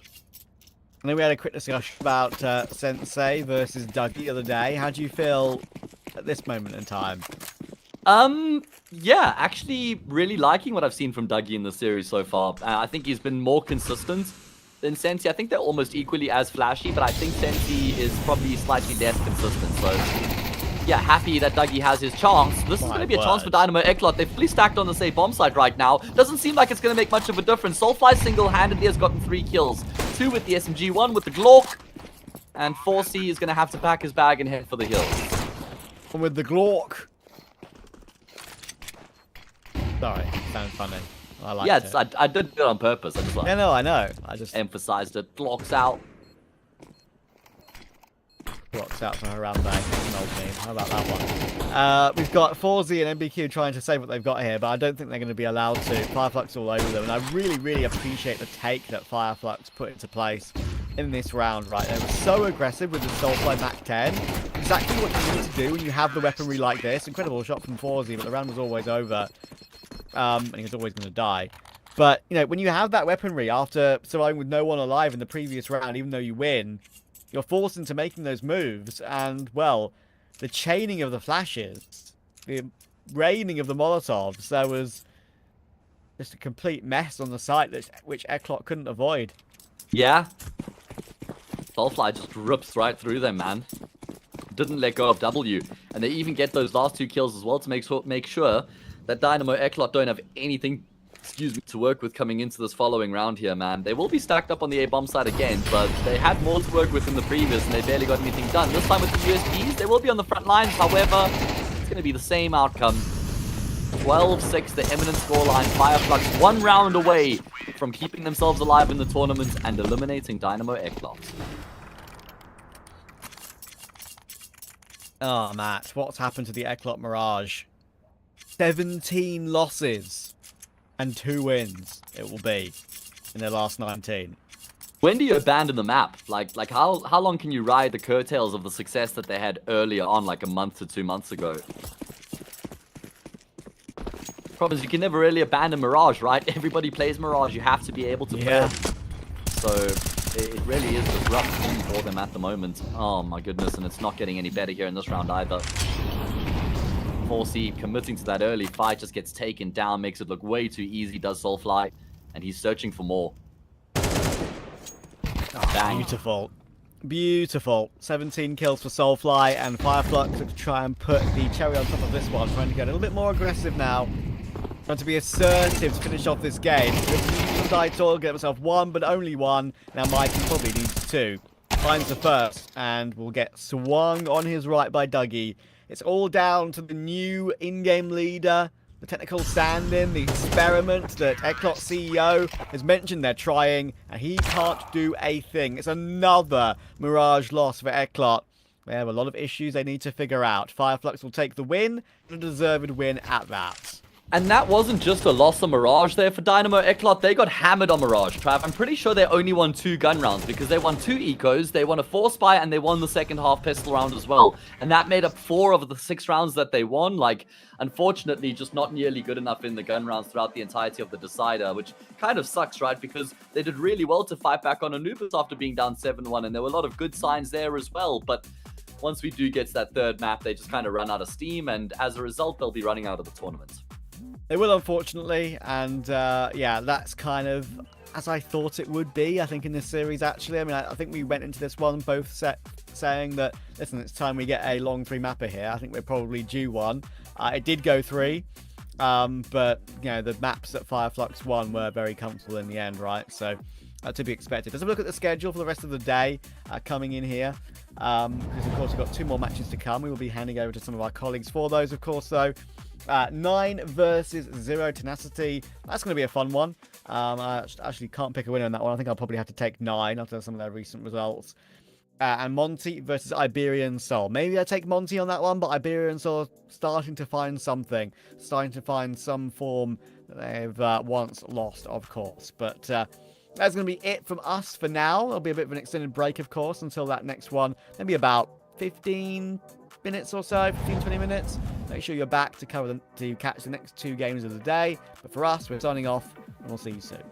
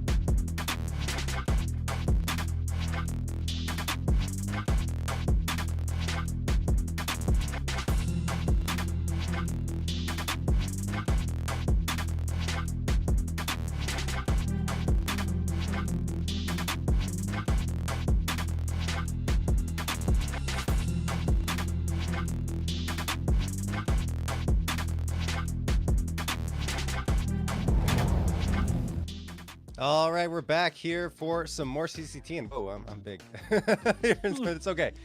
We're going in here with some more CCT EU number 1 in season number 3 here, Paladin. We've got 9 up against Zero Tenacity, and this one is going to be interesting, I'd say. We're going to start talking about 9, though, and, you know, these guys had a bit of a roster shift a few times over the last year, and now there's another one that came through early on in January, and you saw at the end of last year, Misuta and Sound were dropped from the team, and then Refresh was benched. Now we have kind of a new roster formed between Faval, Bett, and Kragan here, Paladin.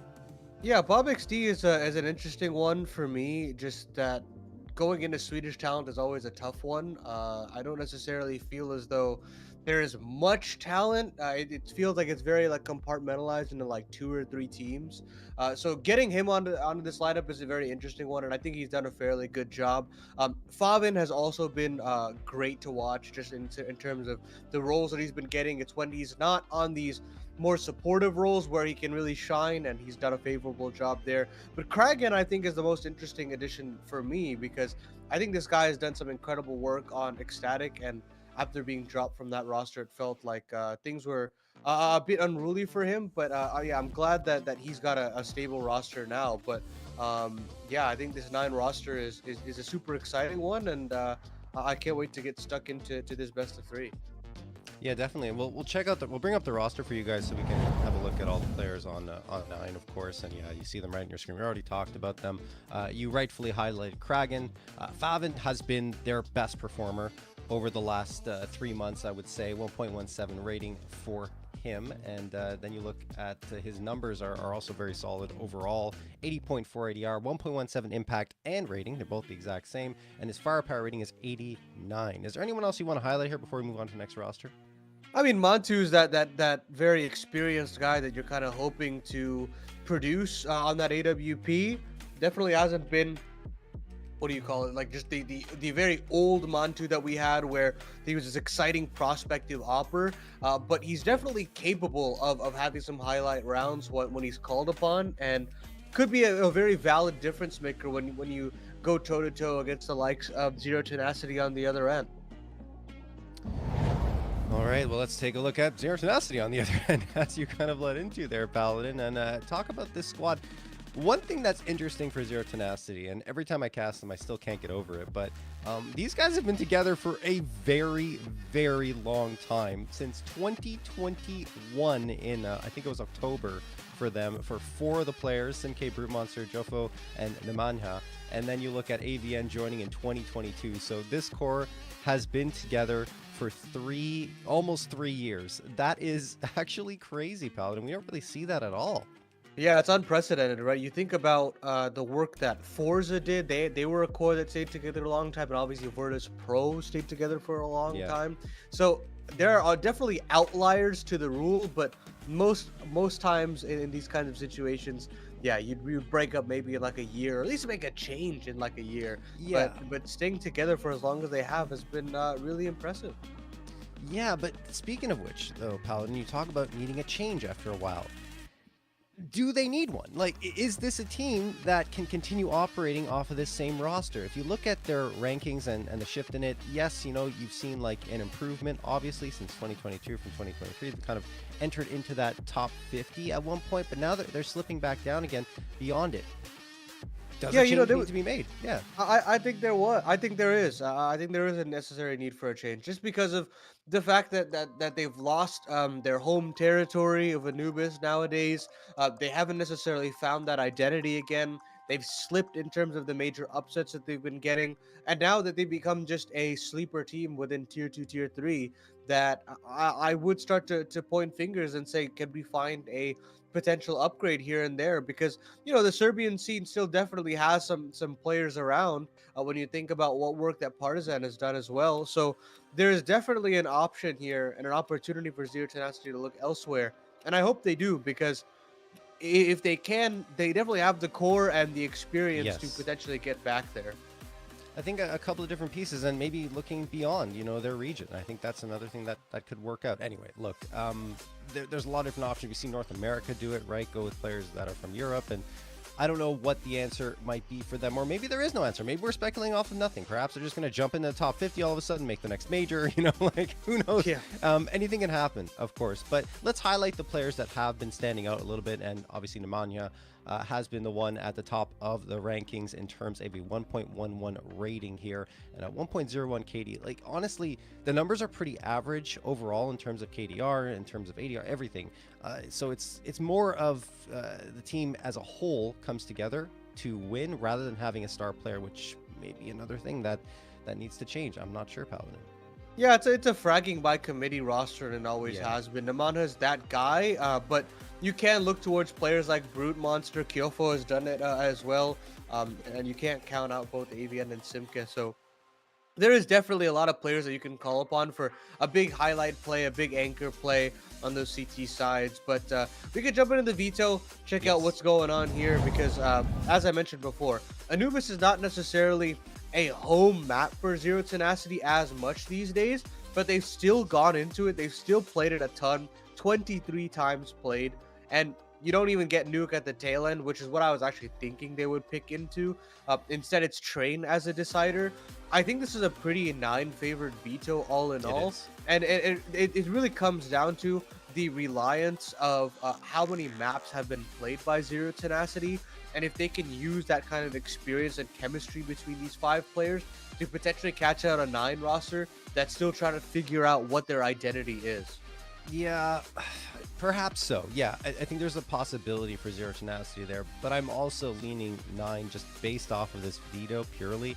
You're looking at Zero Tenacity. It's been a while since they've been really strong on Anubis, honestly. The last 3 months haven't really been great for them. Yes, they had a 3-game win streak in the mix there with Iberian Soul, Amcal, and Sashi being their victims in that situation. But then it going back to that roller coaster ride. They actually had 3 losses in a row right after that, and then back and forth, win-loss, win-loss. So it's not been the home turf, as you mentioned, that they've had in the past. So again, I feel like that's going to favor 9, even though 9, it hasn't been great, but it's been better. A 10-7 over the last 3 months. Then Inferno comes through, and that's not been great for Zero Tenacity. You see a 500 record, 9-9, and again, it's more of that win-loss and consistency coming through versus the other side where 9 are coming in with a lot of confidence. And finally, this was a good ban from 9, in my opinion, because you're looking at, if you're talking about now what's maybe becoming Zero Tenacity's home turf, it's Nuke. They have looked so good there. 22-8 on the map, 5-game win streak. And yes, 9 are good on Nuke too, but if you look at the train numbers, you say, oh, well, there's definitely more of a 9 lean there.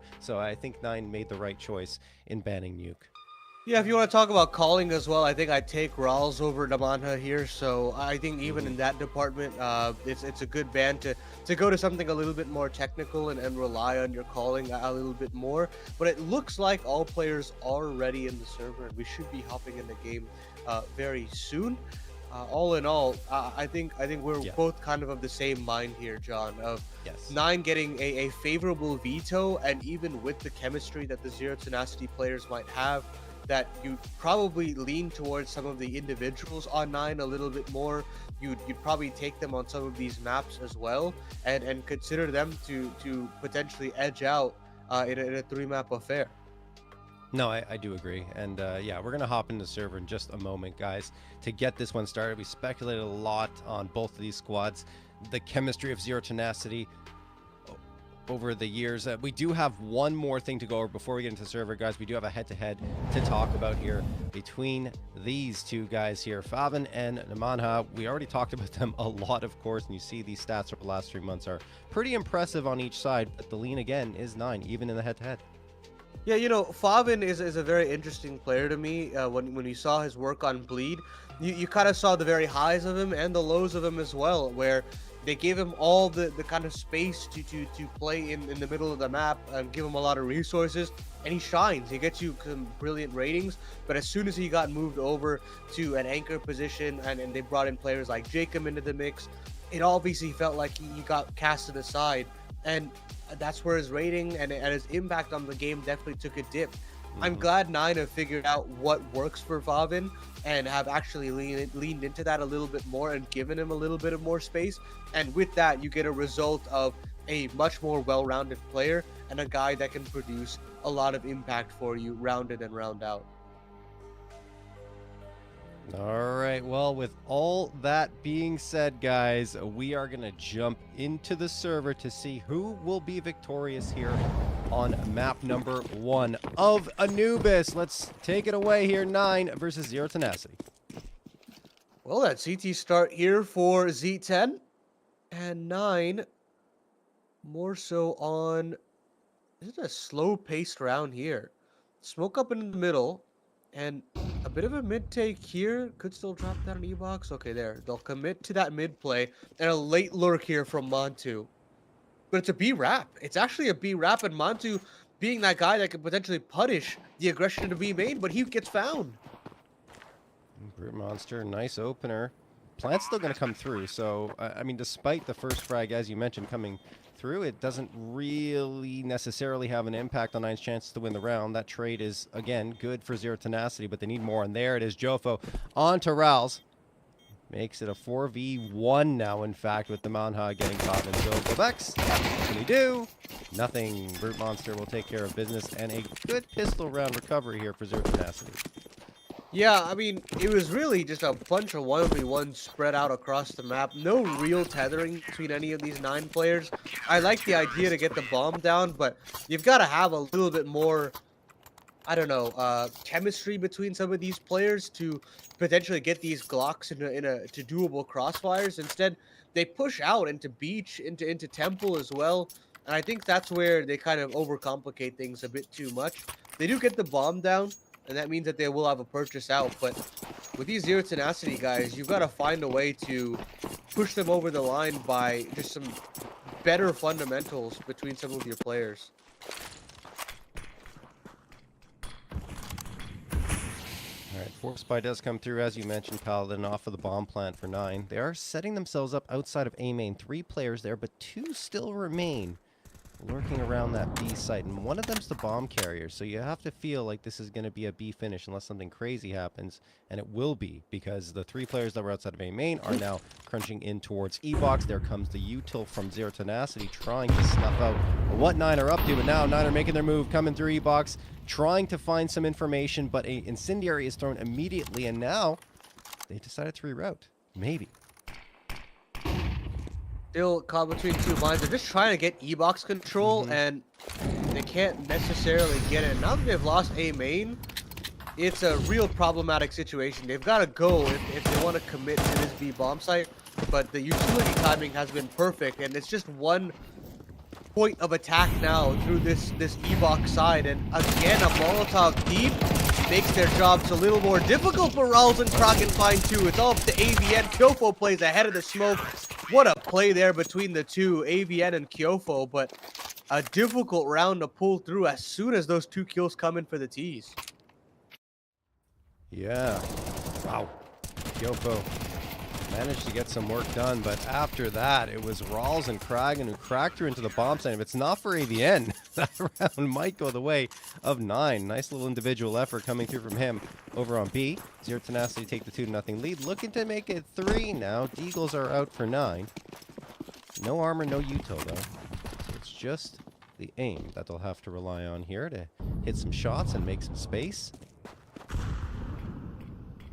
Come on, huh? Looking over the tippy top of that smoke to see if that boost is going to come through, but so far, all is clear. Wonder what happened to Kragen's gun. What is it? He doesn't have any weapon. Okay, goes back and picks up a Glock. Interesting. Either way, 0 Tenacity very keen on playing a 2-2-1 in some of these default situations. And you don't traditionally see that on Anubis, just considering how necessary it is these days to have 3 players on B to defend, and even sometimes 3 players isn't enough. But that heavy lean into this A bomb site early on is something that 9 are going to have to learn the hard way. Kyofo will take that first contact, and Brute Monster can chime in as well.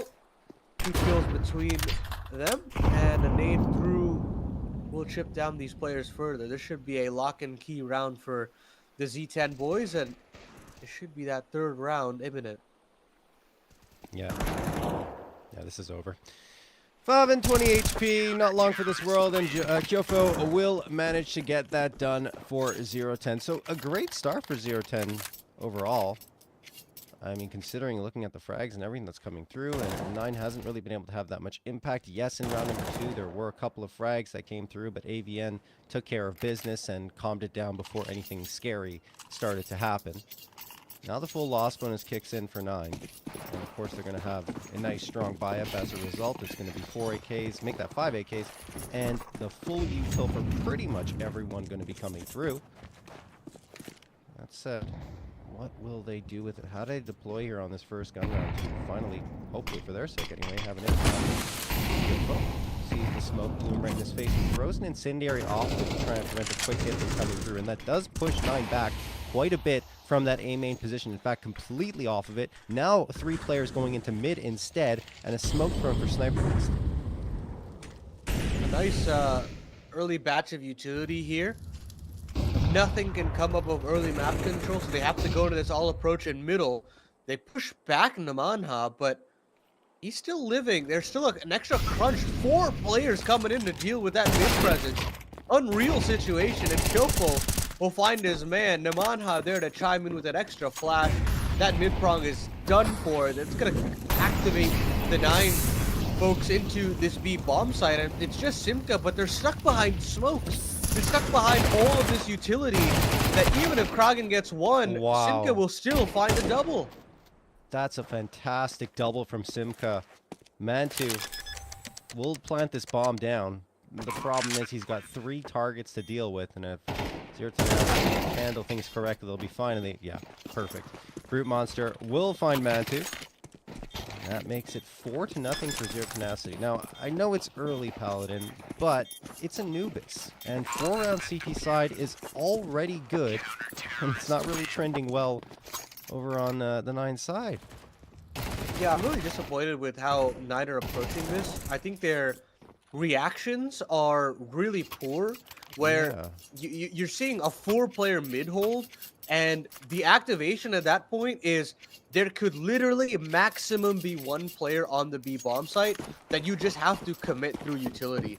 I know that there is a fear that you have to go gray screen, but tossing in your execution and still staying behind the smoke is not optimal, and it gives time for that 2nd player to come in and give support to Simka when the going gets tough, and you can't allow that if you're 9. And this is a kind of story that goes beyond just that first round.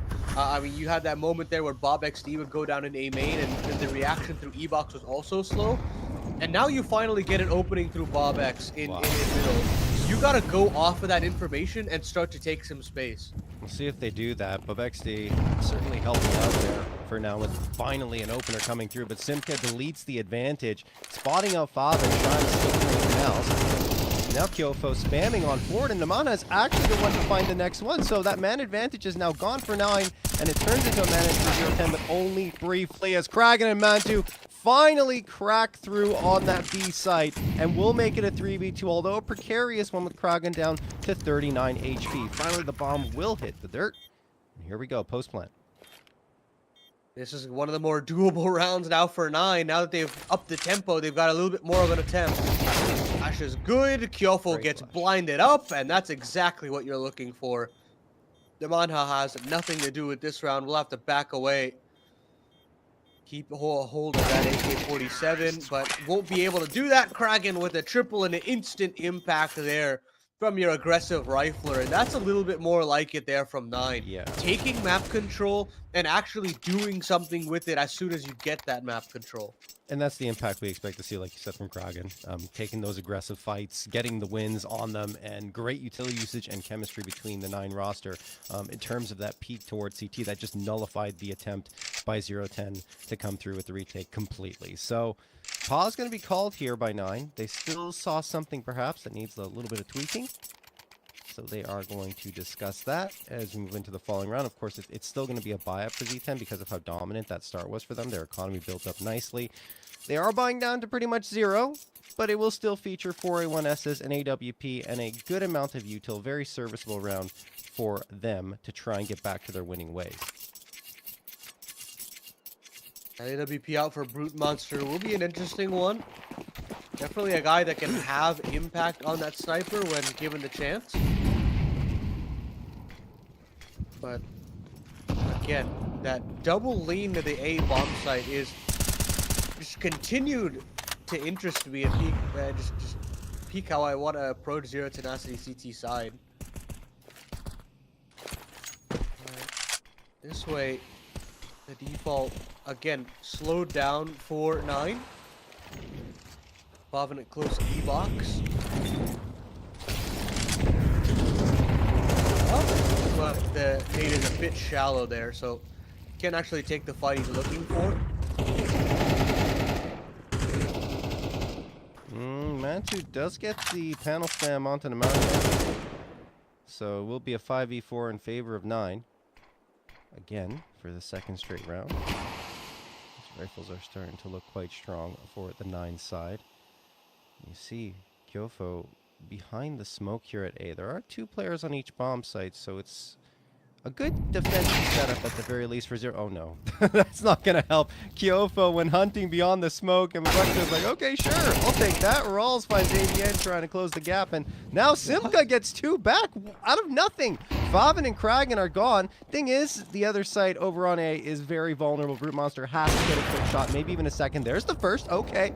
Doesn't get traded either. Molotov comes in, but because of the efforts there by Simka and Brute Monster, they now have a possibility of getting this one back in a 2v2, and Simka's moving it over on the other side, and he does find Webexta in heaven. Mantu, last one standing, has to say 2 1v1s, looks the wrong way briefly, but will get that frag onto Simka. 1v1 now. Brute Monster flashed out. What a play from Mantu to bring it back from the brink. A 3K on the round. There's the impact there from Montu. Absolutely can bring you that highlight play when called upon. But man alive, they made their jobs very difficult here, 9, in that post plan. How Simka gets a double there, I couldn't tell you. Yeah. But, I mean, in this situation, I think the CT setup for Zero Tenacity, you have 2A, and it still looks shoddy in middle. You have a player that gets spammed out, and Kyofo just goes walking through the smoke with no connection to the other B rotator that comes through. That all of a sudden, I mean, you can have 2A, but I think the call and response in middle has to be just a little bit more snappier, and that comes down to just a little bit more communication. I don't see that level of communication out of how they're approaching mid. They're kind of leaving Namanha on an island, and I don't like that. I don't think that's how you can approach the middle of the map if you want to go about things that way. Yeah, it's difficult. And, I mean, look, Kyofo, I don't necessarily mind the push through the smoke either. It's just about the timing, like you said. Now they're going to try and push you mid. At all. Mantu farming the frags with the AWP. Another 3K for him this time. Of course, in a much easier situation. And 9 cruise to a 3rd round. So the slow start for 9 quickly ends. And now they are moving forward, looking to tie up the scoreline 4-4. Much more gumption from the 9 camp.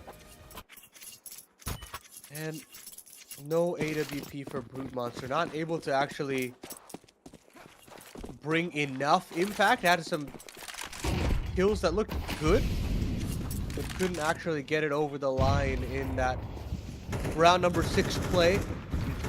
Instead switches to something a little bit more mobile. It's Mantu's turn to kind of dictate that sniper rifle, but Kyofo on the A side of things, a double A main push between the Z10 guys, and all of a sudden it's a 5v3 for 9, and that A main side of the map has been a real hamstring for them throughout Anubis so far. Yeah, most of their success has come towards that B site or into mid.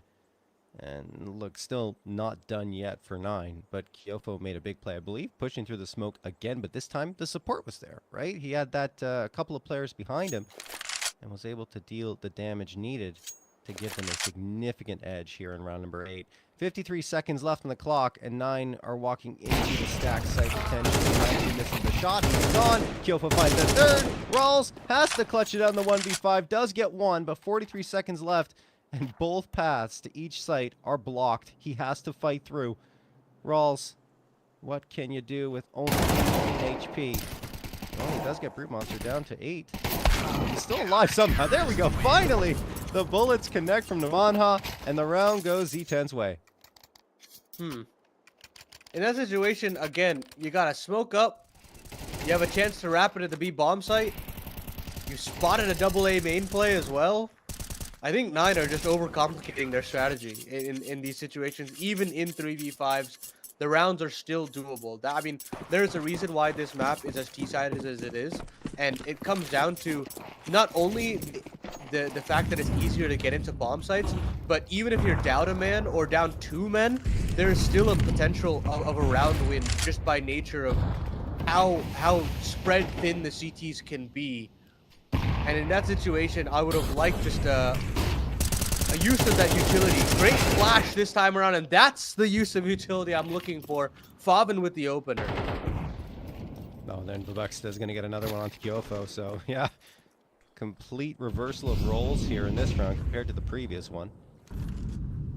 Now, tons of time for 9 to work their way across the map and choose their final destination. A is, of course, vulnerable. Just Brute Monster here. And they're trying to overload the site with bodies. But Brute Monster gets 2 on Babexta and Macho. I believe they overlooked Pillar. They did. Brute Monster comes around and gets 2 more! You gotta be joking me! 5v3 for 9 is erased by Brute Monster, and he's up to 10 frags! Oh my goodness! Can't let that happen if you're 9, man. I mean, that's just a brilliant play from Brute Monster. Not able to clear, and the spray transfer is beautiful. That's a sequence that, again, Zero Tenacity are definitely a team that can win by committee. You can look towards multiple players to get you a double kill on Anubis, and it's why it's been a favorite of theirs for ages. You can always look towards a certain player to get you a couple to make these post plants or late round situations more doable. I just can't believe they overlooked Pillar that significantly. And yes, I mean, there's a flashman that comes from the Brute Monster to help him out on that peak, but they knew he was there by that point, so I thought it would come through a little more prepared. But Buxta says, okay, I'm done with this A site. We're going to try taking it out, but Brute Monster's again there to find an off frag. Maybe a second. No. Kragan finally puts him down, and that's just a blitz on towards that A site. The pistol's leading the charge. And Z10 now on an attempted retake in his Q4. Not possible. Yeah, No, Rouse will go down, or Rouse will take Simka down, and that should be the 4th round for 9. And yeah, credit to Bob XD there, just saying, okay, look, I've had a hard time with A main pressure, but I won't respect the utility that's being tossed my way. I will go through it. I'll ask for utility, and it works out wonderfully there for him to get that quick double. And I just want a little bit more pace out of 9 in these early rounds. Yes. I just feel like they're very sluggish in how they want to approach the mid rounds. And I think a very easy solution to that is removing a phase of the default and being a little snappier with these opening attempts. You saw that with Favan in middle. You saw that with Bob XD in this round here. And that's where you start to get a little bit more potency out of some of your individuals.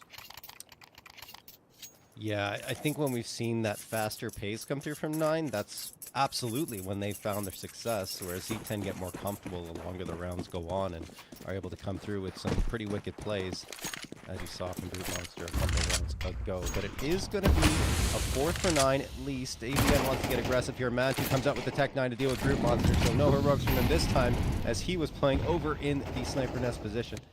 Namanha still surviving. Grabs the off the ground, but in the meantime, bodies are falling. Avian's gone. Simka wants to continue taking this fight, and that's a mistake. Kragan punishes it. 5v2 for 9. Finally having your extremity players find some impact. Kragan, a bit of a sleeping giant on this team so far, and he'll get an offered up 3rd kill of the round. Namanha hits the deck, and look, guys, we've killed 3 players. It's a 1v4. It's a 1v5. I'm shocked that they're still spread out around the map in this kind of fashion. I mean, the B bomb side's open for business, and yet still they're playing as methodical as ever, and they'll finally find their final man. But again, I think there's too much respect being given in some of these rounds.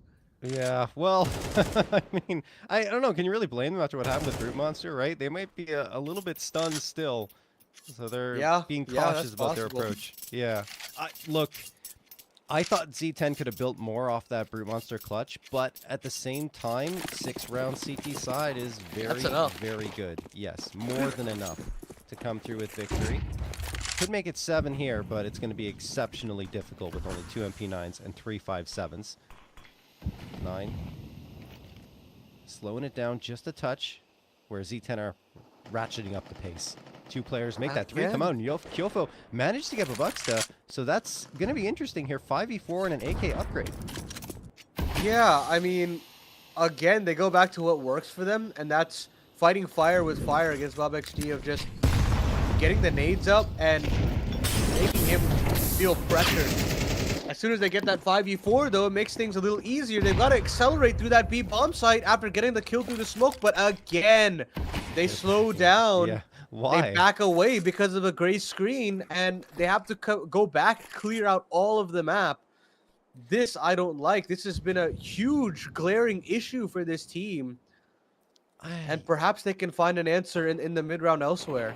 Maybe. I mean, I think they're still okay here, Paladin, but I can't help but agree with you. There's no smokes left. They only have the flashes on person. I think they have so it's a little more difficult, but they still have the advantage firepower-wise, and yes, they lose Rawls there.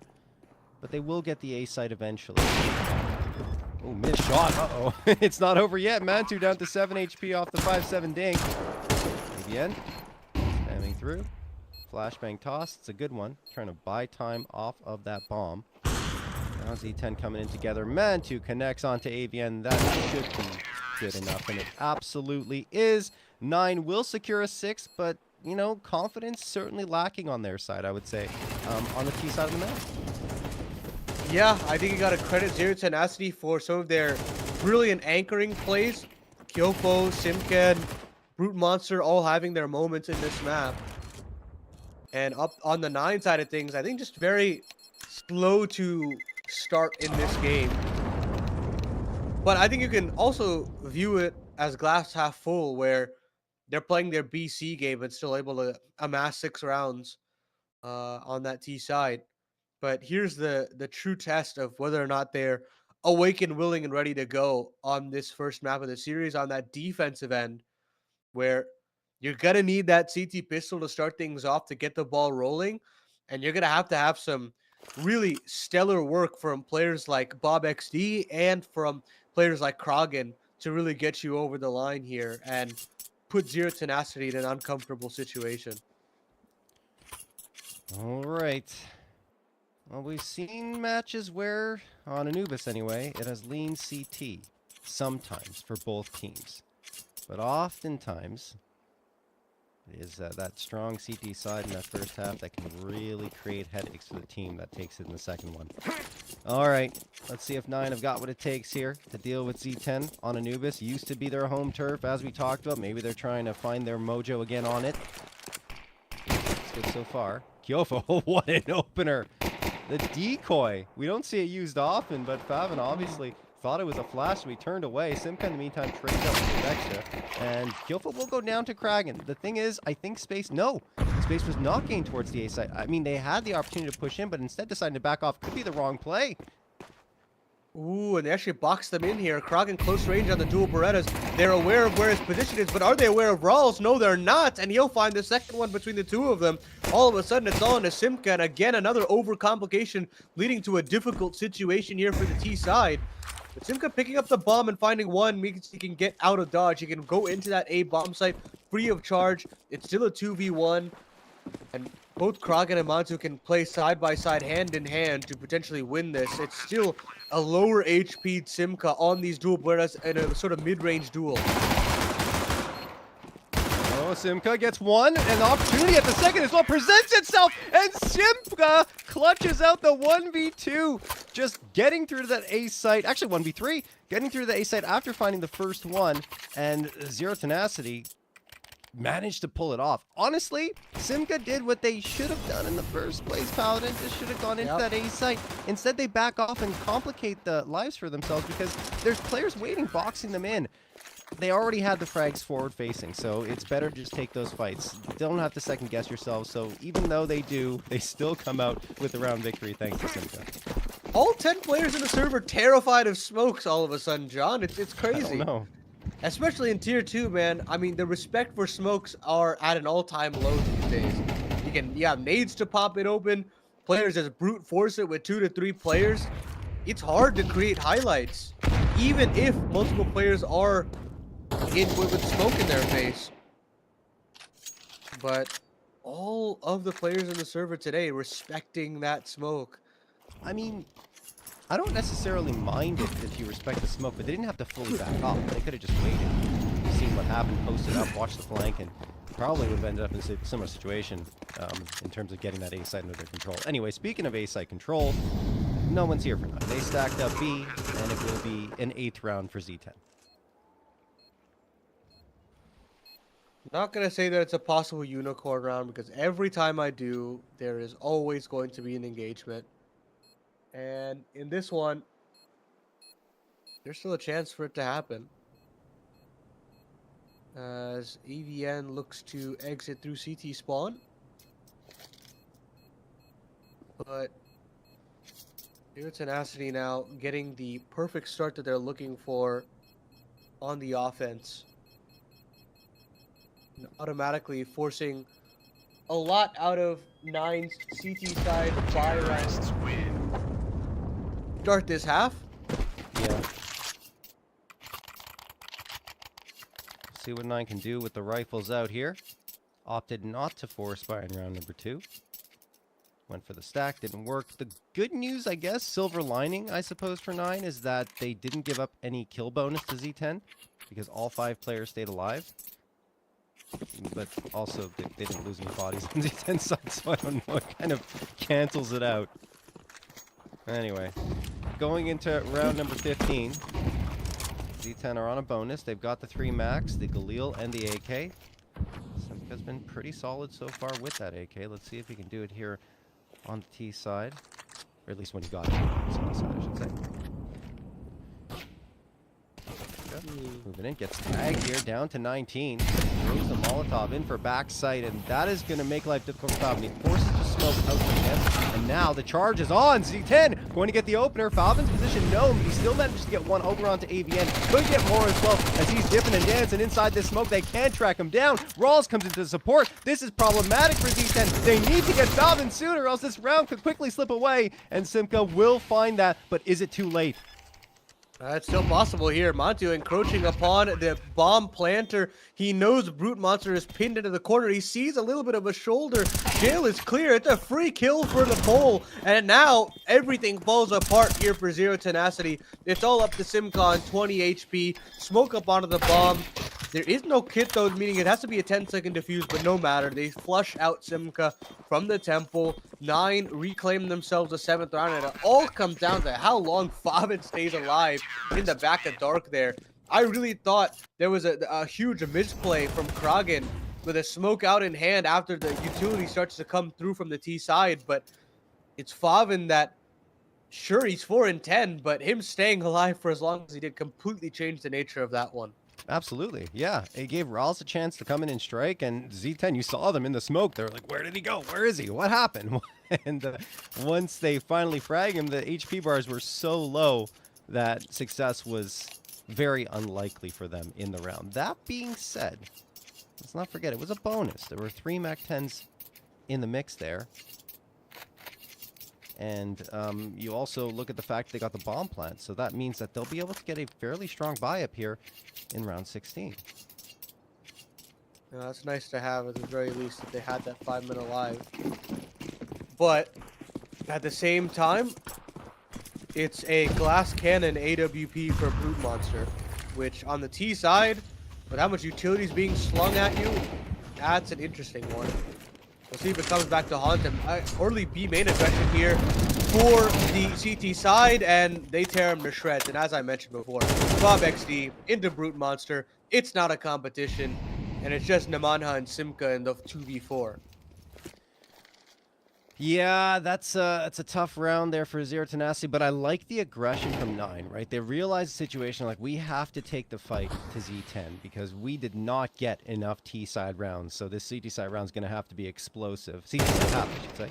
Oh, Simka just trying to hide around the corner, and Mantu hunts him down. Namanha, last one standing here. Bomb within his reach. Maybe an A-side approach is a good idea. Only one player there. I think Favan's trying to change that now as he's leaning more into mid. But look, you win one fight for Namanha onto that A site, and all of a sudden, there's a chance. He make the right choice, and well, he won't even get there. Mantu spots him out in canals. That will do it. 9, tie it up at 8. Nice play there again from Bob XD and from the B side as well.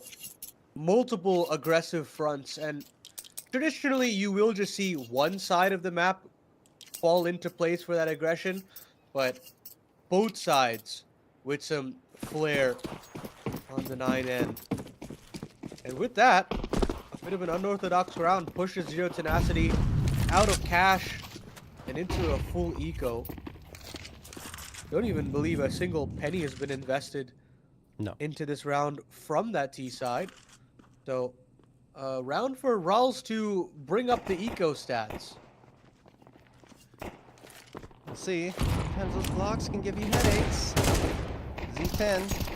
All 5 of them funneling towards mid. Oh, there's the nade. There's the double kill with the nade from Monte. They had the util to suffocate Z10, and Monte looking for the 4K. He won't get it, but it doesn't really matter. 9 cruised to victory in that round. He's got his little eco stats to pat him. Yeah. 18 and 7 now, and he's like, look guys, I'm at the top of the scoreboard. Zero Tenacity now losing the lead. Having to now battle back on their own regard. Their own map pick. Trying to reclaim this as their home turf. But has struggled as of recent. A little bit more of an A-centered approach. Something that has been kind to them in the other half of play. And Bob XD understands that. He drops an incendiary and backs away smartly. Nice pop flash by XD. Just keep C10 at bay for now. And we have a bit of a standstill, so C10 just want to take their time and see what they can find. 2 players on this A site right now for 9, and 1 at mid. Makes the A site more of a difficult path than perhaps readjusting your attention towards B. Favan, who hasn't had the best of games, could become a target here for Z10 once they realize his position. Favan's staring down over at that smoke that will soon dissipate. He's got the util ready, incendiary in his hands. He sees something, and there's what he sees. A Molotov in his direction. So the counter util's good. Smoke into it as well. They'll just buy more time with the clock, because Z10 are having none of it. They're just going to charge right through that smoke and get into that B side, excuse me. Let's see if they can win some fights, though. Still no casualties with 38 seconds left. Time is ticking away. Z10 have the util tossed in, and finally, Dragon strikes through onto Simka. Z10 do find the trade. Kyoko's good for it, but this is chaos here in the final moments of the round. Avian pulls out the Glock to make it work. 3v2 though for 9. Brute Monster kind of trapped, fights his way out for 1, but only 1. And now Kyofo, 17 seconds left, needs at least 1 quickly here to try and grab the bomb. He's getting calling to find both, in fact, because they're both in the same angle, and it won't happen. Wow. 9 win a chaotic round and pull into the lead. How does Kragan get 4 kills there? He should be dead after 1.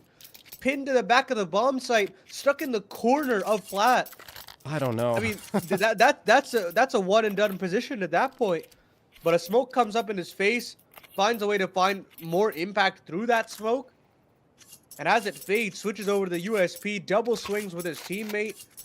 That's a round that Zero Tenacity has to convert. They had 2 players only on that B bomb site. They get through with the utility. They find a way to pin the CTs to the wall. That is just an offensively favored round every day of the week. And because of that, they call a timeout, and understandably so. They've got to figure out what the hell went wrong there, because that's a perfectly played default, but a poorly executed final sequence. Yeah, I mean, they had 9 on the ropes, honestly, but couldn't get the presence they needed, the frags they needed to find the space for a strong bomb plant, or a bomb plant at all, in fact. Goodness me. Z10, look, we talked about it. 6 round CT side is good, but sometimes each team happens to perform well on their defensive end. And Nine is doing exactly that. Kyofo takes a nade to the head, which doesn't deal as much damage as you'd think, the way I describe it, but yeah, it's going to be down to 66 HP for him. And Z10 just slowing up the pace again, despite the fact that they are on pistols, and this might have been a good decision for them to just try and ratchet it up and maybe charge into A side. That's how Nine found a lot of their T side rounds when they were struggling. He will get one, but only one. Okay, here we go. Rifle on the ground. Rawls is supporting, though, and he is good for 2 before he falls himself and does a ton of damage to AVN. Now, AVN does have the upgrade. Namanha can probably get one as well if he finds his way towards this site, but as it stands, they're each so far apart from each other that I don't even know if they can make a two-pronged attack in towards this A site. And in fact, well, definitely not now. Man2 gets the headshot on Namanha, and AVN may not even get a bomb plant out of this. In fact, that would be a heroic effort if he does get a bomb plant. Yeah. I mean, credit there to Nine to not necessarily panic and rotate straight through the canals and offer up a free kill.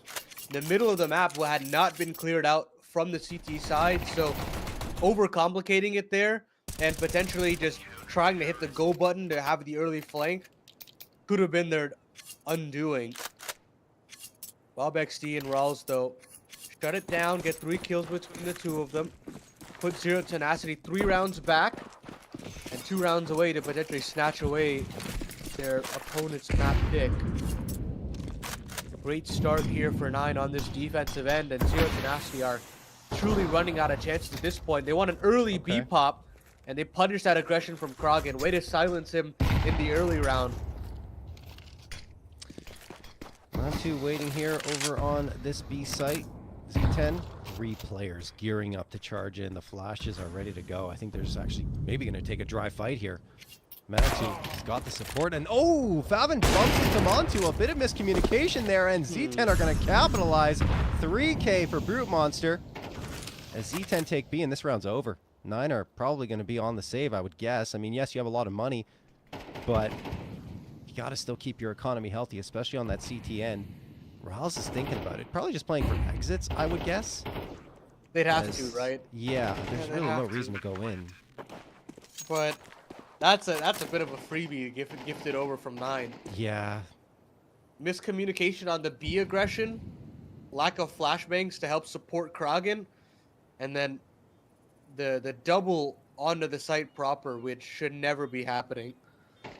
But they're granted a little bit of leeway, John. I feel like this defense has still been far better than what I saw in their offense, that I'll grant them a little bit of leeway. Yeah. No, Nine have been servicing themselves very well on CT side so far. So 1 round slips away. It happens. Miscommunication on the aggression for sure. They bump heads, and that's really what leads to Zero Tenacity taking that B site so cleanly. And Brute Monster again with a big round for the squad, this time with the AWP. As the lead is cut down to only 2 rounds. Now, I want to talk about the stats a little bit here, Paladin, because it's not like these teams are strong CT side squads. Maybe you could argue for Nine, they're a little bit stronger, 46.7% of their CT rounds won. But on the Z10 side, over the last 3 months, 38.8% of their CT rounds are wins, which means they exceeded that by 12% in that previous one, right? By winning half of the CT rounds. That's pretty wild, and you'd think that Z10 would have a significant edge coming to this second half, but somehow Nine are the ones looking at a 2-round lead instead of the other way around. Although that could quickly change, right? It could still be Z10 coming through and winning out, but I don't know. Nine have been pretty strong here. Very odd situation when you talk about Anubis. This. I mean, look, I think the defenses have been pretty good, but I also think the offenses have also not been up to par. I think there have been a couple of hiccups from both of these teams at various stages. But that's just the nature, I think, of the map, where I think the CT sides have gotten better understandings of how to pull rounds back in man deficits, where earlier on, if it's a 5v4 for the T side, it feels almost already done. Like the round should be over, but these days there's just a little bit more craftiness to respond back in kind. There's a piece from Manha. Oh my goodness. Minute 40 at the base of mid and completely rips away Rawls as well.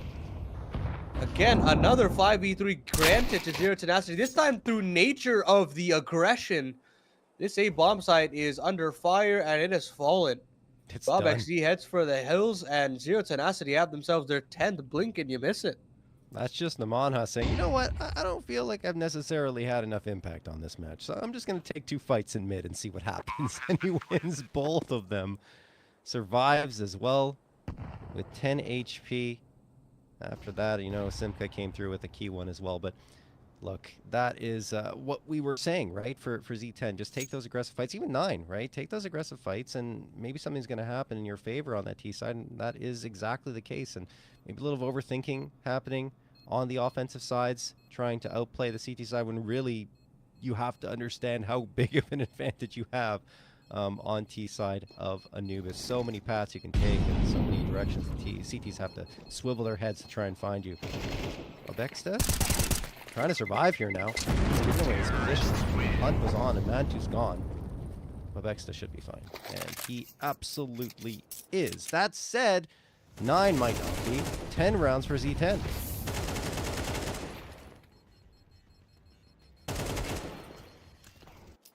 Oh, not being able to save was a little brutal, but with how clean some of these rounds have been, they've still got an AWP for Monte and still have plenty of resources across the board, but all of a sudden, Zero Tenacity have whirred back to life.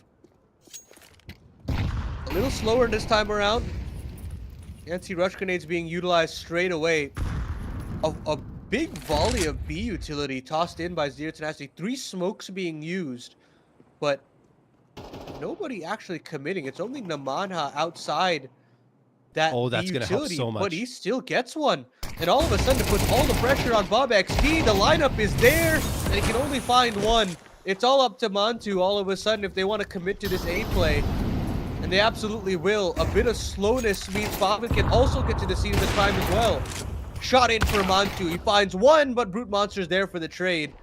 Favin, again, has made it to this part of the map and has an opportunity with a nade open for Brute Monster. It's beautiful. Great weaving of that utility, and it's all up to Rawls now. Has no idea where Naman has gone off to. He could still be in middle, and that means that this bomb will go down safely because of it.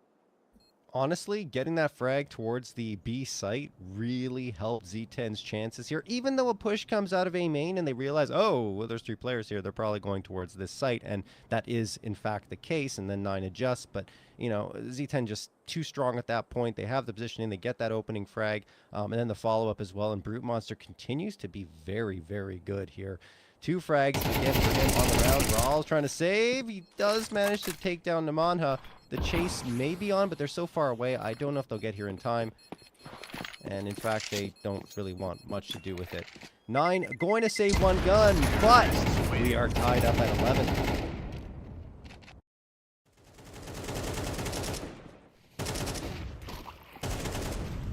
And that doesn't mean a save on the cards as well for 9 at one of the most inopportune times that a save could come in. But they've saved in and they're going to go all in. Yeah. I believe, yeah, because they're at 3rd stage, that they've got enough in the bank balance. But this is it. The swing round to end all swing rounds. Except, of course, Zero Tenacity still has money in the bank. So it's not all over for Z10, even if they drop this one. But really nipping at the heels of 9 at this point. Brute Monster walking all the way up through E-Box. An opportunity at a kill and catches Favin on the jiggle. Beautiful work there, and actually has another kill teed up. Bob XD caught in no man's land, still makes away with 1. Smoke off to potentially deny Brute Monster a fight. He jumps through. This is unreal from Bob XD. And finally he gets dealt with.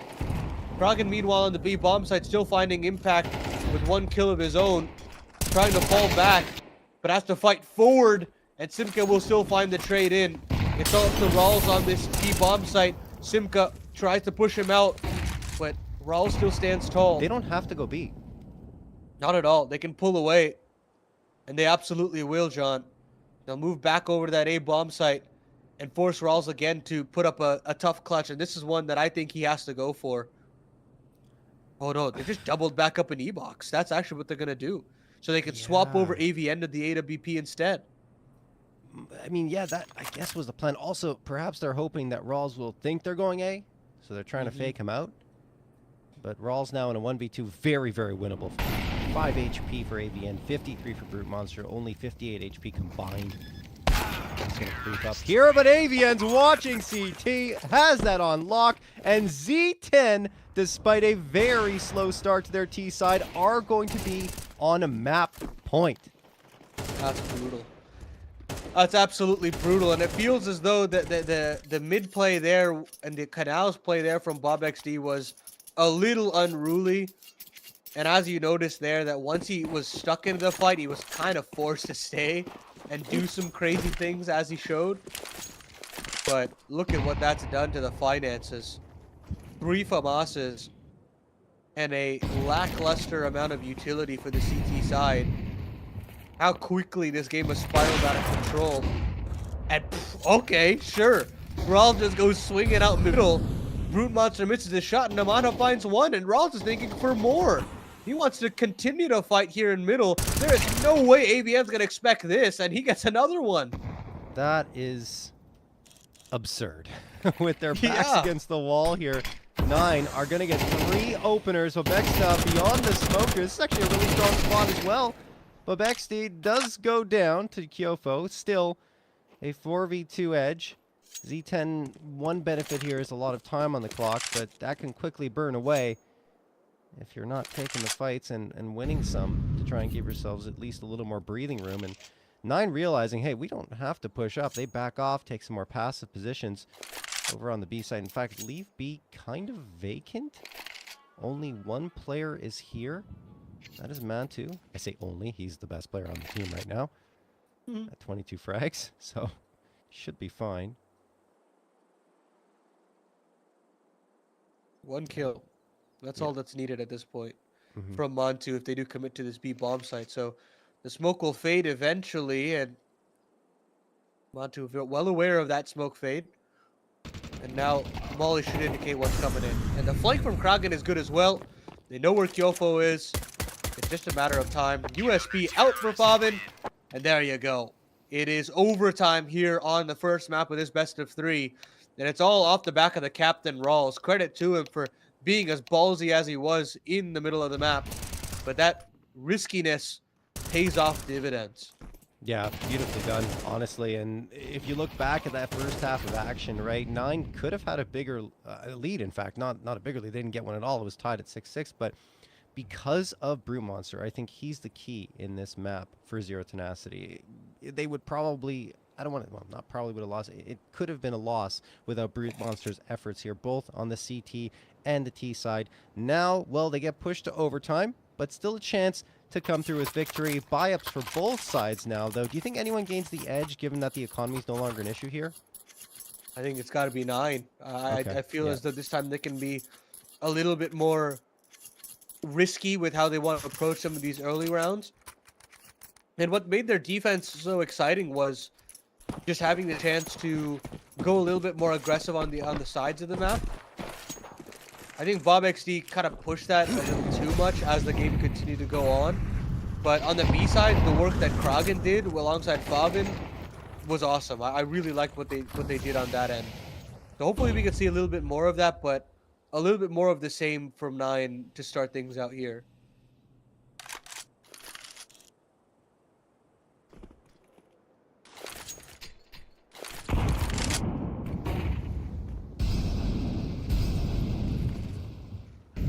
Overtime underway here. Kind of expected this one to be a close matchup, and it has absolutely delivered. Manha. Push out the great flashbang to open to the space for himself, and Babexti throws another one to support Rawls. Oh goodness, that's a 5v4 in favor of 9, and now the space that Zero Tenacity had gained up mid is gone. Babexti waiting for the smoke again. No, he's the one to deliver too. Simka and Kyofo are gone. What a fantastic opener from 9. Not only Rawls getting that 1, but Babexti after that dropping 2 without really losing too much health either, considering the circumstance. Unreal from Bob XT, man. Unrelenting on that A main aggression. It's been so willing to fight there from him. And it nets them the round. Z10 and Brute Monster stuck up in a 1v5. Bomb goes down, but doesn't matter here in overtime. Krogan will axe him. Now get themselves that first round in OT. And I feel like this overtime is going to be dictated by who gets the more T rounds rather than the CT. That's I wouldn't believe that I'd say that in this kind of circumstance on Anubis, but here we are. That is truly wild. And also wild, not a single 9 player goes down in the first round of overtime, which, again, it's Anubis. For all CTs to survive in a gun round is kind of wild. We're looking back at the previous results for 9, their last match, in fact, and they went to OT there too, up against the next level right here in CCT Season 3 Europe Series 1, and they lost that one, didn't get a single round victory, 12-16 against the next level. Now they're here. Already have that opening round. Hoping that will lead to much more success. And again, another opener, this time from Kragan. Onto Namanha. Smoke is popped, actually by Z10. And it gave Kragan some visibility. That's the risk when you pop those smokes. Kragan trying to line up the shots. He actually doesn't, but Falvin does. So while he doesn't go down, oh my goodness, look at that damage. Look at that nade. Look at the Molotov. They got a player trapped here. Kyofo can't get away from it. There's no smoke to help him out. He's gone. 3v2 in favor of 9. A little hairier in this one, of course. And now the A site may be exposed. Oh, Rouse hears these footsteps, I would think. Brute Monster. No. Made a lot of noise. No, he didn't. He hasn't heard it at all. And now AVN can back all the way up and potentially go to that A bomb site, but instead, Brute Monster is going to continue his aggression, continue into the CT spawn, and wait for Brute Monster to take that first contact before AVN can kind of slide into that B bomb site. Bob has moved back over to the middle, and it's just Monte all of a sudden, and his back is turned. He turns back around, though. The awareness from Monte is unreal, but he can't hit the shot. And all of a sudden, it's all the pressure on Monte getting pinned from both sides. The team Molotov has eroded his HP down to 52 health. They've swapped sides now. And the bomb does actually hit the ground. Favin's made his way to the scene of the crime at this point, so they should be able to pin Brute Monster to the wall. And finally, they do. It's all up to AVN in the 1v2, 37 HP to his name. A chance to potentially catch these CTs off guard. They've got to find so many angles, swing around, but Favin is there. He's at a slow map to start, but he's finding impact at the tail end here, John. Triple kill to get 9 to 14. Yeah, well, I mean, no better time than overtime for Favin. Like you said, the 3K comes through. That was so very close to being a 1v2 clutch, though. And, I mean, it was a great opener again from 9. They had a strong start for the round. It felt like things were trending in their direction. And then Rawls just completely overlooks the possibility of Brute Monster beating it. I do have to give Brute Monster credit, though. To get into that position is difficult. Then we saw that awkward engagement between Monte and Brute Monster, where Monte tries to go through the Molotov, thinks he's gaining the advantage, and instead, Z10 are on the other side comfortably on a post plant without any CTs on the site proper or even really near it. Luckily for 9, they do manage to isolate Brute Monster. Favin's doing well with the rifle, and after that, it's a close call. But they do manage to get a 14 for themselves. This time, Brute Monster finds the opener, and tons of util being dumped here towards the A site. That said, Rawls still good for 1. On to Namanha. He's trying to fade away because he's moving up down to 19 HP. Still re-peaks it up against AVN. That is so ballsy, and it unfortunately for him doesn't pay off. 4v3 man advantage restored here for Z10. But of course, Bob XT, regardless of a 3v4, will push forward into A main. Gofo is there to deal with him. The headshot angle is usually a little risky, but pays off for Kyofo. Sets it up into a 2v4, but it's into the stack here for Zero Tenacity. Still should be manageable, but these guys have been heavy hitters for the 9 camp, and still a chance for the CT side, but that should be it. Brute Monster finds the last one. Barrel should have been spotted there from the AVN, but not to be. Hold on for a second. Brute Monster still has to hold this line. Still has to hit the shot, but Simca is a little faster. And Z10 finally get a T-sided round in their favor in overtime and gets that first one on the board. Yeah, that was a good job by Z10, honestly. Brute Monster, again, has to be big for the squad. It feels like if Brute Monster is not really popping off or not finding those openers, and Z10 don't get the rounds. But when he does, they find their rhythm. Kyoko there holding the headshot angle. It is risky, as you said, but when it pays off, it's beautiful. And it did there. Not to mention 9 were on the ropes, had to make an aggressive play to try and bring something back, and it just doesn't happen. So, still, 9, 2 CT rounds. That's really good, usually, on Anubis in overtime. That's what they say. Yeah. We'll see if 9 can finally have some clean T-side rounds. But both teams struggled in regulation. I don't know if that's going to change. Yeah, I mean, the thing is, though, for me, I feel as though I've seen 9 have some good T-sided rounds here. And that comes off the back of simplifying some of these rounds. That's the name of the game here. I don't want these brutally sluggish T rounds where you don't get your stars activated. But straight away, Kyofo and the Bob XD have been going toe-to-toe this entire map off of A main. And they'll continue this duel, but this time it's a bait. It's a switch into Brute Monster's AWP, and Bob XD falls for it, hook, line, and sinker. Oh boy, here we go. What is happening? This is so against the way Anubis plays, but Simca is going to get a 2K off of nothing there. Kragan and Monte, the last 2 standing. 9 tried to go for some quick fights, but I would argue even that Zero Tenacity were super aggressive out of A main, into E-box. Find those frags. They continue to push forward. Kyofo spotted up by Monte, who has to be very heads up to get that, but Brute Monster misses the shot. Okay, Kragan gets Simca, and they know Brute Monster's been tagged up a little bit, so they might just force the issue towards this A site. They know it's an op. Do they have the util? Yes. They have a flash, they have 2 Molotovs, and a smoke. Oh! See how they deploy? No, they're just going to charge him for the fights. Brute Monster misses another shot. He's got support, though, from camera. Flashbang toss. Good for 1 from Kragan, but now Mantu is the last one as Kragan gets traded. 21 seconds left. Enough time with the Molotov toss, but he pulls out the util at the wrong time, and Namanha gets the 2K needed to tie things up. That's brutal.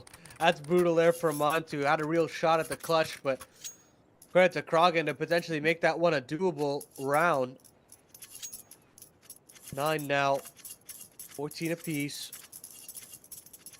Who gets that map point first is the question.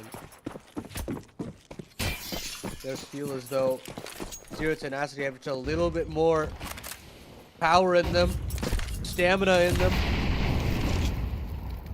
And Montu this time alongside Bob XD. It's actually Favin through E-box to find Namanha. That's a big kill to get. Weakens the B defense just slightly. With Namanha being the mid player, they're thinking that mid might be a little susceptible.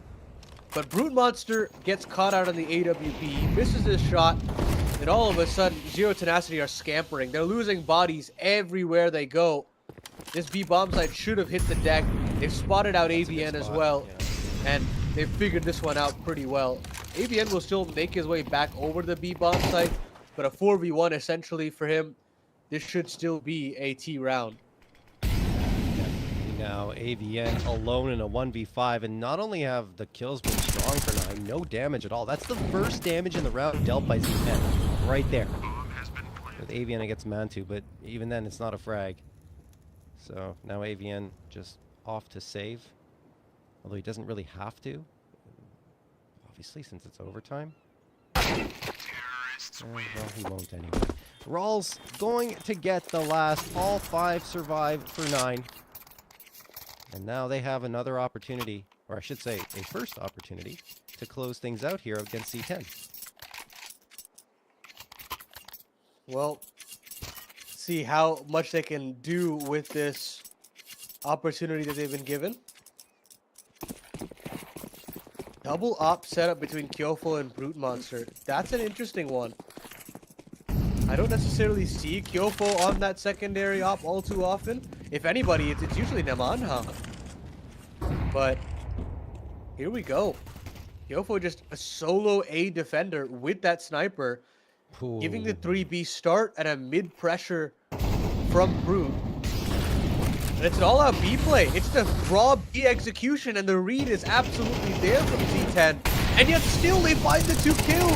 Simska is all that's left on this B bomb side, and he hits the deck as well. The read into the collapse for the CT side could net 9 a surprise map victory. Oh my goodness, Paladin. They had everyone there. They had the read. They knew what was coming. And yet, 9 still power through. Brute Monster, along with Kyofo. A chance here. 2 ops on a retake? I don't know about that. It's working! Brute Monster gets 2. Kyofo finally falls. That leaves Brute Monster on his own, and he will miss an important shot. That's probably it, and it is. Wow, still got interesting. I don't think I've seen 2 ops come through on an attempted retake in a long time, because it's not a good idea.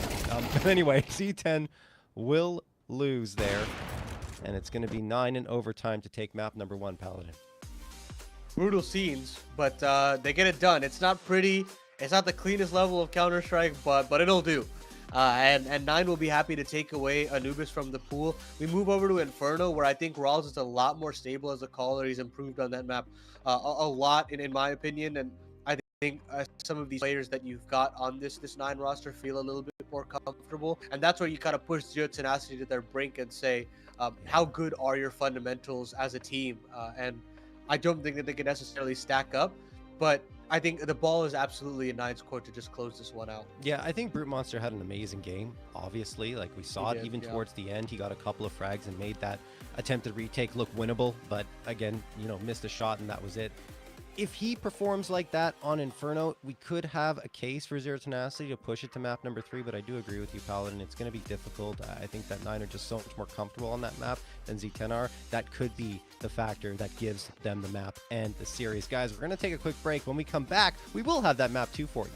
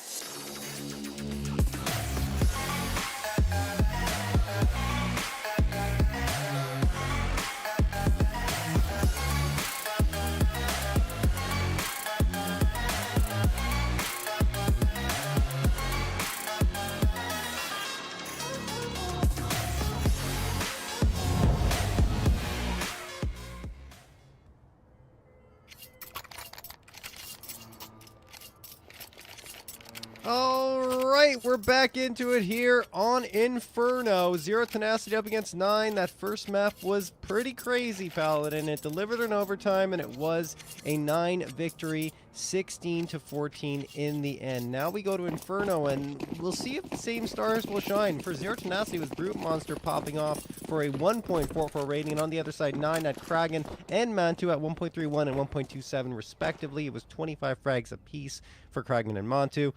Let's see if they can do the same thing here up against Z10 on a map where we're favoring 9.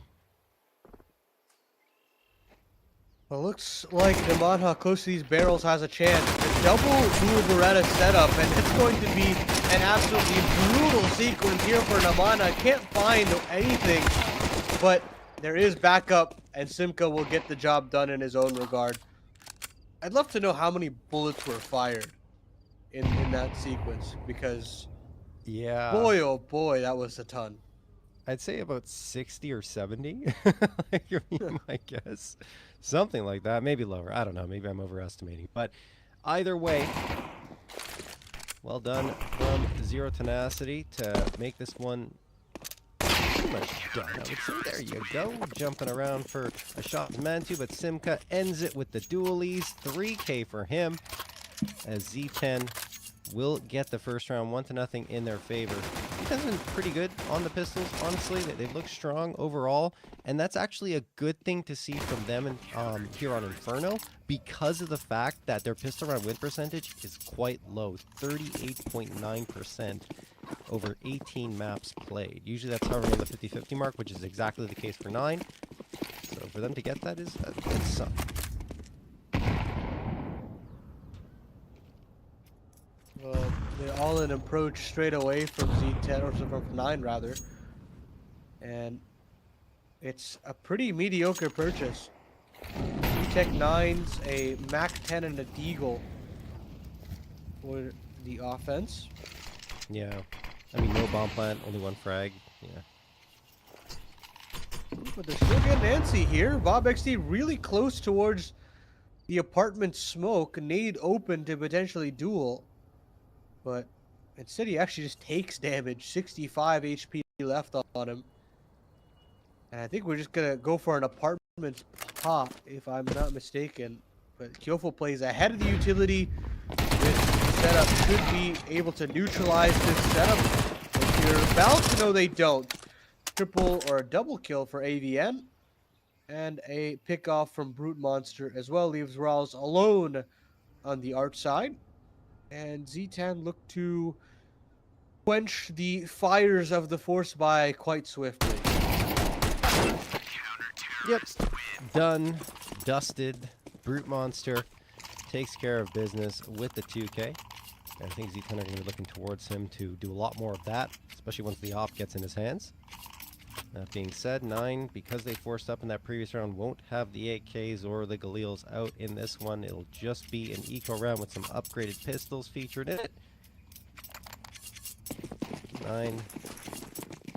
I've seen that force spike come through actually more frequently now, Paladin, even without the bomb plates that these are forcing up in a lot of these matches. Just because I think, looking at the stats, force buys are actually becoming a lot more successful in round number 2, despite, you know, economic limitations. That's why they took that gamble with Bobbin. There's the Deagle shot. Ooh, Brute Monster. You have to be careful there. Those Deagles can be very scary. 50-50s, of course. Simka does manage to settle things down there with another frag onto Bobbin. Man advantage here, Paladin. Should be good here, Z10. Monte and Monte searching for something on the middle of the map. But there should be a couple of CTs to deal with that problem in just a little bit. Yeah, Montu's there for the trade, but AVN fills up that hole, and Zero Tenacity will get that 3-0 start straight away. And the guns come out for 9 a little later than they might have expected, but now's the time to kind of stretch your legs and say we are the better Inferno team and call out the default as best as possible. You've got all the utility, all the guns, balls in your court.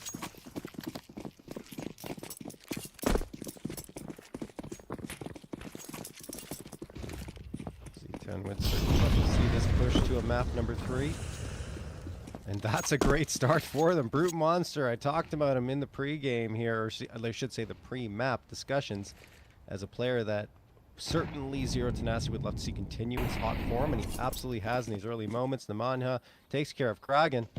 Now 9. Look, Rawls down to 40. That nade gets him, actually, Monte down even further. A little bit of a bullet fire on the end of it by Nemanja, then 4. Worse. This is not trending well for 9. This initial banana take stopped right in its tracks. Call a save, man. I mean, this is That's wild. a brutal territory. I know. And I've had a couple of crazy calls to say, like, just save, and I don't like doing them. No, I mean, you're right. It's wild that you're right. Yeah, it is insane, though, that they have to make this call, and there they go. Back into spawn. Rawls will cook something up in the kitchen, and it should be that 4th round for Z10. not the start you're looking for if you're 9. Again, just sluggish on these openings of these maps, you feel, where it takes time for players to find a little bit more impact and for ideas to start gelling together. And so far, your extremity players have gone killless to start off this game. Yeah, and you know, those slow starts in CSGO were a little bit more recoverable. You had more rounds, you had MR15. Now it's MR12. You know, the slow starts, yes, well, you can get back into it. You don't want it to become a consistent pattern, right? Where you're having slow starts and, oh, you have to come back and fight in. No, you want to be able to have some stronger performances, especially on your map pick. But right now, 4-0 for Z10 makes it difficult for 9. I do think the save call was the right decision, given the economic limitations. So they keep the utility strong, keep everyone up and ready to go here into this next one. But if it turns into a 5th for Z10, then we'll start to ask questions. It has been the tale of the defenses in this series, though, I have to say. True. Banana aggression from the CT side, and finally Kragen gets one in. That's not without its consequences. Kyofo with some solid utility. I mean, the banana utility has been pretty solid here for that CT side so far. And it keeps their foot in the door even in this round here in the 4v4. Incendiary toss by Namanha to delay 9 further and make them second guess themselves a little bit. There's the Molotov. They're not going to second guess themselves at all. They're just going to charge in. Smoke's lined up. Oh, maybe not. Are they going to pull off? They just want to take a little bit more time before throwing that util. It was called off for now. Taking the space. Z10 have the lead. They got all the bodies going in this direction. Uh-oh. But they're upping the pace this time, 9. Nade up into the smoke makes things a little problematic. Namana still from the back of the site has so much impact. Triple kill for him. That's a great sequence to have. It thrusts Monte into a difficult 1v3. They know he's off the bomb. AVN pushes the smoke. And Zero Tenacity now bounce back. You're getting individuals popping off now as well. This is worst case scenario for the T side. That's so well played by Namanha, though. Yeah. You didn't even need the support. He was the anchor, right? And then the 2 players are coming in to try and help him. Nope, not even required. He gets the 2, and then just the pre-fire at the end, knowing that a peek was coming through, and he had to try his best to guess when that next player would come in before he died. Beautiful, because it leads to a 3rd frag and leaves only Monte left at the end. Timeout going to be called by 9. Absolutely has to be called, because things are getting a little dire for them on their T side. Looking at this round, no guns will come out. It's just the pistol upgrades for them. Some body armor for 3 players and some util to work with because they have that full loss bonus. They can invest a little bit deeper into this half buy, but it's still not much. Maybe a faster pace play like on Anubis. That's what got them going there. Yeah, I'd like them to do that, but even sometimes when they have these more poppy plays, it feels like it takes forever for them to get settled into the stance for it. They tried to do that on the force by getting up close and personal to the apartments, but again, standing behind utility and suffering the consequences as rotations come through. This time it's a 4B start from Z10. Tossing utility, reset back into the A play, and they're just stuck in spawn. I think they're waiting here to try and see if there's going to be a push that comes through from Z10, and I don't see why there would be under these circumstances, given that they've got the rifles. They don't really have to challenge much. They know that 9 is trouble economically, and wow, Kyofo just cleans up a Bexty like it's nothing. Finally, 9 decide to make a move. They wait out the util. Nade comes in. It does a decent amount of damage. Flashbang as well. Dead. Mantu manages to take him down, and now they're going to try and overload onto Namanha, but Namanha has the use to delay them.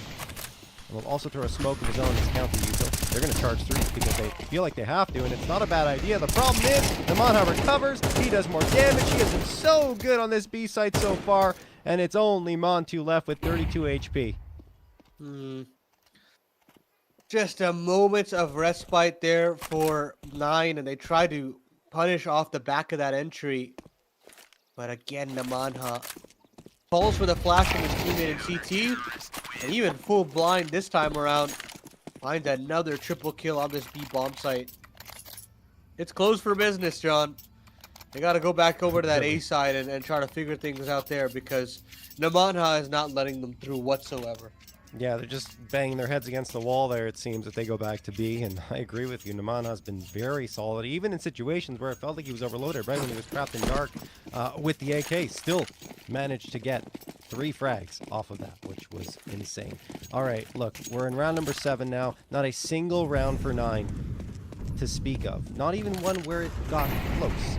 Really been zero tenacity that have controlled the pace from start to current play. 1:31 on the clock, as 9 are hoping that this will be their chance to crack through. In fact, Z10 here, Paladin, pulled off on the ult a little bit on Banana. And they've done it a couple of times here where they just have one belt of utility that's held onto if they re-execute.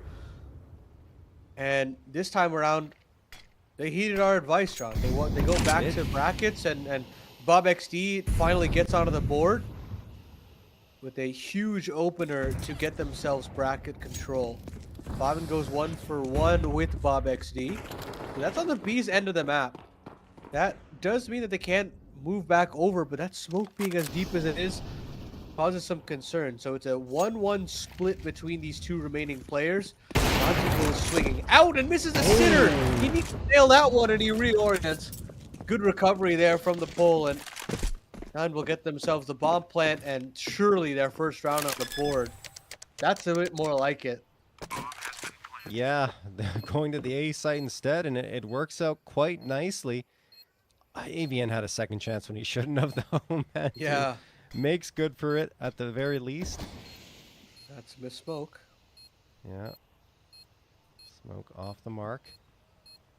Namanha, he's just playing frags at this point because he knows how valuable the frags would be up against this 9 squad, given their economy hasn't stabilized and Z10's fine economic-wise. Okay, there's one. Does he go? Oh, no. Oh, no. No. He doesn't have time, does he? He's trying to get this defusal here into the smoke, and it gets defused. He has time. Namanha slips through the round, and now 9 are kicking themselves. How do they let that happen? Nah, man. No way, Paladin. No way. You can't let that happen, man. I mean, wow. Look, I understand why you want to plant there. I don't know. That's a hindsight situation. Whatever. Yeah. I'm just mad that even happened. That just should never happen. Oh God.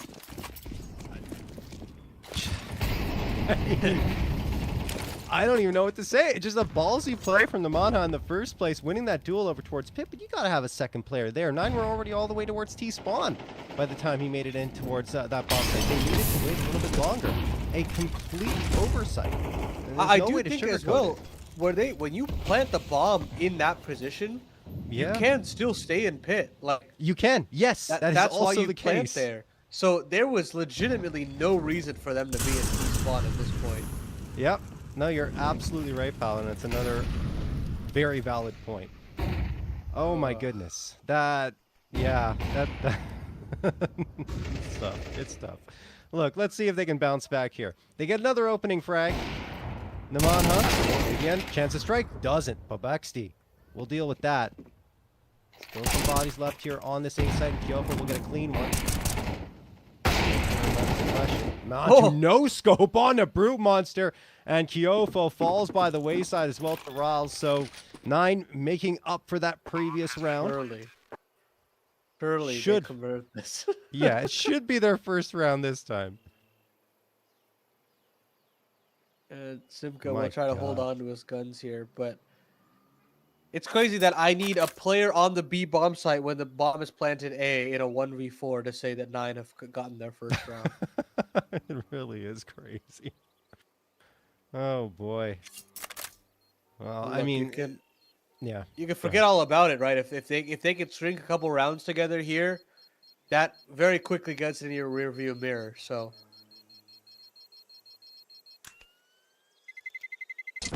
Terrorists win. oh boy. All right. So 9 hoping for more of that success on the rifles. Still thinking back to that defuse that came through Paladin. It's we'll see. We'll see. Look, if 9 manage to strike back here and keep Z10 off of double digits on their CT side, then they'll be fine. They'll be able to put that one in the back of their minds. If not, there's a lot of tape to review here on this match. Anyway, Simka is going to go towards top banana. AVN trying to help him, but steps into a Molotov after being flashed, so he has to back off. Simka. Oh, it didn't miss the mark. No, it was right on the money. Rells and Kragan are gone. 9 reeling a little bit on this B taken. We talked about it before. They can't seem to find an answer to taking this B site. And after going through A twice and getting a bomb plant, they try to go back to thinking, okay, maybe they'll reinforce the A site and we'll be able to get through. No. This time it is Simka waiting there for the 2K.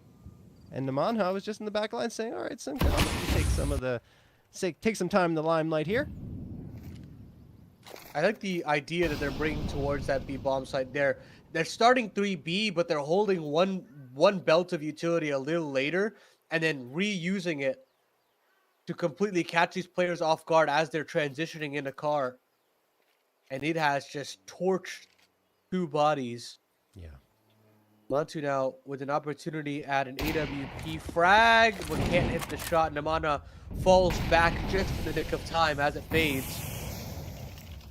And Bob XD will want to continue his aggression. Has an opportunity at a kill here if Simka decides to show himself. This round is still definitely possible here for the T side, especially now that the coffin smoke is up. Simka is completely blindsided by that kill, and still AVN comes out through the CT smoke, and he gets punished by Bob XD as well. So this C4 should be able to go down with 10 seconds remaining, and in the 3v3, all of a sudden the T side is favored. That's okay. Mantu didn't peek because that could have been a mistake there. Instead, he's going to tuck himself in towards banana. Still a chance for Z10. Wow, that was a bit of a breakdown. Namanha is good for it here on this B side in the post plant, as he was before. Monte the last great flashbang. Now they can just stick the defusal and take this Monte, who keeps missing shots and eventually won't have a chance at another 3K from Namanha on top of that smoke defusal that he pulled off. Unreal stuff. 8-1 for Z10. MVP, man. MVP for you in this game, no doubt. Single-handedly winning them rounds back to back to back. And they still nearly overcame that 3v5 9. But not able to get it over the line. Still gonna try, man. Unrelenting on this B aggression. I don't really get it, but at least they get up car safely in the 5v5 at least. They went A twice, Paladin. It worked. It worked well. They got the plant. They shouldn't have lost that round in 3v1, right? But they really just, for whatever reason, want to make it through to this B side. Now they've given up on it after finding an opening frag. That was from, I believe, Monte, yeah. Monte with the AWP. AVN trades it right on back and then smoke in their faces. So like, okay, back to the B site, back to Namanha. Oh, Simka and Kragan says, okay, that's enough. Sit down. We've got this B site under our control, and 9 will get a bomb plant 4v2 in their favor. And I don't think AVN and Kyofo are going to come in here. No, not at all. They're skating on this. A bomb site, a bit of an off angle from AVN to hold on to that rifle, and they will be able to do so. Credit to Kragan there. Walking through the banana utility as the re-aggression comes in. And they catch it out beautifully, the Dane. Yeah, sorry, Paladin. No, go for it, yeah. I can't help but highlight some of the breakdowns that 9 have had throughout the series, right? The fact that they win Anubis is actually kind of crazy, because remember, back in that first half, Brute Monster came back with a 4K out of nothing. It was a 2-man edge in favor of 9, and that round slipped away from them, and that's what made it a lot closer than I think it had to be. And here, the smoke, just like some of their fundamentals are just off today. Yeah, again, as I mentioned before, it felt like a B level, C level game from 9 on that Anubis, and they still won the map. So yeah, for me, it was like if they were able to understand that they weren't playing their best there and kind of buckle down and improve on this map. That's kind of how I painted map 2 for them. But instead, we're kind of getting a lot of the same, if not maybe even a step back in some way. Yeah, I agree. Which is a little worrying with the scope of the series. And it shows that Z10 absolutely have a chance at equalizing this series. No question. Just have to pull together and take advantage of what is an off day, seemingly for 9. Felt like maybe Anubis should have gone their way, and they would have been a lot happier if that was the case. They'd be staring down at a potential 2-0 right now, but they are down 0-1 in this series. And need this to push us to a map number 3 on train. Smoke's going to get tossed there for the apartments. Slower pace. And in fact, C10 are not really fighting for bracket control. They're giving it away to 9. Kragan on the other side does take care of Simca. There's 3 players on that B site now, too. With along with AVN holding the line. This is just a distraction, though. This is the greatest thing for 9, is that it's only the fake that's pulling off the frags right now. They get another one, and now Namanha falling here could trigger rotation, and this is exactly what 9 want. But it's still... Oh, no. Namana at least gets the kill, but yeah, he's still stuck on that B bomb side, thinking that's where the hit's coming. Brute Monster's pinned to the pit side, and Bob XD is flanking. He spotted the second head. Should have a kill on a silver platter, but he misses. He misses, and Brute Monster thrusts Monte into a 1v3. 1v2 on the side turn, 1v1, and the no-scope misses. Monte has to convert this eventually, and has one bullet and run out of time. He gets sniped in the process. That is a brutal sequence there for Monte. He'll be wanting that one back, and 9 will absolutely be wanting that one back as well. No, they had everything. They had everything, Paladin. They got the frags onto the B site. Yes, Namanha comes back and gets it, but even there was a peek from apartments where they spotted out the offer, but just the shots weren't fired. Then Babexti on a perfect flank. It doesn't really get any prettier than that after there's already been attention attracted into the apartment, and he just doesn't spot the player quickly. It pretty much defines how 9 have been playing today. That one round there is the struggles that they've been facing in a nutshell. Okay. I think another issue for me is that you're sending 2 players for the fake. I think in that circumstance, it's completely unnecessary to send 2 bodies, especially when you've got brackets control. It's not like they have to re-clear brackets or anything. They've already got that position. You've already got a player wrapping onto A. I just felt like that felt like a bit of an overcomplication as well. Yeah, the extended engagement with the Manha towards B was unnecessary. They could have just fallen back and joined up with the A site. Instead, they let him, honestly, bring that down to a 3v3. Even then, though, I still felt like 9 had a really good chance of coming out with that round. Just, yeah. 58 seconds on the clock. Let's go past it here. Round number 12. 9 trying to keep zero tenacity off of double digits on their CT side. Namanha, 15 frags. Will get shut down here by Kragan. There's still reinforcements there. Brute Monster connects on the shot with the AWP. Quieter performance here on this map compared to Anubis, but he gets to immediately, gets back into cover as well. Finally will get traded, but Simca is waiting here around dark, gets spotted and fragged by Babexti. So, a chance now for 9 to get a third, but AVN and Kyofo are not far behind this site. They're joining up and trying to retake. And they've heard a little bit of spam coming in from CT, so they know what's coming. Bobbin will be trained onto the banana side of things, and Monte cannot miss this op shot. He cannot allow them to scale into the site, and he nails the shot, spots out the second, and hits the spam as well. Bob XD actually also has an AWP, so this does give a chance for a kill for just slightly. But Favin is there. The lone rifle will close it out. Finally. Wow. Some good fortune coming into the tail end for 9, but is it enough? I'm not really sure. I don't know. Look, the CT sides have been better for both sides here in the series overall, I would say, Paladin. So maybe 9 gets back into this one once they switch over to the defensive side. I don't know. It's hard to say because that was a struggle for them on T side.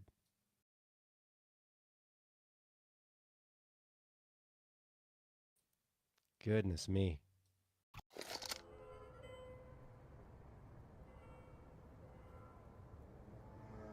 Good to keep 9 off of the, excuse me, not 9. Good to keep Zero Tenacity off of double digits at the very least for 9.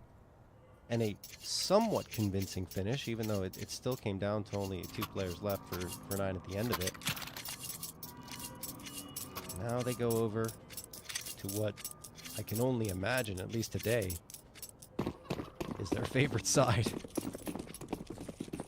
Yeah, who knows? With the way the way the defensive plays have been on this series, you never know. But Namanha is having a hell of a map.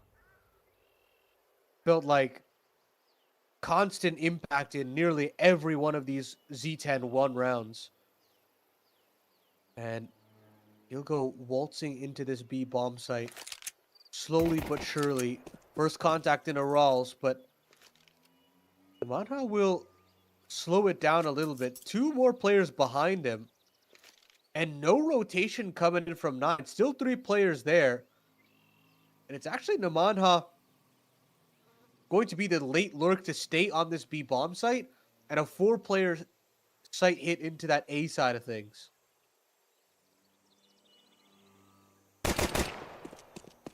Okay, Oh, nice, and he still Namanha. found 1, man. Yeah. Damn. That makes things more difficult for 9. Is he going to get both? He gets both? They have 45 seconds. Call him over, Namanha. You got a free bomb site all by your lonesome. This was just a lurk. It's like, okay, this really went a lot better than expected. Now they can catch rotations. Faval manages to get the trade. Oh, no. 9 really did need to get a hot start here on their CT side, and already it's looking like they're shut out of the bomb site completely. Still a smoke available for Z10 to block off CT. And I mean, is there anything worth saving here for 9? You got the armor on Faval, a flashbang. I guess, yeah, because they're not moving. Oh, man.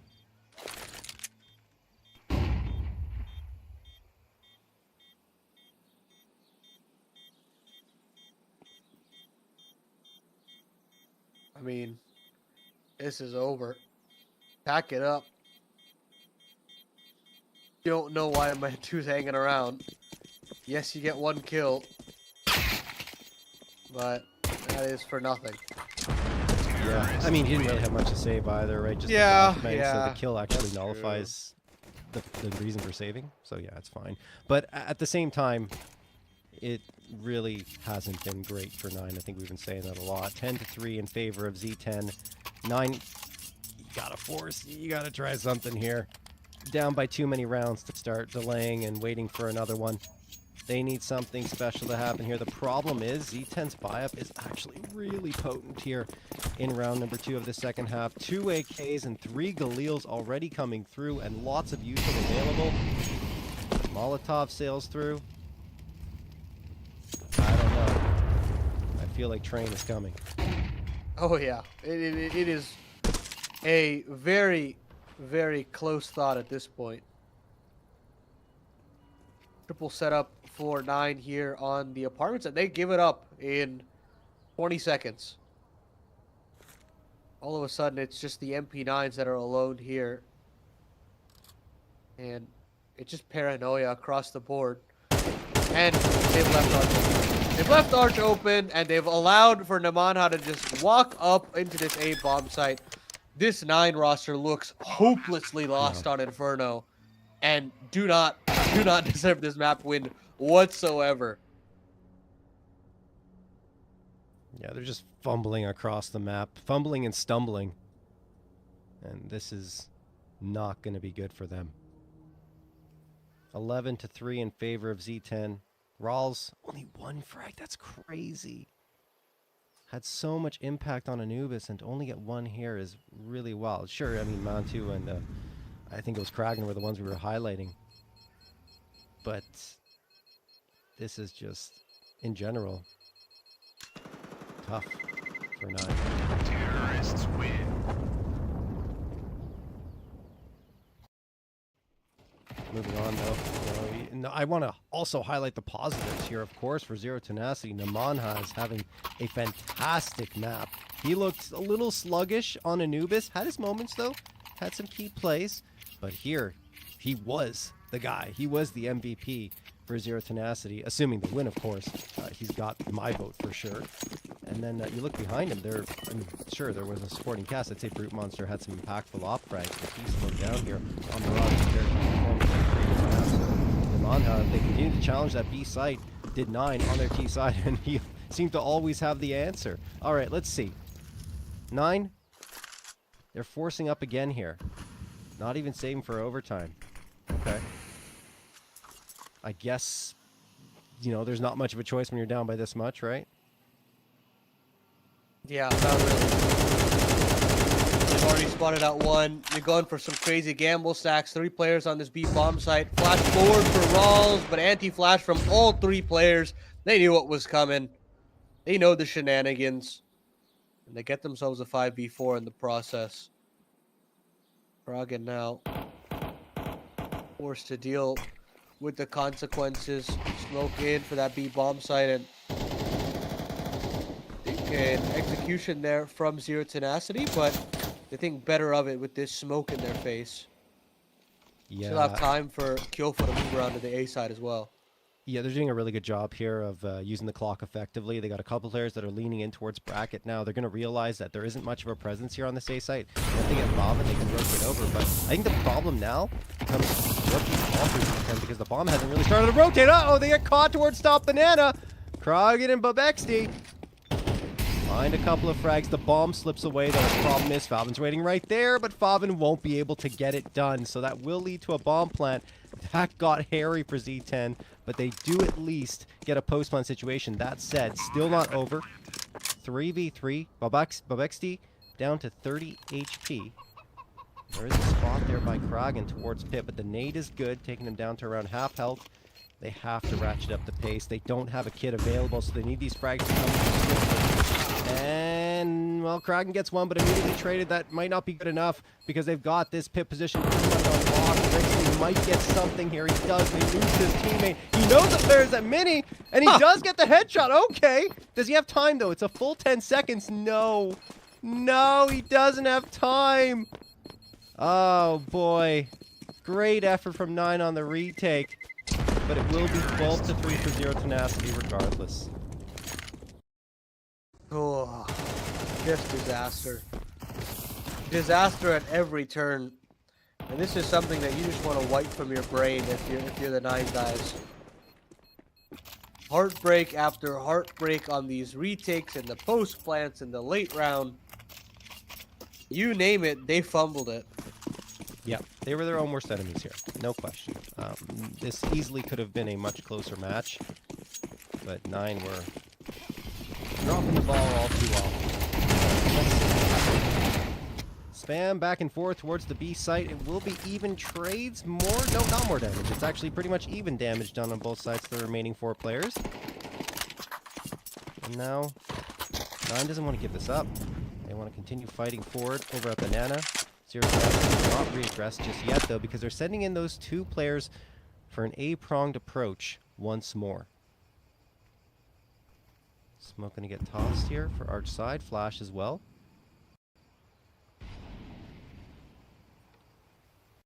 Could be an attempted fake, I think. It's working. Yeah, definitely. Yeah, definitely just trying to keep that second player over. The third player is coming over in the form of Brawls. So it's just Kragan here on this B bomb site. Smoke is deeper as well, meaning Kragan will have to fight forward and won't have much space to get back safely. And plenty of utility here to re-execute and take some space. Luckily, Kragan does manage to find a safe haven and get a kill. Oh, miss Smoke. But miss Smoke, and they're They going got to another one. Yeah. go off of that. Regardless, straight into Kragan's crosshairs. Flash from Rawls is good. It's now a time for Kragan to shine, but he's neutralized. 2v3 now for the T side. One for Simka. Oh, 1v3, excuse me, and he won't be able to pull it off. Rawls shuts the door, and finally, 9 are on the board. 4th round picked up. Looked pretty strong in the defense. It's largely in part thanks to Kragan, who repeats pretty aggressively right towards Banana, but he does manage to get a frag and slip back away into the bomb site in pretty good condition, and that's what allows 9 to get the reinforcements in to really help him out. And here, that missed smoke, I think they had to use an extra one because I believe the smoke that was tossed initially was for CT. so one additional smoke utilized means they can't really isolate things towards new box or dark, and that really is a difference maker there for Z10. Still plenty of opportunities and cash for Z10 to work with. Oh my god, that name. So much damage. Namanha and AVN down to around the half health mark off of a nice nade toss from 9. They're trying to change things up, our Z10. They've been really defaulting towards that B site round after round. This time, they send 3 players into bracket immediately. Do you believe, John? Do you believe? Look, I don't know. The answer is supposed to be no. The answer's supposed to be no, but look at this, man. 5v3 turn 5v2. Kraken is starting to take things into his own hands, trying to play all around the map and find some sort of impact, and all of a sudden, Zero Tenacity are empty-handed in this one. That's 5 rounds now, surely, for 9. Look, I've seen some crazy comebacks lately, and Look, with how many CCT games have gone on, I feel like you're slowly learning. You're slowly learning the potential of anything being possible. definitely, no question. Look, as unfortunate as some of these rounds have been for 9, Zero Tenacity have had their shaky moments too. We can't forget that they were up by a decent amount and then let it slip away in favor of 9. So it feels like no lead is safe in this series, even though it should be. If you look at the economy now over on the Z10 side, they're down to pistols, so probably a 6 will come through. I don't know if it's yet time to talk about a comeback being possible. I think we need a couple more key round victories coming through from 9 before that becomes a discussion, but yeah. That would be a fumble and a half by Zero Tenacity if it does come through. Absolutely. Again, 3B start here for the CT side, and look at the utility going the other way now.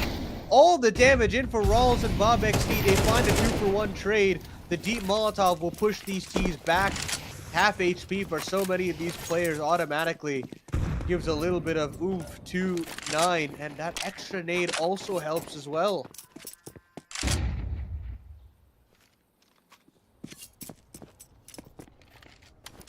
Forced by the way, for Zero Tenacity. Not necessary to go for it with the lead they had, but they're trying. Not going well. Faval gets caught, looking the wrong way. Brute Monster wants to wait. Little trigger discipline. Should be an easy frag. Brute Monster, what are you waiting for now? Just go for it. There we go. Finally takes care of Faval. Oh, they overlooked the Covey player, though. Kraken pops out with the perfect timing. And now it's all up to Kyofo, who grabs the AK, hoping to plant the bomb. Draw to fight. Kraken. Oh, Kyofo maybe too eager to rattle off the shots from the AK. Smoke gets tossed in the sights. It's going to be in it. There's one. Okay. Okay. Kyofo slips through, throws another smoke to try and pretend he's retreating. He's playing the mind games really, really well. Now peeks back in the porch. It won't work. Great effort from Kyofo with the utility he was finding on the ground repeatedly. He found 2 smokes in that fight, but eventually will fall. Can you imagine if that's how the way they lose that match? Yeah.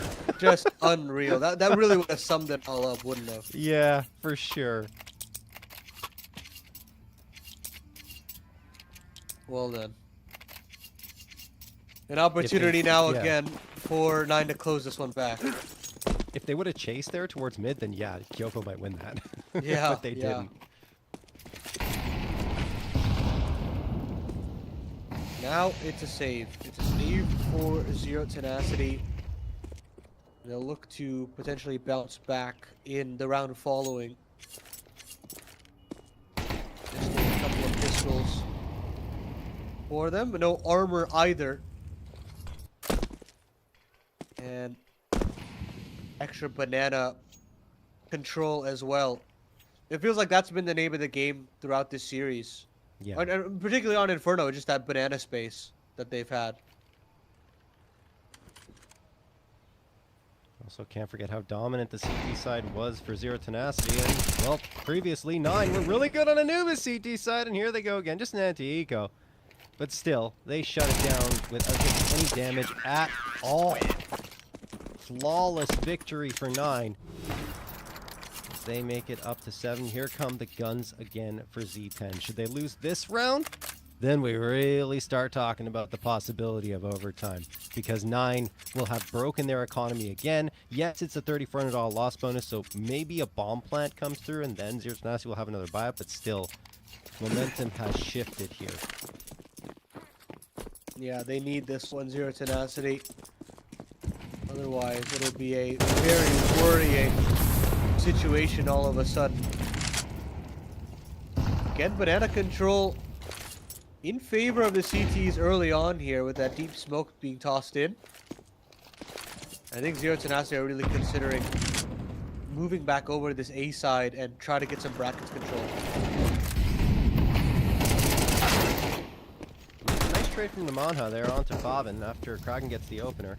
Still bodies here on this A side balls. Up here in this matchup, and he doesn't get anything there, but Kraken gets 2 more to make things interesting at the very least. 2v2.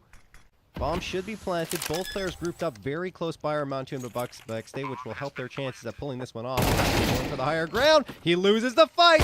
Down to Monte to keep hope alive here for 9 on this map, and he does get the headshot on the Brute Monster. 1v1 now. Can't find AVN.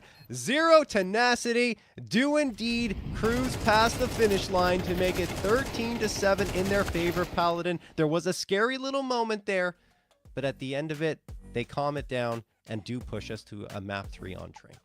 Yeah, I mean, at least for 9's sake, they get a little bit of confidence and some Yes. consolation rounds to kind of pick up the morale on their camp. But yeah, they still have train left in their back pocket. And, you know, before the series, I would have said, okay, I get a more technical map. I kind of favor Rawls in this situation. But from what I saw, I think Namanha has been the better caller overall. And I think I would still favor Zero Tenacity just a little bit, just with how the individuals have been playing. I'm not seeing that same level of impact out of some of these players on 9, which is really worrying me when we move over to that quote-unquote ace in the hole map for the 9 guys. Yeah, and not to mention, though, Namanha, not just better caller, but better player. He was awesome. Honestly, the clutches he was pulling off, anchoring down that B site so effectively, that's a great sign for Z10. And also keeping their composure when it looked like 9 were going to come back in there.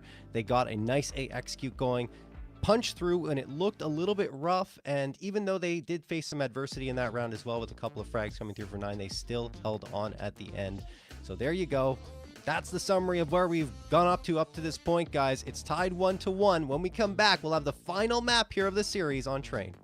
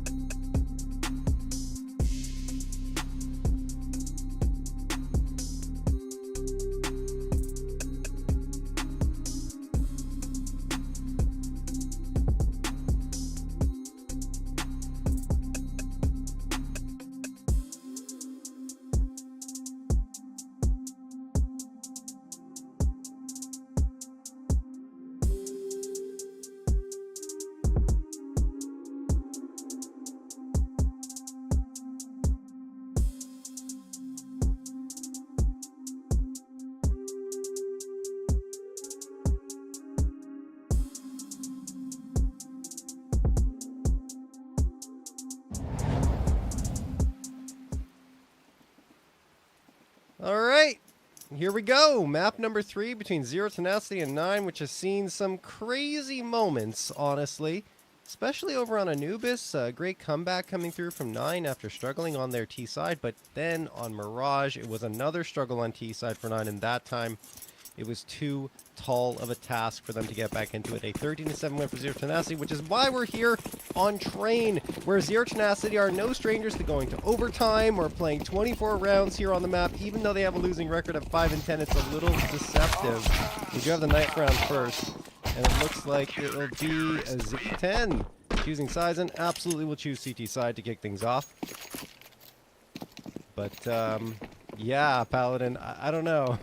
It's tough to call a winner in this one. It's been a weird sequence of events. I can't lie. I don't necessarily feel as though I've gotten the best out of either one of these teams. But if I had to pick a team that I think looked better overall, I'd have to take Zero Tenacity, just by nature of how they've individually had a lot of great sequences. And then I think the CT sides have just been really cool to watch, where their utility is and the stall potential of some of these individuals, where you're able to get a couple of kills, stall out for that second or third player to come in for a rotation, even if your read is incorrect. And the fact that they can get that done round in and round out is really awesome. And they get to start on the defense here, so we'll get to see what they're made of on Train straight away with these dual bred at close range. Yeah, usually there's a CT side lean for teams here on the map, but in the case of Zero Tenacity, it's actually pretty much a 50 down the middle in terms of side round wins versus CT side round wins. Anyway, we'll see how they can do here in this first pistol round, and so far so good. Their pistol side is quite strong on their CT ends, and that's not going to change here at all. Clean sweep. Z10 1-0. Yeah, that's what you want to see out of Simka straight away, to at least take a little bit of contact. The rotations are swift. And the shots from 9 a little off the mark, I will say, but it's always going to be difficult to connect those long-range duels as a T, especially if you're getting 3 players out of heaven. So, tough circumstance there for the T side. As Zero Tenacity gets that winning start that they're looking for, and blow Bob XD out of the round. That is just obliteration. Charging into the pop dog, traded into Amana's crosshairs, and it should be an easy wrap up here for Zero Tenacity. And there's their 2-0 start. Yep, Namanha and Brute Monster both sitting at the top of the scoreboard right now. 3-0 are honestly the stories for Zero Tenacity. Brute Monster had an incredible Anubis in a losing effort, unfortunately for him. And Namanha over on Mirage was a force to be reckoned with on that B site defense. And really, that was the key reason why 9 weren't able to get a lot of rounds. Although, I also have to say 9 were their own worst enemies and made a lot of questionable decisions, including continuing to go back to that B site when it wasn't working. But still, it's a new map. A new chance for 9 to make amends for the effort on the previous one. Just to mention, guys, this is Swiss stage 1-1, which means neither team gets eliminated, of course, if they lose here. But, of course, no one wants to go 2-1-2. They want that 2-1. Absolutely. A chance to qualify for the playoffs will be great for either one of these teams. You talk about the VRS implications, and you qualifying to the playoffs is just massive in its own right these days. We talk about the heartbreak that 9 had for the EU MRQ qualification. Again, another year in which they were off by qualification by a mere 10 points. And qualifying to the playoffs, that's one of those places where you could get those 10 points that could be super impactful later on. So all roads lead to that second major of the year.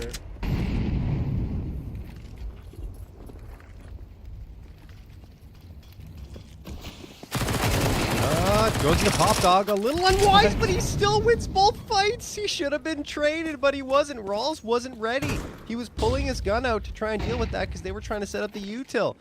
What a time and push coming through there. Brute Monster misses a shot, but Namanha makes up for it. And he is just picking up where he left off. Finally gets taken out, but not before the triple. And all the impact they could possibly hope for here on the Z10 side. Brute Monster with 2. And it is 3-0 lead. Wow. How?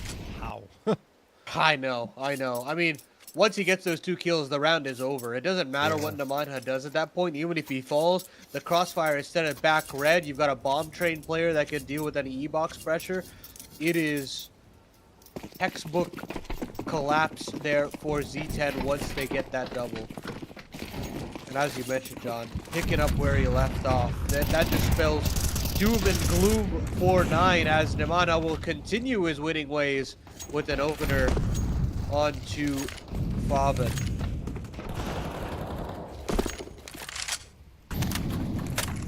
See ya. Counter-terrorists win. Jeez. Okay. Well, yeah. Brute Monster with the op looking strong. Namanha with the rifle. Not great signs for 9, let's say. Or we haven't really seen a crazy stand-up performance that's been consistent over the 2 maps that we played previously. So, yeah. What can they do here? What can they do? Let's not lose all hope for 9 just yet. They have the 4 AKs and the AWP in Monte's hands. Kraken's been pretty good, but not a great start to this one. Let's see if he can do it once the rifles are out. Brute Monster gets naded down to 61. And 9's just defaulting. It does pay off. Kraken finding an opener onto Simka through the smoke out of T-Con. That's something. Finally an opening pick to rest your laurels on. And considering the Ivy play here for Monte, nade up for him. Nades go back either which way. Monte can't find a shot that's clean. So instead, the 9 camp will move back over to the B side of the map where there's a crunch brewing. Brute Monster on that AWP from Pop Dog will find 1. Monte on the other end will find an Ivy pick. And all of a sudden, this A bomb site is under threat, under fire as they can encroach. But it's only Monte on that Ivy side and he's alone. Namanha catches him and it's back to B for 9.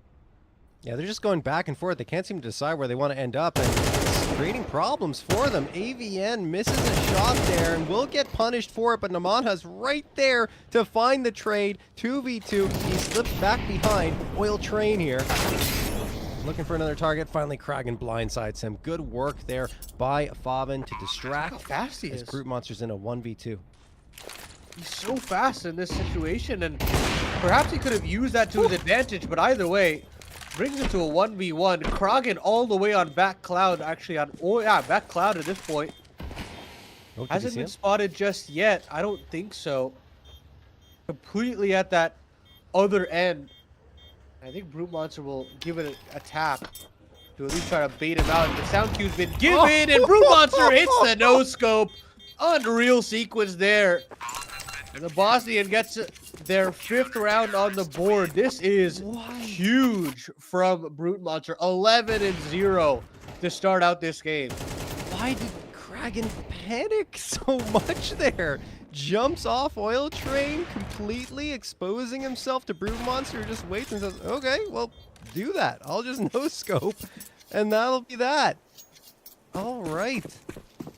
I mean, time was on his side, too. He could have just waited, found a better angle to peek around there, but completely pressed the panic button. 5-0 for Z10. Guns will be able to come out again for 9 thanks to that bomb plan. They're trying to ratchet up the pace a little bit towards this B site, but after they don't find anything on that opening engagement, they just decide to fade off. And it looks like another A lean coming through. Good incendiary toss by Z10. Gonna land at the feet of a Bexty and Mantu, but Namanha again. Another opener. That's 3 times he's opened up rounds so far in this half already. And you think about what spot he got as well. That's T-Con. That's T-Con pressure. Yes. Claim.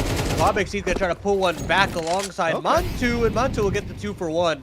That's a big kill to find. A big couple of kills to find, mind you. And this B bomb site now again under threat.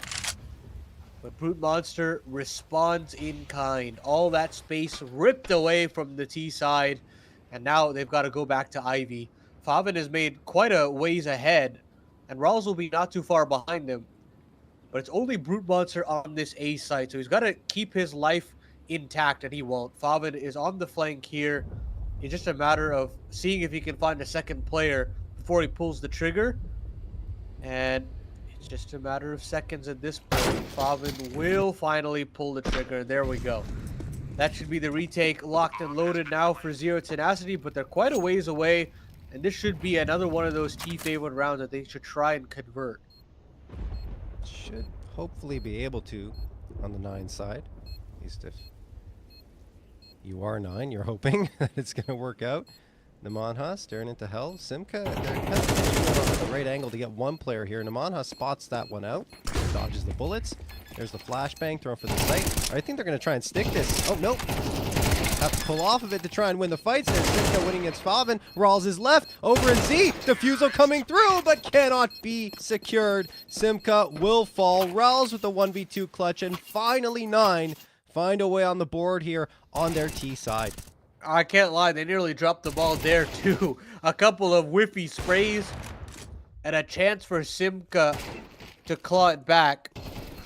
Credit to Favin there to clearly finish off that Z player, Brute Monster, never giving him a chance to potentially bounce back. And an instant tack timeout being called by Z10. Don't want to let this one spiral out of control. And a chance to completely ice out 9, considering how close that round got. I mean, if they can notch this one, it's 6-7 potentially on the cards.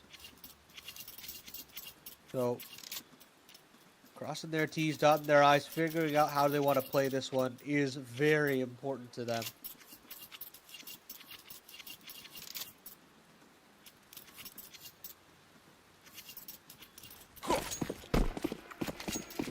Still tons of money available for Z10.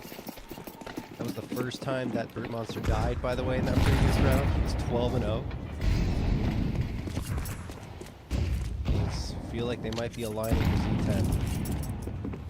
And there it is again, Brute Monster, another opening frag for them. Obexty is the victim of Brute Monster, 13th frag already, averaging more than 2 frags per round here. And you see a heavy presence on the A site for Zero Tenacity. They've got a ton of confidence in Brute Monster. It's the Lone Ranger here. Mantu's holding the angle, hoping that he walks into it. And yes, Brute Monster does. Mantu managed to get that trade, and now the B site is free for the taking. Zero Tenacity need to rotate around quickly, and that Molotov really isolates them. This could be a bomb plant. Yeah, it should be a bomb plant, but Monte stuck in heaven for a little bit of time. Finally is able to move around and actually kills AVN in the process as well. It's a save call for Z10. And that's really all down to Monte getting crafty with that B angle on the upper brown hulls. I haven't necessarily seen that one all too much, and that's a nice little sequence there from a guy that I feel like has not had the level of impact I was hoping in this series. A couple of clutches that didn't necessarily go his way on Inferno. And it felt like even on Anubis didn't necessarily have that aura to him that you've had from him in quite a number of moments. Terrorists win. Second round found for 9. That's what they were looking for. The problem is for them is that 3 players do walk away, which means that it'll be another gun round coming through. The openers have been fantastic. I think Brute Monster just takes a step too far in that duel with Mantu and doesn't need to necessarily aggress, but I imagine he just wanted some information and it was too tempting, and he gets punished, and then Mantu gets the second one as well, which ends the round entirely, which forces Zero Tenacity on to the save. Time going to be called by Z10 to talk things over. Looking at their money situation, you feel like a buy-up needs to come through around these rifles. It doesn't... I don't know if it has to. You could always opt to go for a pistol or an SMG, kind of keep the money healthy here, so that you don't really have to worry about the next round should you lose this one. Are they just going to eco around the rifles? That's also a possibility. I wouldn't mind them doing that. No, Yeah. money's healthier. Second stage, AVN could purchase at least an upgraded pistol, but he doesn't buy anything. I guess making sure that Brute Monster can have an AWP in the following. So, should still be fine. It's a 4-player stack over to this B bomb site straight away. Namanha looking to crunch in with Simka. Bait in from Brute Monster. How aware are they that this second rifle could be there? Not likely. But Montu actually still chimes in with that op. And eventually Simka gets dealt with by Kraken. Great work there from 9 to deal with that impending crunch. Yofo still pulls one back, but this one still should be T-sided, especially after Rawls has gotten into Z and cleared out this A bomb site. Yeah, that's going to trigger them to rotate over to A. Zero Tenacity kind of gambled into B, although you do still have Kyofa with the rifle here. Maybe he can cut off the bomb planter, or the bomb carrier, I should say. Assuming he realizes that it's going A. Even if he does, right? It's still difficult because the smoke is going to come through, and yeah. Well, this is going to turn into a save for Zero Tenacity. At least for, yeah, AVN as well, because he grabbed the M4 off the ground. Keep the rifles up. Economy healthy. That's the important part, especially since they got off to such a strong lead. Could be some AKs here to pick up as well, but they're opting against it, more so going for silence here. Not wanting to give up the position and just retain these rifles instead. And 9 will get themselves a third round, and it slowly feels like you're starting to get a bit more out of some of these individuals. Kraken has been able to get a little bit out of the Brown Halls. Monte single-handedly just dragging it through some of these rounds. At this point, you don't care how you're getting these T rounds, you're just getting them, and you're not going to complain as to how that's happening. At the end of the day, a pretty CT-sided map is trained, so 4 or 5 rounds, they'll be very happy with that if they can get there.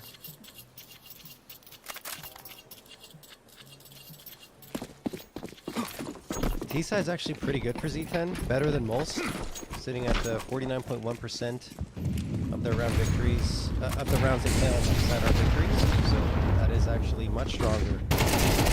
We'll get back to that because another aggressive duel by AVN. This time he opens up with a frag, but immediately traded up by Rawls because there was a bunch of util and flashes coming through.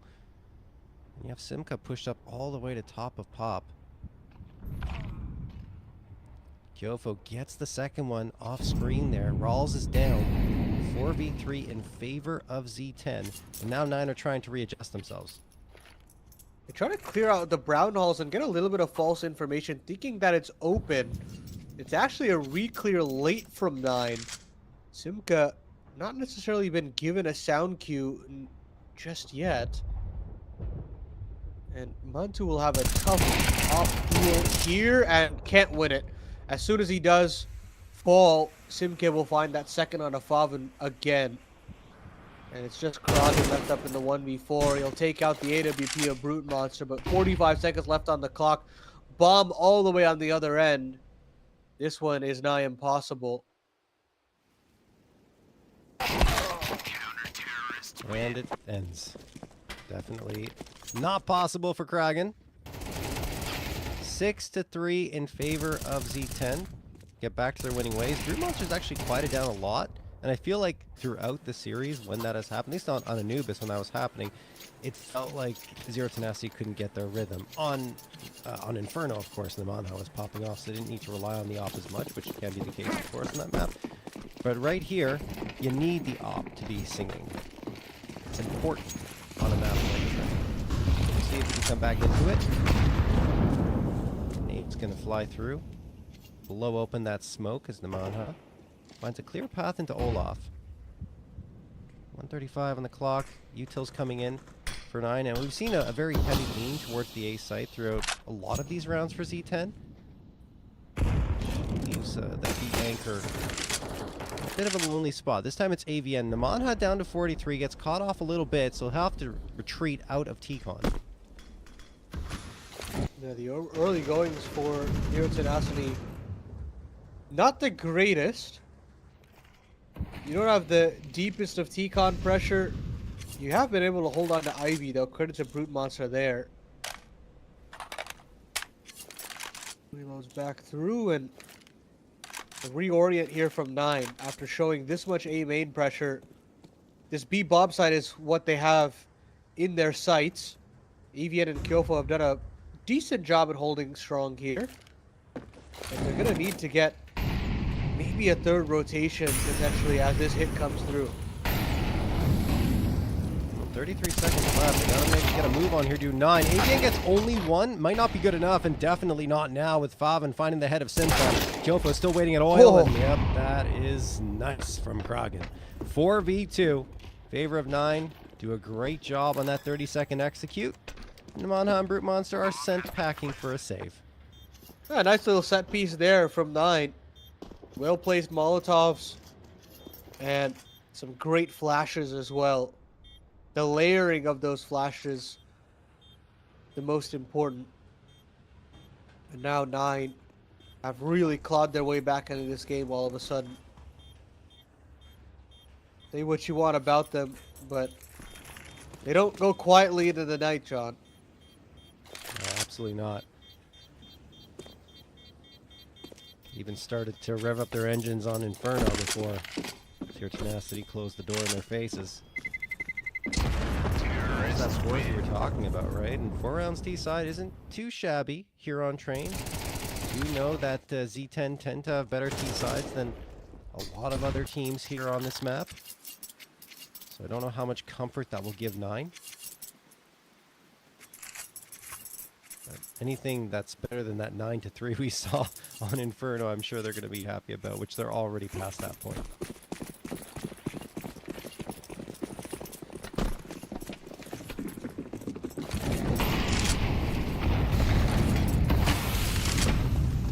Smoke in for Kragen. He wants to hold on to T-Con as quickly as possible. Deep Molotov. Namana finds 1. The trade has to be there, and it will. Kragen chimes in, and now they'll continue to accelerate into this A bomb site. Finally, Bob XD's on the board. And a timely one at that, as this A bomb site has finally found success in the side of the T's. Bob XD will continue his aggression. He's all the way into Old Bomb, wrapping into this AWP to basically shut the door on this round. And he finds his man. AWP down, but AVN still has something to say alongside Kyofo.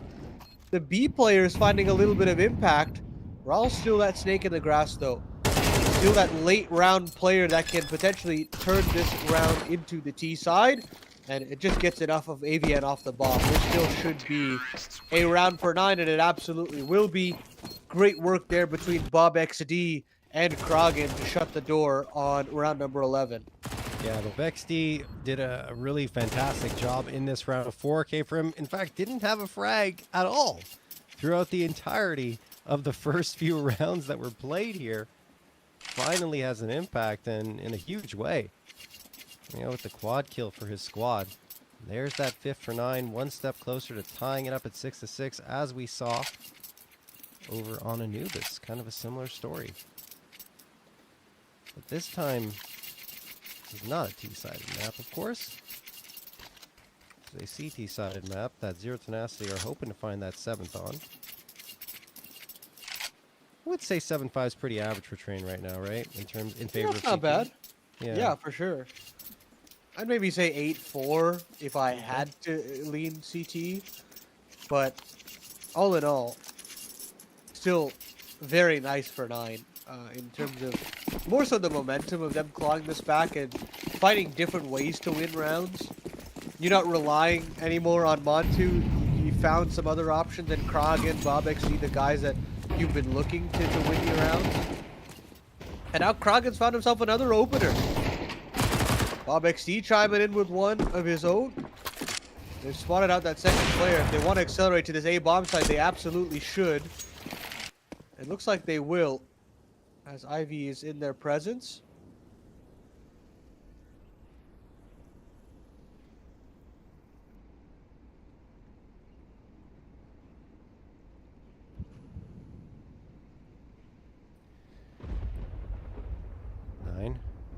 Still a little precarious for them despite the situation because Favan's so low and Kragen at half health.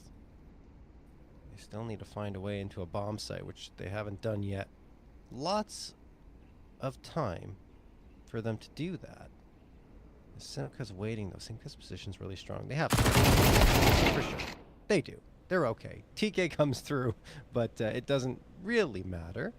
AVN waiting here over at Ivy. Favan engaging, has the advantage because the AVN's directed his attention towards that A site, hearing all that noise.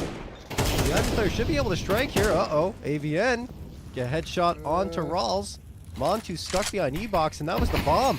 That's a big problem now for 9, excuse me. 10.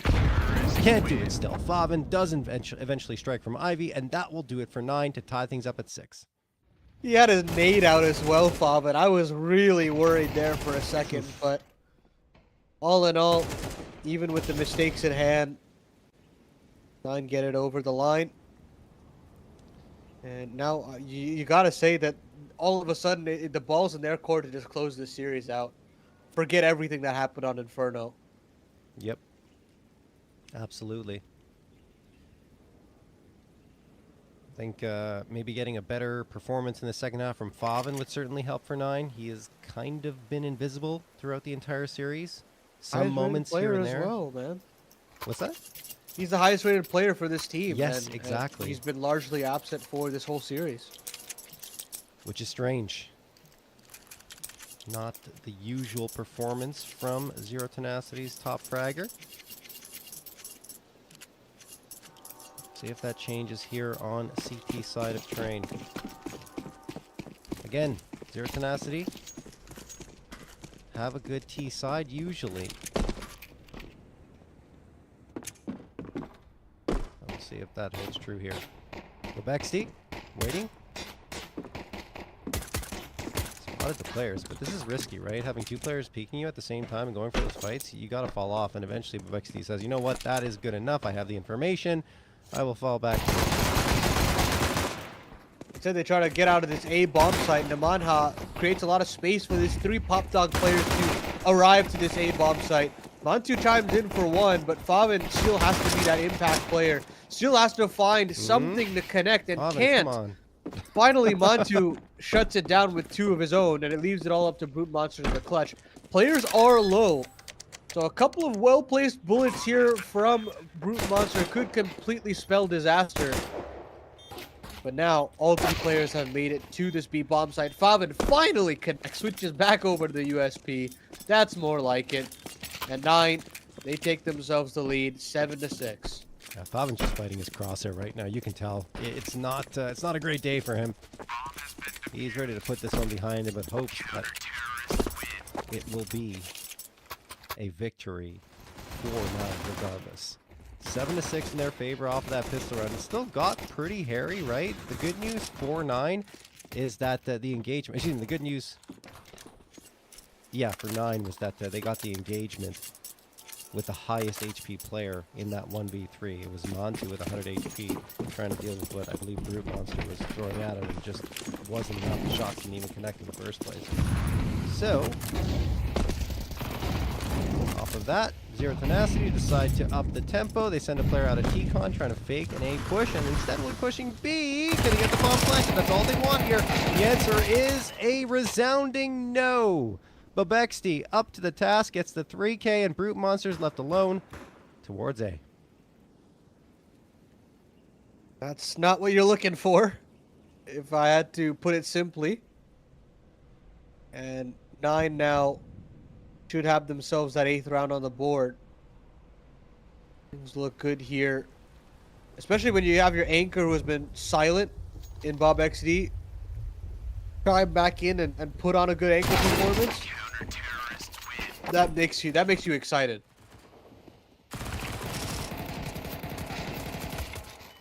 No question. I mean, let's not forget that it was 0-9, I believe, for Bavexty before he got frags in. Now he's finally been able to chime in. That 4K came through. Now holding the line here at the B site.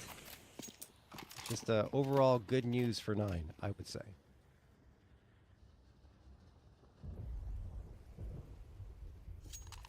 Brute Monster,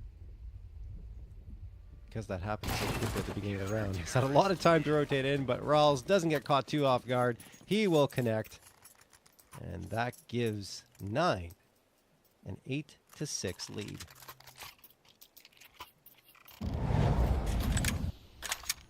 Let's see what's in store now with these pistols. They walk out of the heaven side of things. A deep, absolute touchdown. 9 HP between those 7 players now. And Kragan is also dealing damage from the Pop Dog side of things. This is constricting. This is demeaning against the Zero Tenacity T side. And it feels like they've got no routes out of some of these situations. That's how well the CT side is playing right now.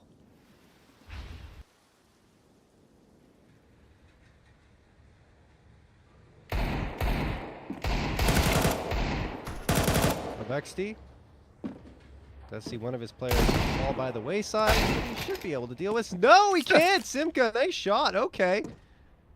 I mean, there's probably nothing in this round for him, but still a nice shot. Okay. Can he get another one? Yes, he can. What is happening? Okay, finally, he's dropped. That's great damage to the economy at the very least, Paladin. Whoa! He dropped his rifle. Kragan dropped his rifle and now has to buy in again. Oh, no. Yeesh. I mean, look, he's got 6,800. It's not the end of the world. But that's something that you might want to think about in case a comeback is imminent. They get Barry on the mic. Understanding that this is that first buy round. And this is where things might be changing, if at all.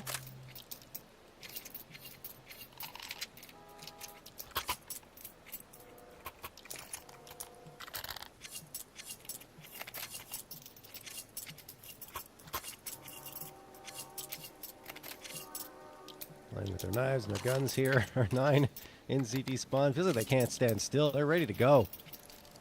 They want to fight in this impending gun round. Zero Tenacity looking to get their first round victory on the board here in the second half. If they don't, R9 will have double digits on the scoreboard. Kragan, ooh, this is risky, pushing in towards T-Company. Does manage to slip into that corner.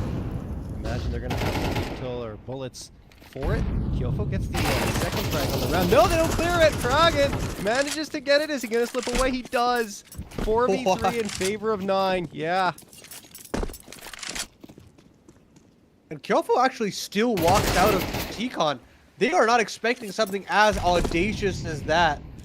And all of a sudden, we're back into a 3v3. And Kyofo still wants to continue his aggression. He still wants to find some impact. Monte is pressed up against Ivy, so he's kind of caught between a couple of ideas here, waiting for his teammates to come back over. And he smoked off of an old bomb as well, meaning that he's kind of been neutralized in some ways.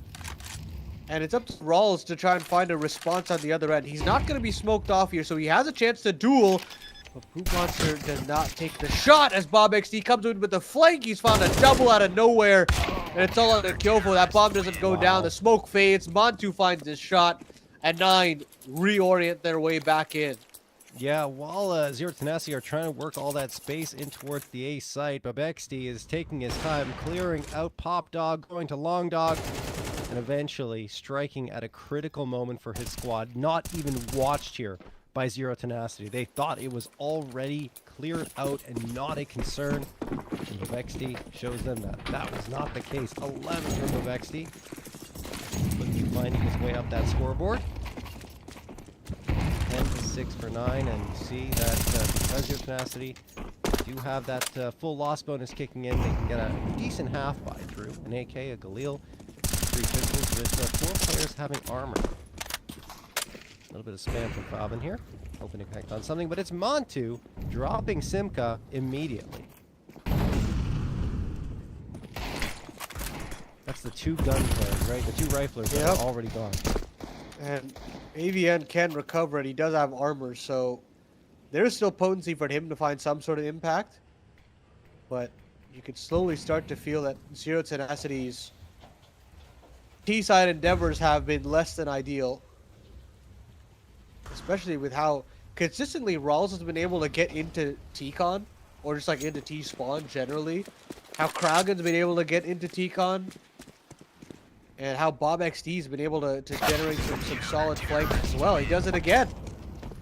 9 are just running away with this one. And it's all off the back of a much better half of Counter-Strike. Probably the best half that I've seen out of them in this entire series. Better late than never. Yeah, no question.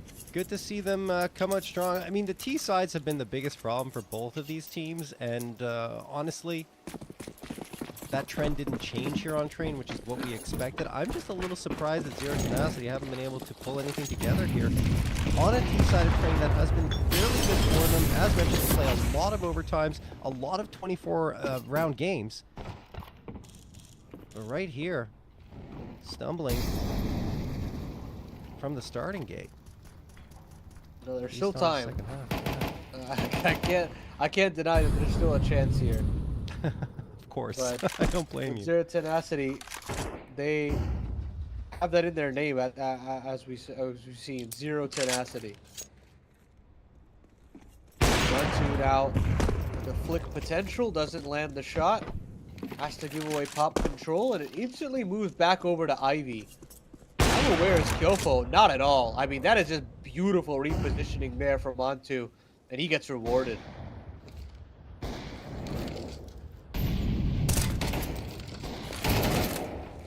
Alright, a little bit of a battle happening here towards Bomb Train on B.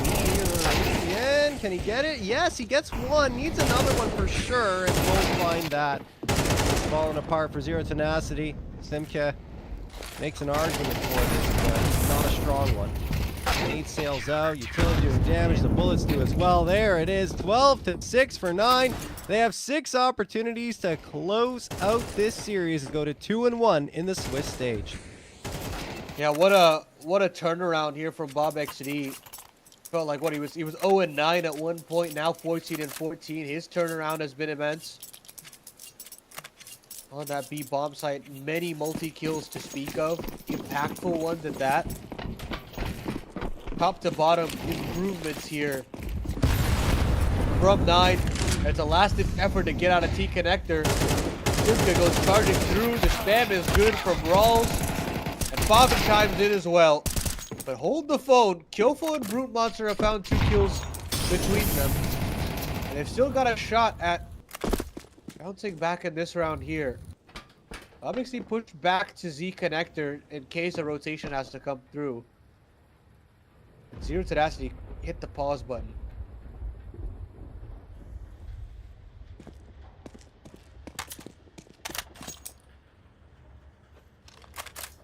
Yes, it's a man edge, and they have some space gained here towards the B site, but it is a precarious one. AVN at 48 and Kyofo at 8, and now 0 as he takes that bullet right to the dome from Bebexti.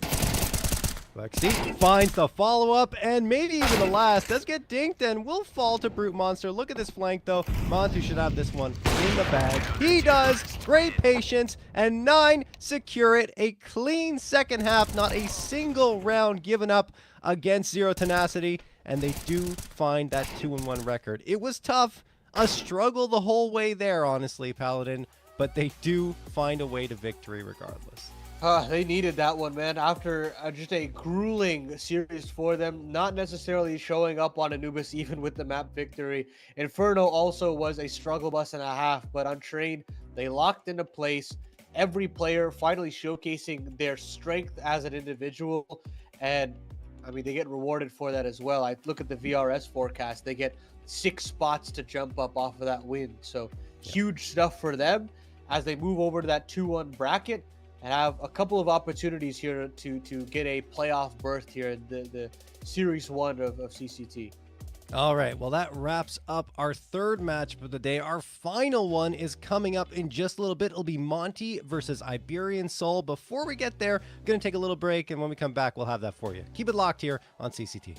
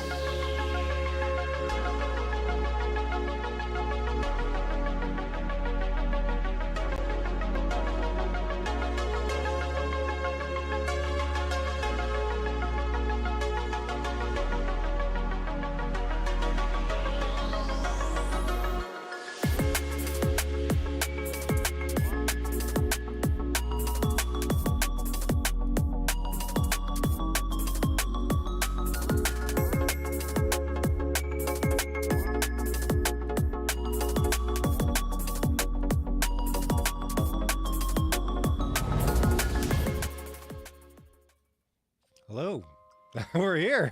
We're live, I guess. Yeah, all right. Yeah, sure. we're ready to go, Yeah. guys. Sorry about that. We were in a tech pause there, and all of a sudden we are now on your screens, hopefully ready to go with this one. Monte up against Iberian Soul will be coming at you. And quite honestly here, Paladin, this one is hard to get a read on. Both teams have had their ups and downs as of late, and Monte, I'd say, are a team that are never really out of it. I've seen some crazy comebacks come in from them, but they've been on the losing end of BO3s more often than not. Yeah, this team is definitely not the one that made the playoffs of a major a couple of years ago. Yeah, it's a big difference. There's none of the original lineup from that Monte roster on this team anymore. It's actually the Monte Gen core of Lean, Gizmi, and Ryu on this lineup, and a couple of Frenchmen to go alongside them. And Yes. honestly, I've seen a lot of good things from a lot of these guys at moments in their careers. But the fact of the matter is I don't necessarily feel like this is a team that gives me that same level of excitement that the previous Monte rosters did. But again, there's potential, right? There's always potential from a player like Haji and Afro, who have shown some really huge peaks in their career. And same goes for the youngsters as well. But you've got a brand new IGL in Gizmi, who frankly wasn't expected to call at all, but now is asked to, considering Hades is now on G2. And because of that, you've got this team that's really stuck in limbo, trying to figure out what their goals are, what their identity is, and where they're headed. Yeah, and I mean, it's going to be interesting to see how they kind of flesh out that identity as time goes on, because they have had huge inconsistencies over the last month. If you look at their results, I mean, against Ruby and Astrum was a 3-map series where they looked like they were getting back into it in both cases, but then losing on map number 3, and then a 3-series win streak that came through against Saber, M1, and Astrum, a good rematch where they came out strong. That was, of course, right here in CCT Season 3 Europe Series number 1. And then against Ecstatic previously, which is why they're at 1-1 right now, it's another 3-map affair. They get map 1 and they can't close it out. So there's just that inability, it seems, for Monte to close out the series. And even though they're able to get back into them, I don't know. I don't know, Paladin. There's something that isn't quite clicking for them just yet. No, not at all. And I don't necessarily know what it would be.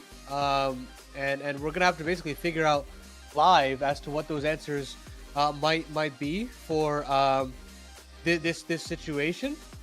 And we'll pull up the other roster that they're going up against in Iberian Soul. And Yeah. I think on the other side of the equation, it's a very interesting conversation to be had, because this is essentially, for all intents and purposes, the ex-Movistar Riders roster that had a lot of success in their past. You know, you think about the good work that Senpaius did with this team. You think Yeah. about Martin Asa. You think about the EPL runs, the Cologne runs. I mean, these guys were top 8 or top 6 at a Cologne, mind you. So they've done a lot of really big things as an organization. But losing that organization comes with the bad performances that they've had, and having just the kind of calamity of a lot of these players, where you don't necessarily get the big performances that made them exciting all too much anymore. I still look towards a player like Mopaz. If I have to say I need an impact player, I look towards him.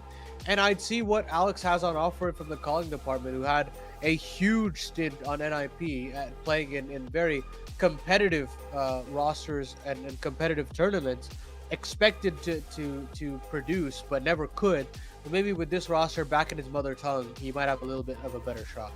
Yeah, we'll have to see how it goes. Real shame, though, how things ended, right, for them, with Koi just closing up shop, and it was Movistar Rider, and then they merged with Koi, and Koi ended up closing their doors anyway. But, you know, it is what it is, and of course, after that kind of stuff happens, it's going to be more difficult when you don't have that financial backing of an organization, like you were saying, Paladin. But anyway, looking at one player I want to highlight that I'm not sure that you mentioned, but Sao has been really good over the last 3 months, right? He's got a 1.15 rating, 84.6 ADR, and a firepower rating of 93. He's really been a big piece for them, and I think that overall they're going to be looking towards him. But they've got a strong team on paper, it seems. Just I don't know if that's necessarily translated to the success they were hoping for. So we got two teams in kind of a similar position right now, trying to work their way you know, into that top 50, defining themselves a little bit more, even though for Koi, they haven't really made that many changes as of late. So, for Koi, for Iberian Soul, sorry. Old habits. But yeah, we'll see how it goes for them. We're going to check out that Veto and see what maps we end up on. And we'll get, okay, Mirage, Nuke, and Ancient. What do you think about this? Mirage is, I think, the best territory that Gizmy can go into, especially from that calling department. You kind of let the Frenchmen off the leash and let them have a field day. I think you might be in for a good result. Iberian Soul going to Nuke is interesting. I think this is something that Alex might like to call towards and kind of force Gizmy's hand there. And then an Ancient Decider, something that Spanish players have liked for a long period of time, and I think could be a good decider for them. I think this is going to be another one of those route down to the wire type of series where I'm not really favoring any which team in this situation. Well, we're jumping right into it here, folks. We're on Mirage. Let's see who will have the edge. Ryu gets the opener onto Mopaz. 5v4 in favor of Iberian Soul. And they will get that bomb planted on the B site. We'll see if Monte can get the retake on here. Gizmy's waiting for a cap push to come through, but in the meantime, Haji, one of the new additions here for Monte, will get that headshot onto Alex. And now Iberian Soul, I mean, they don't really have a path in. They have the body armor, the dualies. I guess worth saving, and that's why they're playing for exits.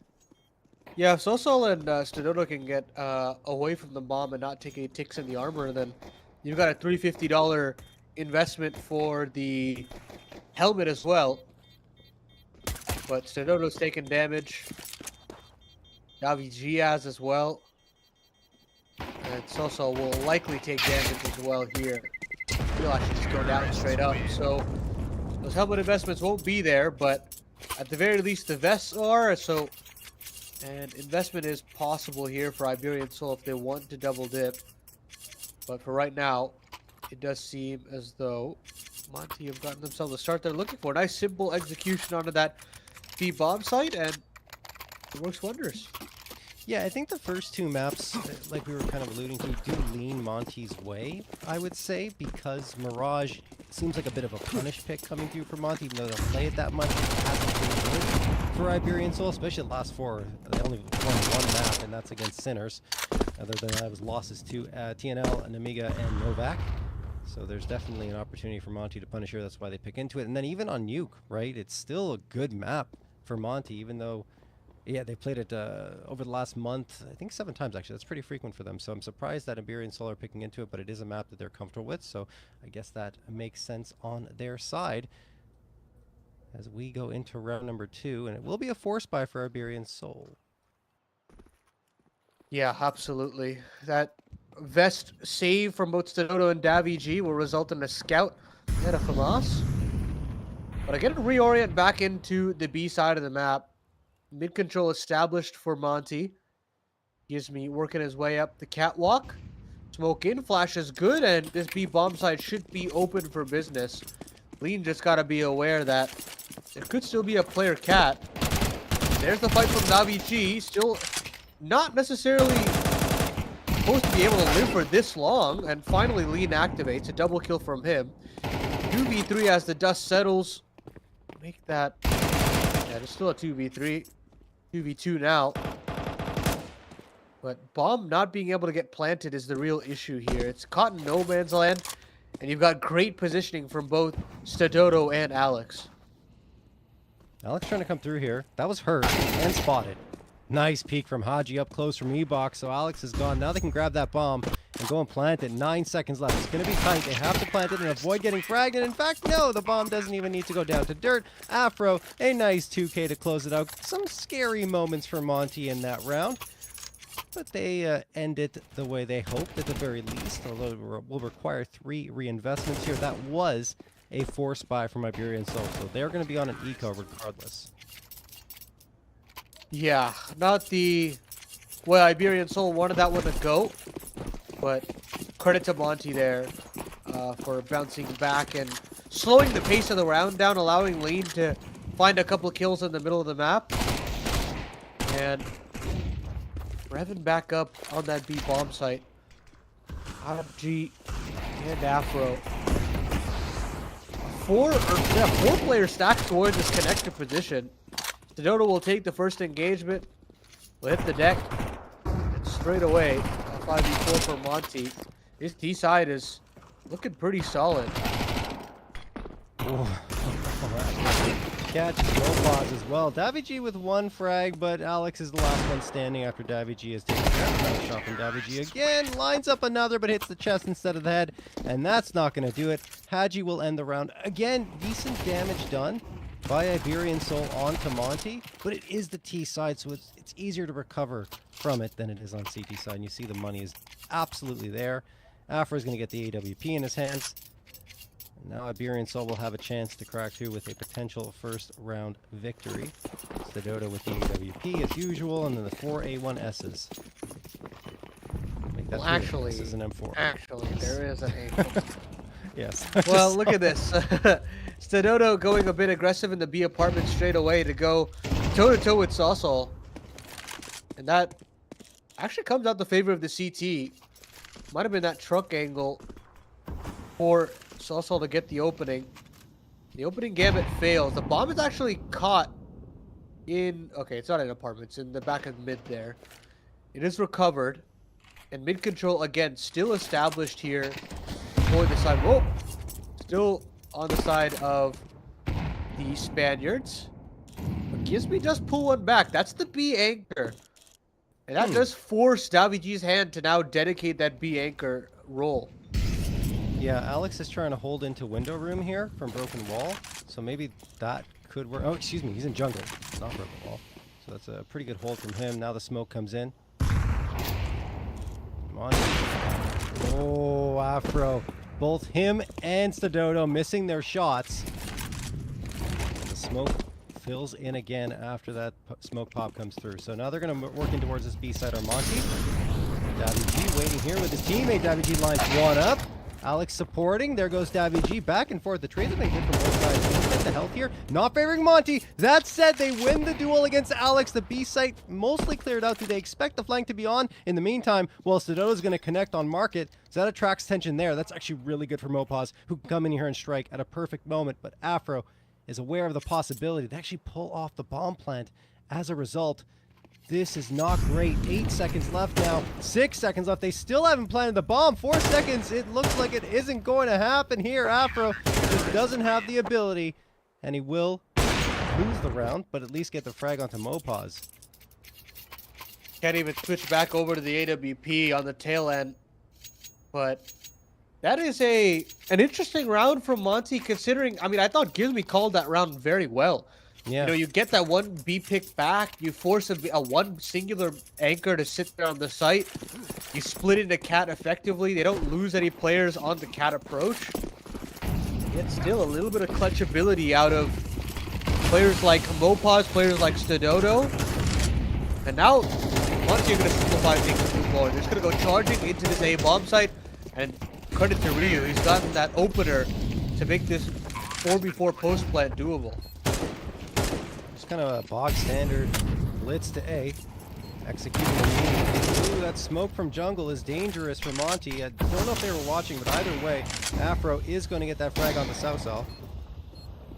3. Afro taking the high ground, and it works for one, but he's traded up by Sedona, and still HP advantage lies in Iberian Soul's hands, but the time may not be there, especially this flank coming in from Afro. Well, the timing, speaking of which, a little bit off, but now Haji will finish things off onto Davy, and Sedona is now going to try and retreat here just to save the AWP. Should be fine. Let's see this on, and yeah, absolutely is. That is a 4th round picked up from Monte. Crazy reroute there from Haji, man. He goes trucking all the way through T-spawn, all the way to top mid, and into connector to seal the fate of that one. Davy tries his best. Couple of solid spam kills through the smoke, but so far I'm liking what I'm seeing from Gizmi. Yeah. It's obviously not the most difficult to call on a map like Mirage, where I feel as though the way to play it has been known by every player at all times, but I think knowing what to call when is difficult, and that Gizmi has been able to walk that line very well so far.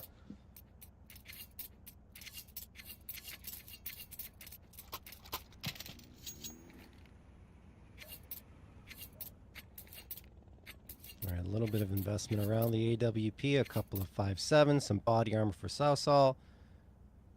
But overall, they're relying on Stadodo here to try and make something happen for their squad. Let's see if we get another quick play from Monte. This time they're not leaning A. They've only got one player lurking that direction. That's Ryu. Everyone else has split between the apartments and mid. Bomb still dropped outside the apartments. Haji taking the space up here. He's waiting for an aggressive push to come through from Iberian Soul, which may happen. Mopa's thinking about it. Ryu gets the opener on Davi G. That was in a palace, and he's still engaging. Dipping around the corner up against Sausal, who's trying to isolate him and does. That's an AK upgrade available for Iberian Soul. Sausal making sure no one's around. He's going to grab that AK and go back on the defensive end. Now the onus is on Gizmi to see what he can do in this mid round. You still got Haji up in the B apartments, but it's a kill from Stadodo in the ladder room, dropping the bomb and causing some concern here significantly for Monte. Still a minute left on the clock, so they've got time to recover that bomb. And Stadodo actually gives up the angle as well, so the recovery mission is well and truly on. And Gizmi has gotten up in the window. All of a sudden, this A bomb site is truly under fire. Sausal at the back of the site finds a huge kill. Now, should be traded eventually. Gizmi finds that necessary kill. Alex gets pushed back, and back and forth we go, John. It feels as though Monte are hanging by a thread here. Yeah. Well, Iberian Soul as well. Look, Alex is on notice here towards CT, and the Opper's not watching this direction, so it could be an easy one for Haji as he comes out this corner. Oh, he did. Molotov comes in. Alex is dead. He's done. All right, 2v2 now. Stadodo with the AWP and Mopaz on the AK, both coming in from Khan. You see that Mopaz they overlook Tetris completely, and Gizmi has a free 2K. Doesn't get any freer than that. Monte will find a fifth. Hey, look, he's the guy that's calling, but he's known to be one of UK's finest prospects. Huge play there from the captain. And they definitely needed a play like that. Huge trade onto that A side as well off of the default player. If he doesn't get that instant trade, that round is also over. Credit to Sausal for being pretty proactive there. But at the end of the day, when you talk about the clutches right now, it feels very Monte favored. And you don't have that X factor that's kind of brewing for Iberian Soul just yet. And I'll be honest, I think the X factor should be Mopaz. It always has been for as long as Koi has been a roster or an organization. Now Iberian Soul, of course. It's been that guy, this very aggressive, unorthodox, unpredictable player who has been silenced for quite a number of months now. Oh, nice opener from Stadodo, but Sausal on the double up, by the way. Goes down. Look at the space that Monte have gained into B2. I mean, yes, Alex is on the scene, and he will be joined shortly by Mopaz. Or, excuse me, by Davi G. But now it's just Davi G, with Alex getting straight down by Haji's AK. This is tough for Iberian Soul. They're already kind of isolated. Nice nade from Davi G onto Haji, but the site has still been taken by Monte. We'll see, Davi G continues to pick the gap. That is a risky play he's making. Now he gets leg, can turn around, maybe get that frag as Mopaz delivers another one. It's all up to Afro. This is all Davi G. What a miss. Oh my goodness. I thought that one was on, but it doesn't happen. And Davi G, the aggressive play, the nade toss, everything works so well for him and gives Iberian Soul a second round that honestly didn't feel like it was trending in their direction. Yeah, what a clawback there from Davi G, man. That is brutal. That B-bomb site should be lost 9 times out of 10. But as you mentioned, that aggressive nade and moving off of that nade as well was huge. Called into question about the consistencies of Monte, and it comes down to sequences like that. And, you know, it's still a work in progress. They're still working out the kinks. But that's one of those rounds that they'd want back. Well, they have not yet allowed Iberian Soul to get a couple of rounds in a row. We'll see if Monte can isolate that round victory as well. They've already done the early damage onto Stadoto, who was playing a ticket. Stadoto readjusting. Oh, goes out for lean. Can't hit the shots, though. Southall will spray him down. Bit of a lighter force buy, I would say, for Monte right now. And Southall is still waiting, posted up here, anchoring down this B site. Leaning more towards Davi G's position at Cat here. Maybe they're thinking about having a peek at mid with a flashbang. No? He wanted to get some util. There we go.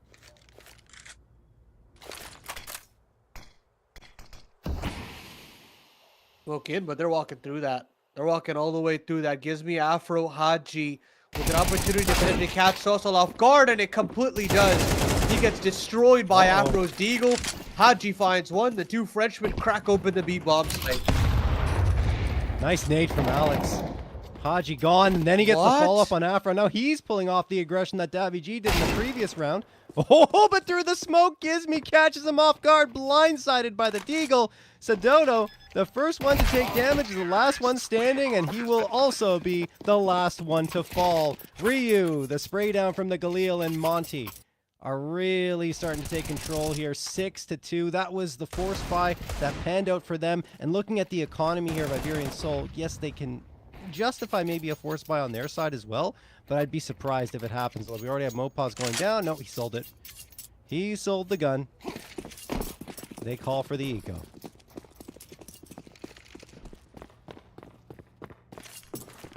That's a big round for Monte to win. Completely keeps Iberian Soul at arm's length. And now the Iberian Soul members are hampered for cash. Complete slowdown for Monte, and I like this call. No need to push the issue.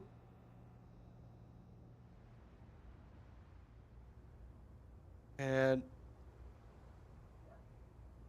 it's just a complete standstill, man. Nothing. Absolutely no movement from Monte. Yeah. They're stuck at top mid, back of A main, back of apartments. Well, I feel like they have an inkling that the pistol stack is on. They are just under the impression it's towards B. It ends up working out for them because Iberian Soul are actually going to stack B as Monte start rotating towards the A site. Maybe Mopaz will call over the reinforcements at this point. He's mollied off from a rotation himself, so just going to have to hold the line with the Deagle and hope he can click some heads. Gizmi will be the first one out.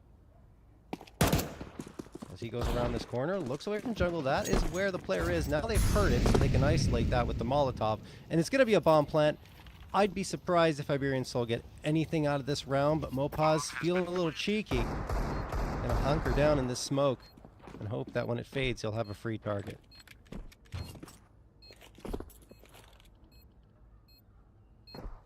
Now then. What can you find if you're Iberian Soul? A gun would be nice. Kills would be even better. The dinks are good, but again, not able to really crack open a way back in. That Alex kill on the Deagle might be the start of something, but it quickly ends. Davi G gets another parting kill as well, but at this point, it's just the continued rounds being climbed up by Monte, and AWP even gets recovered. So this 7-round spree for Monte doesn't look like it's showing any signs of stopping. Oh, we will have Iberian Soul back on the guns in this round. So maybe they can finally put a stop to it. But as mentioned, you know, those victories have been few and far between for Iberian Soul, just one here and there. Pulling together some kind of string of rounds. Again, this is Monte's map pick, and they picked it for good reason. Already talked about it before, but it has been a rough going for Iberian Soul on Mirage here as of late, and even for Monte it's been back and forth, but a little more solid and consistent in terms of their performances anyway. Even in their losses are fairly competitive. So, waiting here over on balcony, and he gets excuse me, nothing. Mopaz gonna get a double. Haji strikes back for two, jumping off of balcony. Didn't even realize he was there. Now that's gone from a 2v5 to a 2v3. somehow being pulled back here by Monte. The smoke pop is good, but it gives Haji a chance at a headshot. Now 3, throws the multiple. He saw the arm. He had to have, right? No, he didn't realize it. Oh my goodness, an oversight there from Haji, and Sausal will get the frag. It gives information over to Afro, who spams the smoke effectively, 1v1. And he knows Stododo was over there in CT, but doesn't actually hear any sound cue to suggest that he stayed there. He's considering the B reroute, and Stododo just misses him. Maybe he spotted a shoulder or something, but what? What gives this Afro away? with the read, he completely holds. And yet still Stododo hits the shot. I have no idea how either one of those players were aware of that possibility, but congrats to Stododo for coming out the better there. Yeah, that's really curious. I don't think any noise was made. Maybe he fell off bench and made a little noise that we didn't hear. It's the only thing I can think of, and then he realized, oh, maybe someone's coming up. What is that? Maybe we'll see it on the replay here. It seemed like both players knew something was up. That's some kind of audio Crazy. came through. Yeah. Anyway, Iberian Soul going to get a third on the board. And those round victories have been sporadic. Monte call another timeout. That's strange for the leading team to call 2 timeouts here. There's something they're seeing they're not liking, I think, on their T side. I'm not sure what it might be. Because that was a pretty close round overall. Even though it started out as a 4v2, it came down to the wire. And now, well, I guess they just wanted to discuss if they wanted to force up in this round, and the answer was yes. Yeah, they've been able to do something with that force buy, right? Like you think about that B play that they had with the Deagles, Gizby doing his wonder on that end. And that's really why Monte are sitting at that 7-round scoreline right now. And here just comes the raw A execution into that A site. Trying to push down to Dodo. His side anchor is gone in Mopaz, and Haji will stand him through. The rotation from Davi G is swift, but look at how many targets he's got to select through. Fight back from Alex means that there's still a little bit of a chance, but fights all over the shop still leaves Sausal hurting. 29 HP left on him, and I think the plan is evident. This one's over and done with. Yeah, there's nothing Sausal can do in that situation with the MP9. He tries to get back with a rifle off the ground, but it just does not happen for him. And again, the round victory is isolated on the Iberian Soul side. It all starts just with the Tech 9 charging up there. Nice job from Lean. Clean out under balcony. And then all the rifles are singing here for Monte. Moving in towards the A side off the util dump. Iberian Soul just don't have an answer. So again, you know, they're going to have to force up, right? Because it's the last round of the half here.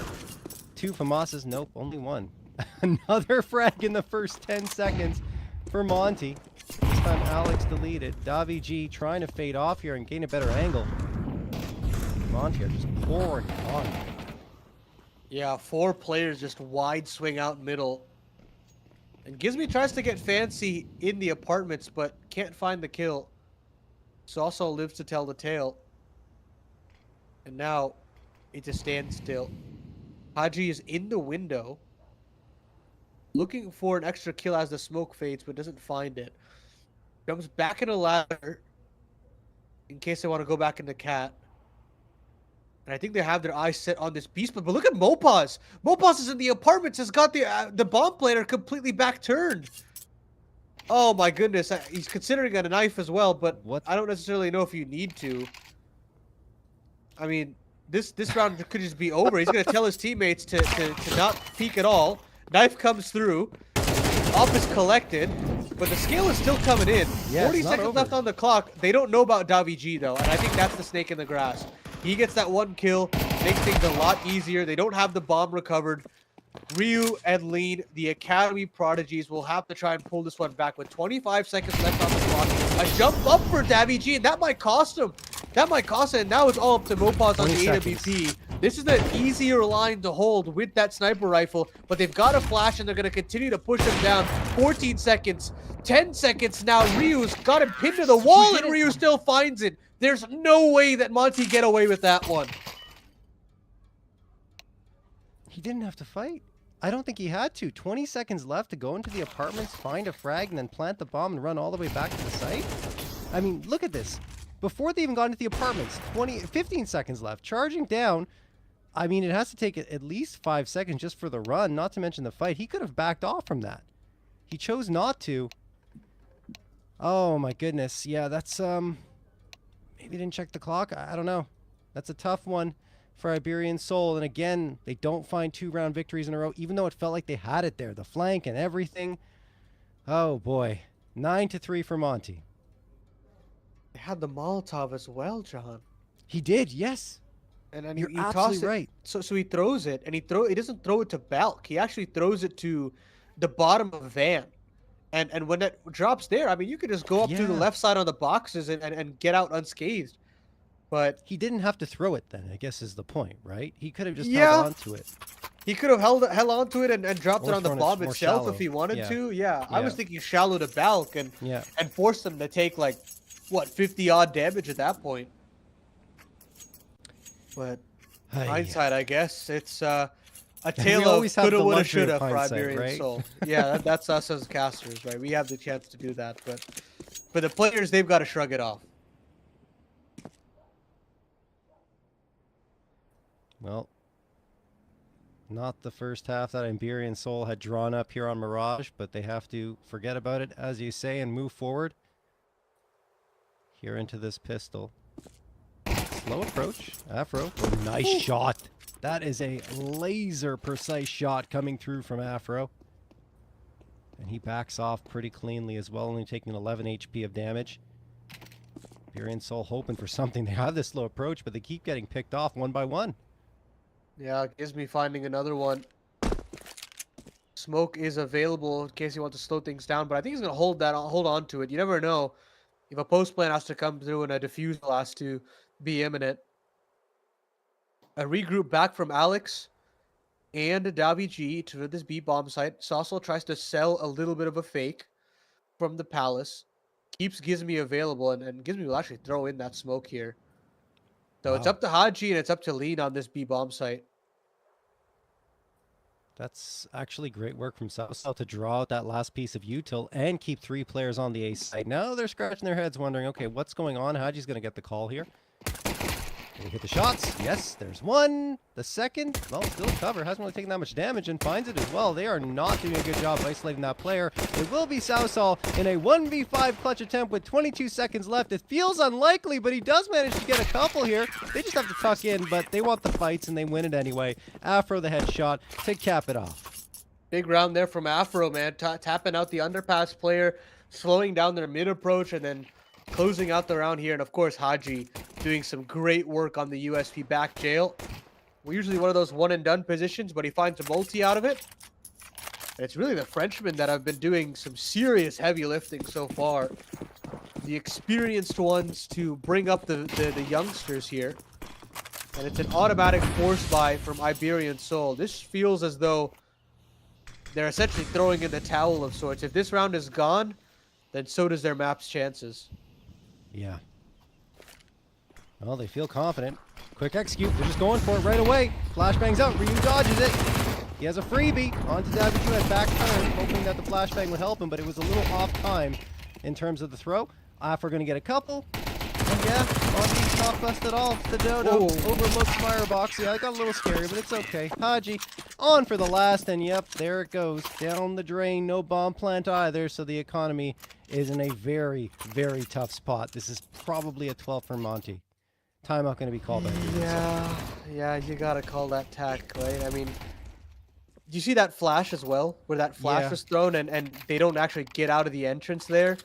That kind of sums up a lot of it. I mean, just a couple of small, minute, sloppy mistakes, and it comes back to haunt them. They also overlook the possibility of a balcony player, right? Davi G's playing anti-flash for the flash that was thrown for entrance to ramp, and I mean, look, it didn't work at all because he just drops before he can even set his feet onto the bomb site. Tough.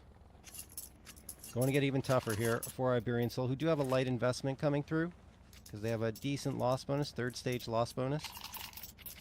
3 Tech 9s make that 4 and a Deagle. 3 pieces of util. We'll see.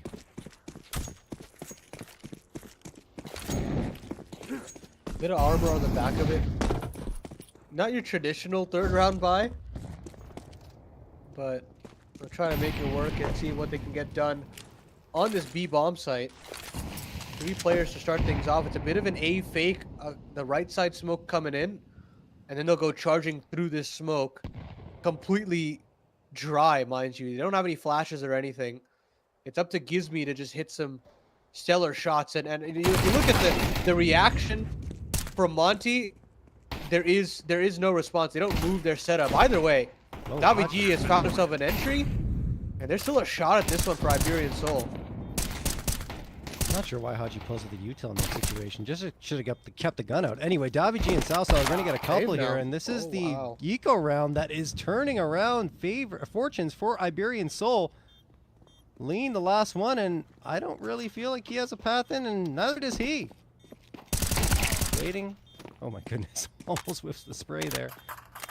But it will be Iberian Soul on a round that didn't feature much of anything aside from some upgraded pistols and 3 pieces of util.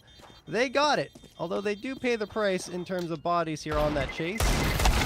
Terrorists win. And they all fall by the wayside. An ace in a losing round for Lean.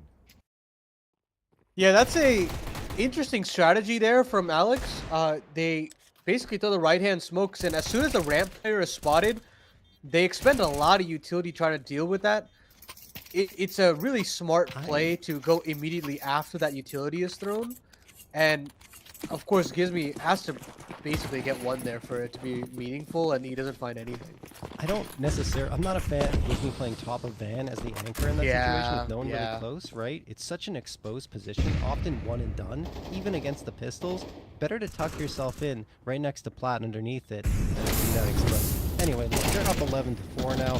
Can't really criticize too much, and this round is also going their way thanks to Haji. Spam through the smoke. Is it good? It is! 3K for him, and Ryu spots out Mopaz as well.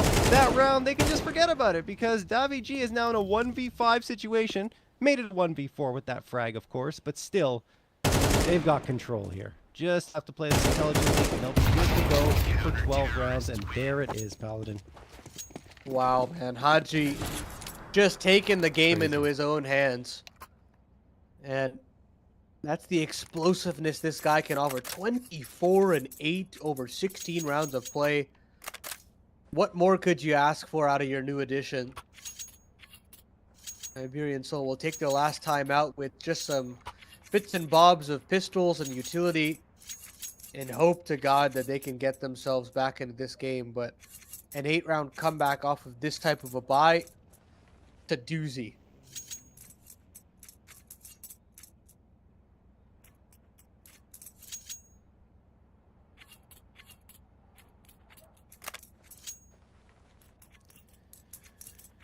Oof. Well, at least they have 1 AK. Salsa's got that. 3 Deagles and a tech. A little bit of util. Hey, you never know. Never know with Counter-Strike what the pistols can deliver. Incendiary going to get tossed to top of ramp. Lean. Wants to flash himself out. He'll do exactly that. No one's there.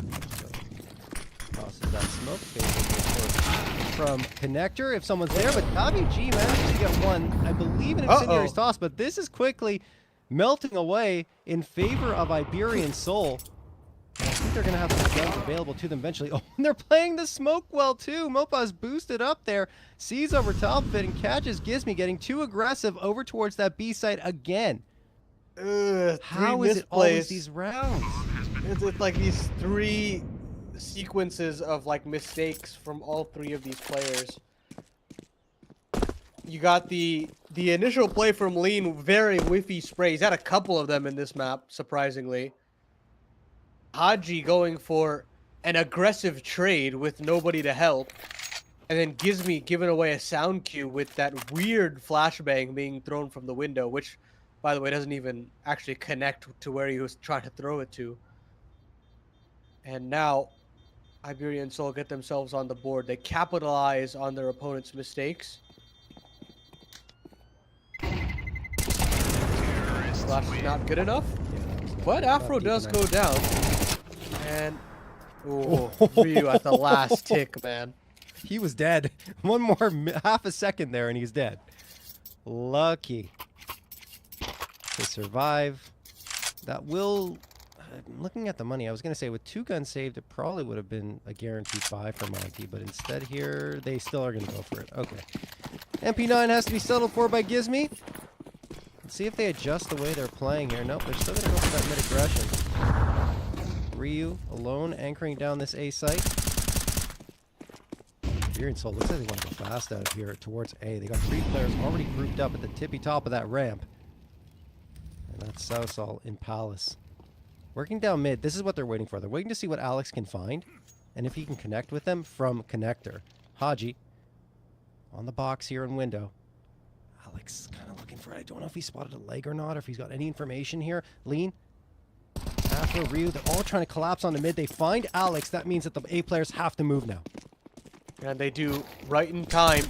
Drop the smoke, bench spotted, and now Afro was locked and loaded for a couple of kills, does significant damage. Ryu finds another trouble.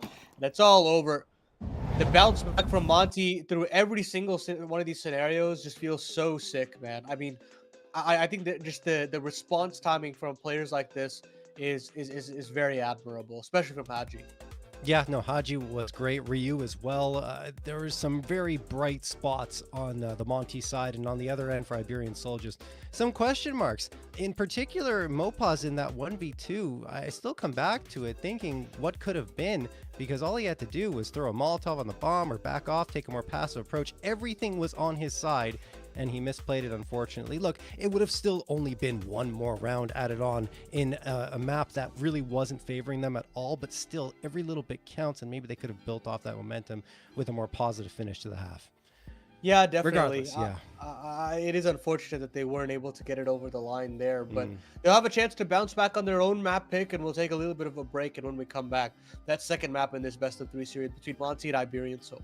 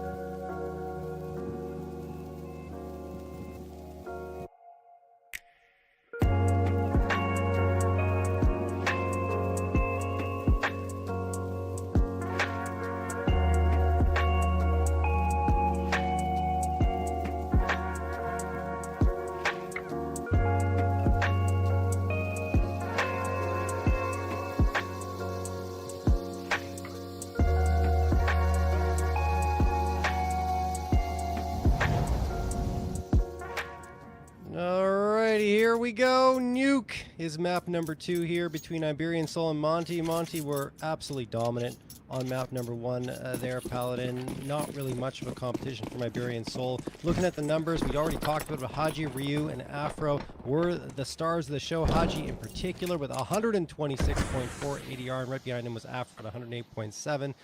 This map is actually pretty good for Monte, even though it's a pick by Iberian Soul. Yeah, they should definitely be favored here.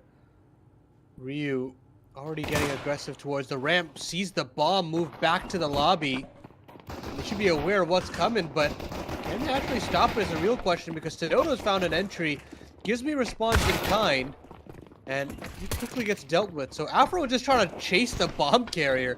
Mopaz and Afro are having a hunt between each other, but Mopaz has been able to abscond just temporarily. And this should mean that everything is okay. Actually, never mind. Is it though? He's still stuck on the roof. If Afro checks his angles properly, he'll spot. Oh my god, the barrel! The barrel was seen, and Mopaz gets the kill. What a weird round there for Iberian Soul. I have questions, Paladin. I don't think I have answers for you. Yeah. I don't understand the thinking for Mopaz to just tuck himself in a corner there with the bomb on his back. That's a weird decision to make, given that if you fall and you know someone's chasing you, you're in a lot of trouble. Yeah, and then the round could be over just like that. Anyway, look, it worked out. It worked out. Doesn't mean it was good, but it worked out. It's 1-0 for Iberian Soul, and they should be able to get this next one. There it is. Alex and Davy combining for 3 frags, and Mopaz will put the finishing touch on it. It is Iberian Soul getting the anti-eco. Guns out now for Monte. Really something to smile about if you're Iberian Soul. An unlucky situation going in your favor. I feel like anytime you were in a clutch scenario, it would go against you if you're the Spaniards. But now, an opportunity to build a little momentum on this T side. I've seen Alex call some good nuke before. This will be a tough one with the way Haji's been playing this series so far. Lean getting aggressive in the lobby and gets just a raw duel win against Mopaz. Yeah, by the way, that's the first time Iberians will have won 2 rounds in a row since this series started. Oh my god. Yeah. That's a crazy stat to bring up, I can't lie. It's pretty wild. None of those 5 rounds they got over on Mirage were consecutive. Anyway, already a good start here for Monte once the guns come out. Iberian Soul moving through these smokes. Looks like they want to finish on A. They will get lean. Do they overlook the player at vent? They do. It's Haji. That's a bad player to overlook the way he's playing right now. And he will get a 2K as a result, and Ryu finishes the job with 2 of his own. Monte made it look a little too easy, I would say, on that one.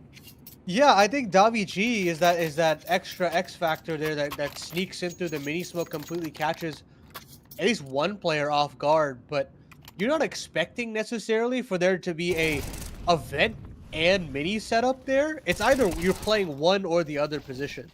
And Haji being discounted like that is disaster for Iberian Soul. They don't have the greatest buy here. Alex and Saucel will probably be relegated to Khalil's here. But they will purchase into this nevertheless. And Monte will have a chance to really get back into this one straight away. You know what the situation is, John? No. Not sure what's going on here. We have some word that there's there a we go. technical pause coming through, but there's no information. It looks like we're back into it, so it doesn't really matter. Round number 4 will get underway. Yeah, we really need to see something, honestly, from this Iberian Soul side on a gun round. We had flashes at most on Mirage. And now here the T side will likely determine how this map is going to play out. Because Monte are the ones who look very prepared and ready for this one, and on the other side Iberian Soul are trying to find their feet in the crosshairs. Moving in towards outside, and Gizmy spamming through the smoke. It's one after another, and they just cannot get past Yard. Big kills, man. Big kills already for Monte. And Haji's found another one through the smoke. And that's the bomb. Caught in no man's land in the outer yard. Boss wants to try and get it back. Oh my God. Tries to leave the lobby, and he's not allowed to. So it's just Sawsall. Minute 12 on the clock with none of his teammates around him. He's just going to get swung now. Gives me, spots him out. Swing comes in from Lean. Can't convert, but the damage is already done. Just a matter of time now. Being flanked also by Haji there.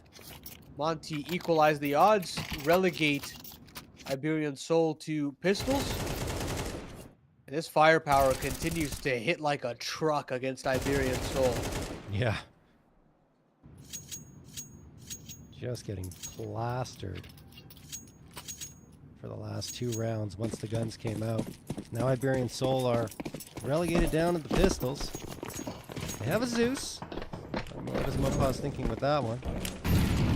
See him going down the vent and using the Zeus to help him. I don't know if we're going to do that. Looking for a push coming through here. Mopaz is not in position. In fact, he's already dead. But Zeus won't have any impact, and the Glocks won't either. Monte cruise to a 3rd round victory, and they've got the lead again. Oof, brutal little eco situation there, and a lot of cash gained by both Gizmi and Afro. AWP upgrade is available. Guns back out for Iberian Soul. It just feels like, I don't know, there's just not that extra bit of oomph from Iberian Soul at all in this game so far. I'd love to be proven wrong, but Yeah, same. there's still a lot of question marks that need to be answered, and maybe Davi G has the answers for me. Oh, nice kidding. blow of the smoke there by the nade as Afro gets WT. Right? Just kidding. Of course. He did Sorry. get one, though. Sorry. He did get one, Paladin. They just keep getting stalled out. They feel like they don't want to commit in either direction. Now they will eventually go down secret to Iberian Soul, but 2 players still above ground.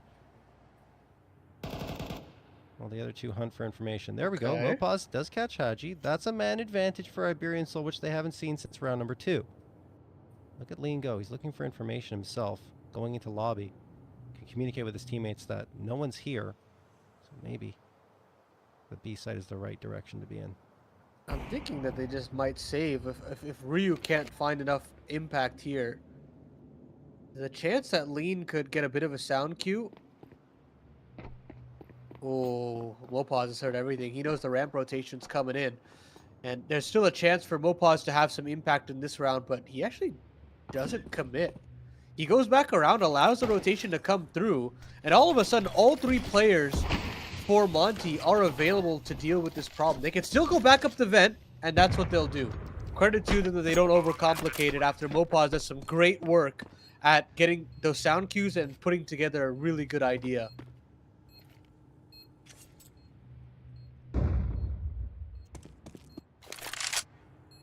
Alright, well, it does work out. Nicely done from Mopaz. Ryu, headshot onto Alex. So that's some damage on the tail end, but it will be a round in favor of Iberian Soul thanks to a last-second rotation that comes through. And I was wondering for a second what Mopaz was thinking, same as you, Paladin, because I thought he would try and go for that flank towards ramp, but instead, off the information, they go to the vacant A site, which ended up being the correct call. So we are tied up at 3. There's a round for Iberian Soul. They have to be happy with. Let's see if they can continue on and win a second in a row here, but Monte did get the 3-man save, so an investment's coming through. Yeah, and I don't necessarily know if they can get away with something like that multiple rounds in a row. We already starting to see a little bit more impact out of Mopaz. I do like how he's playing around with that lobby presence. Not necessarily winning via gunfire, but more so just sound cues, intuition, being that Mopaz that we know and love. Still absolutely got that gift in him. And now, it's a bit of an upper execution being considered here for Iberian Soul. Stadodo on that rooftop, but they decide to potentially think better of it. Either way, they're running out of util, so they're gonna have to make up their mind eventually. And it's only there's still a minute and 20 left on the clock. They've got no smokes, John. They do not. No smokes left anyway. That is a problem. It's with 1 minute and 5 seconds left on the clock. No smokes available for Iberian Soul, which means Gizmy won't be too fussed here. Maybe the Molotov will be tossed here to make life difficult for him. You feel like they have to. But instead, they're deviating in towards Mini, so Gizmy could have a chance to peek out if he times it right and get one, perhaps even two. Assuming the information is there. Davi, though, great opener on to Afro. Haji only gets one, and then Gizmy can't activate. Well done from Iberian Soul to give themselves a 3v2 after they take a lot of damage in the process. They are going to go down towards the B site. Southsol is still in yard, though, and he's at 4 HP, so he's being very cautious about his approach. There's the incendiary, so blade thrown by Ryu. He spots out the player. Can he get the frag as well? Alex down to 43, and Ryu runs out of bullets in the magazine, or would have. Regardless, Alex gets the headshot on him. And Lean is slipping on through. Both players quite low. Southsol still hasn't made his way out of secret. Is there a smoke here? There isn't. Just the nade available for Lean, so he has to bait out a peek from someone. There's invisibility, so they have to look here, and there it is. There's one. Throws the nade. That could be enough. Southsol is dead. He can try to stick it now. He has the kit. It should be enough time here for Monte. And a 4th round clutch victory coming through from Lean.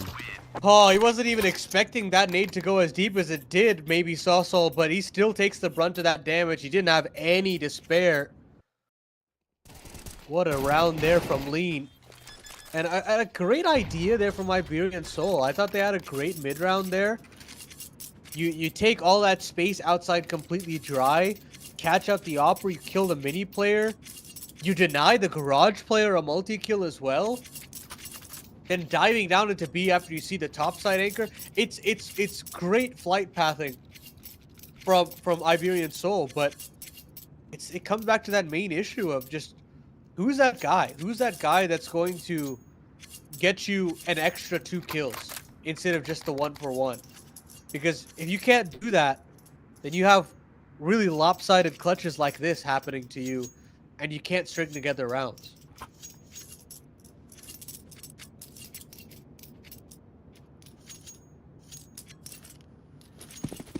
Oof. Well, Iberian Soul at the very least are going to have a lot more util available to them. Hopefully they can deploy a little better than the previous round, because those lack of smokes really did hurt them, especially towards the tail end. Incendiary going to get tossed here by Monte into Hut. Iberian Soul. I'm trying to work yard a lot. Now they're going to head into bottom.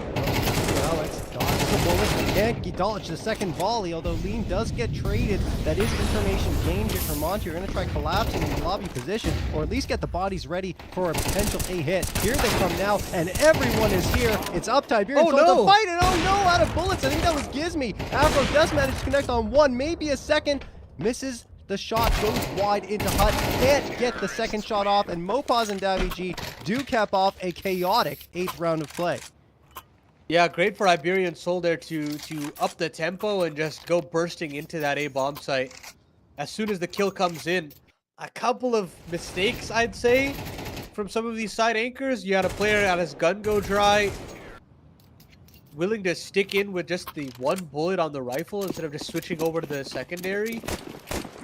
Especially when you've got that headshot lined up and a player not looking towards your direction, a dink could have gone a long way. But hindsight again. Afro getting aggressive into the outer yard, but gets spotted off the top Twinkie, so he bounds all the way back to bottom B. And we'll come back up for seconds on ramp.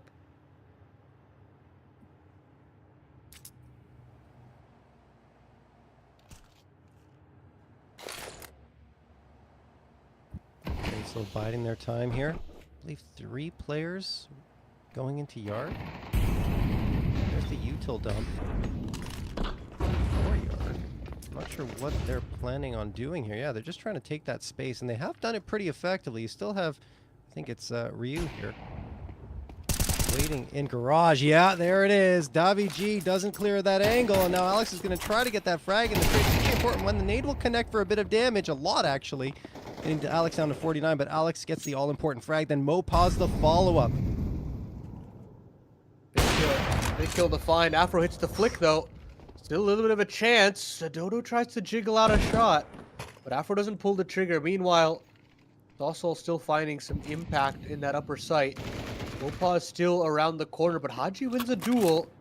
Gets to upgrade as well, and did he drop the bomb? No, he didn't. Okay, so still fighting Sidodo. Sidodo picks it up and tries to run down. Oof. It's also punishes Afro on the ladder aggression. A bit overzealous when you knew he was in that heaven position to begin with. And now the bomb has been planted B. This should be Iberian Soul's round. And maybe you don't need that guy, because it feels just right now that they're calling circles around Monte in their setup. Yeah, they're doing a good job, honestly. Monte doesn't really know where to look, it seems, and they're catching them off guard at pretty much every turn. Haji, without a kit, also in the situation, probably sealed the deal once the bomb went and got planted B. Good effort from Afro to get up into heaven, but he was denied the minute his head poked above that ladder. So just having one last look here. The Iberian Soul back in the lead here. Last time they had a lead, it was 2-1 after winning those winning the pistol run and converting off of it. This is a good sign for them on their T side to get this many rounds already. Not to mention the economy's broken for Monte. That's the real issue, right? You're really relying on Haji to find some impact here, but the outer yard solution has been found. They're denying Gisby a chance to have an impact outside. But it's Haji that's going to go into that position himself and find some impact. Significant damage finished off by Afro. Gun thrown out by Alex. And Alex will just try to go through with the peaceful option of just getting downstairs safely. And he'll leave his teammates to pick up the pieces on the other end.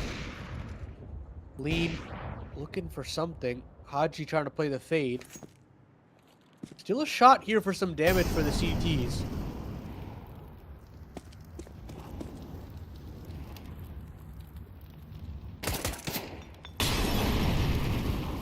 Spot from Lean there towards Silent. Yeah, they're giving them the fights here, Iberian Soul, but they're winning ball. Haji does have the AK, but that won't last long either. And Iberian Soul up to 6. They have really turned things back around, which is very good to see, because honestly, it was a little bit concerned with the way they were fighting their crosshairs. I felt like they couldn't hit their shots going back to the first map, and even coming into the beginnings of this one, although they did have that 2-0 lead. Once the guns came out, it was Monte kind of leaning into them once more. And now they've got that 2-round edge. They've guaranteed that, at the very least, it will be a tied scoreline going to the second half, but they want more, and they need more, I think. Build up Yeah, that confidence absolutely. more. Yeah. Especially for some of these youngsters that need that little bit of space. 6 feels like a necessity, but Iberian Soul have comfortably taken the ramp for themselves. Ryu, in the meantime, though, has found a kill into the big garage, so they know that it's really ramp being the massive hole in the defense at this point. So Gisby backs away into the CT spawn, and he's out in the open. He's playing in a 1-and-up position, but he needs that one kill, and he can't find it. Meaning the heaven wrap is completely imminent, and Lean's job as an A anchor becomes very difficult. He finds nothing. I mean, look at Monte. They have no idea that this is even a possibility. You've got players running around in the B bomb site as Iberian Soul are in heaven and on the A site. This 3v3 still feels like a long shot for the CT side. But Ryu did get one to make it a little bit closer. Now Haji's trying to retake that space in heaven. See, he's trying to distract for Ryu. It doesn't work. Alex gets that and probably follow up too. Yeah, that ladder accuracy isn't great, Haji.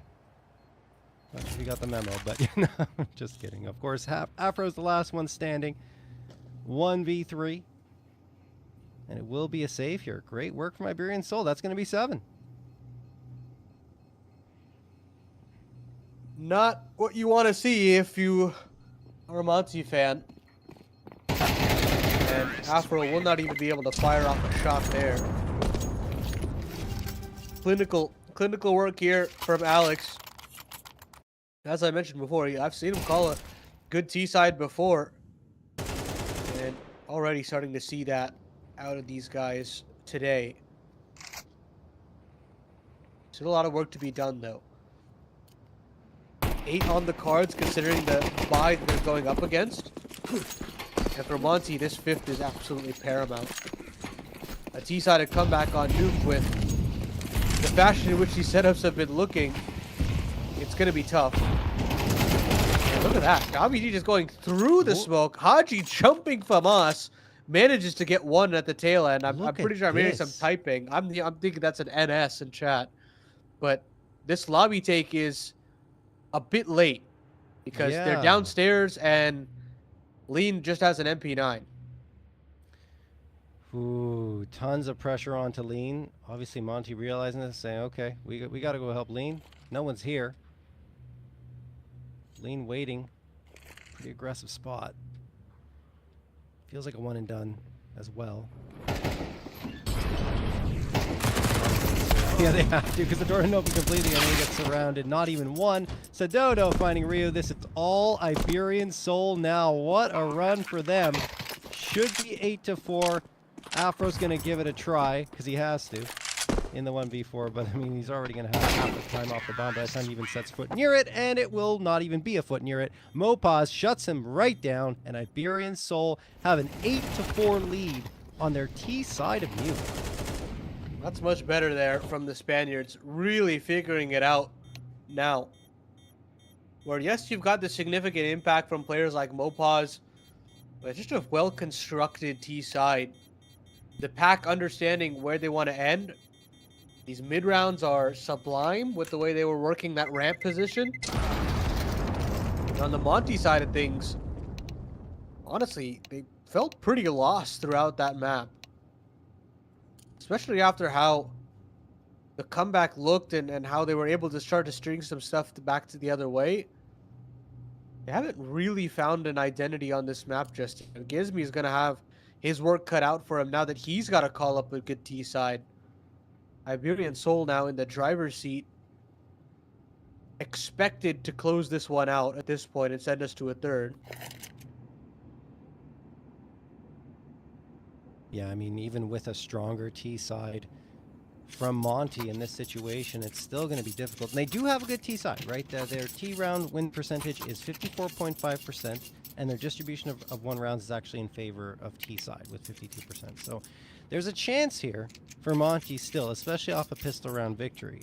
But definitely a very impressive first half from Iberian Soul, and look more like the team we expected to see coming into this BO3, because that first map, even the first parts of this map, were very tough. Nice smoke toss by Monte, though. Looks right down at the beginning. No pause overlooked in the corner. You can't overlook the corners, folks. That's why. Davi G. Dualies onto Lean, and this pistol round is falling apart very quickly.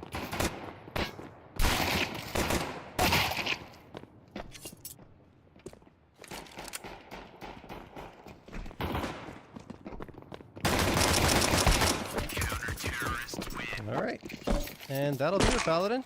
Iberian Soul, one step closer to map 3. Yeah, I was gonna say, John, see ya. That one's a pack-up type round. I don't really see much hope here for the T side at this point. They'll take the full save and give double digits over to Iberian Soul. That means a 6-round comeback necessary to, first of all, equalize the game, let alone complete the sweep. And straight away a chance for Iberian Soul to really bring up their finances. Nice lineup there for Shawshaw. Ooh, but actually only relegated to 2 kills there. A1 has recovered. And now a little bit of a pause. Actually, aggression there. I like that. So he'll rack up the other 2 as well. Now that's a fantastic idea for Sedodo to push up there in that situation, because he probably had an inkling that Monte were trying to wait for pushes to come from above, and just said, you know what, I'm going to give them what they want, at least from below, and he gets all 3 on that 10-4 for Iberian Soul. Here come the guns for Monte. Not over yet. There's still hope for them as we got another timeout being called here. And looking at that scoreboard, I mean, we had our criticisms for Iberian Soul as a whole, I would say, on map number 1, but stepping up to the plate in this one is Mopaz. Not only in the frag totals, but also in the information he was able to deliver them in that first half, and he played it really well. Yeah, he's showing why he was such an exciting player for his time on Koi and Movistar Riders. I mean, he's a guy that I was infatuated with when I saw the plays that they were able to create and how many incredible results they were able to garner. I know the talk of the town was about Senpais for ages, but Mopaz was really the guy that made Movistar. And now you're looking at this Iberian Soul team as a chance for him to reignite his career. Doing it alongside old friends in Alex and Davi G. So far, so good here, at least when it comes to Nuke. Russell finds another one, aggressing in through the secret stairs. Lean's already low on HP. This one already feels dire for the T side. Yeah. I think you might have been right with your call after that pistol, Paladin. Secured. Oh, maybe not. Okay, Lean. That G. Stop talking now. Lest I curse the game.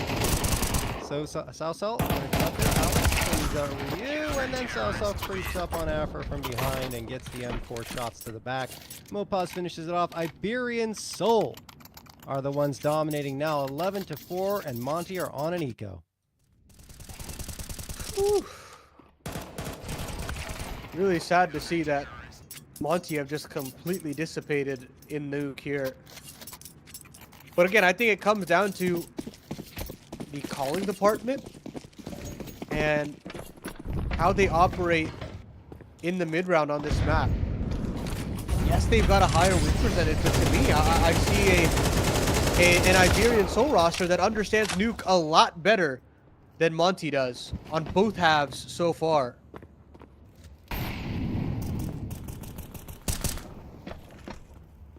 Wow, that is the worst position for the bomb. Yeah, it's not great. That's likely round over, I would say. Especially considering there aren't... Okay, Afro gets one at the South Hall. Still, I mean, you have to get that bomb back. There's time, at least. Excuse me. Ooh, almost gets the right timing there as Daviji was pulling up the util, but quickly changed his mind, and that was a good decision. Haji's managed to recover the M4 off of Southall's body. But again, getting back to this bomb, finding frags, doing all that, it just feels like too tall of a task, and Mopaz is in a perfect spot to potentially punish here. He spotted the leg. There's the nade. Damage done onto Haji. Yeah, this probably won't end well for Monte.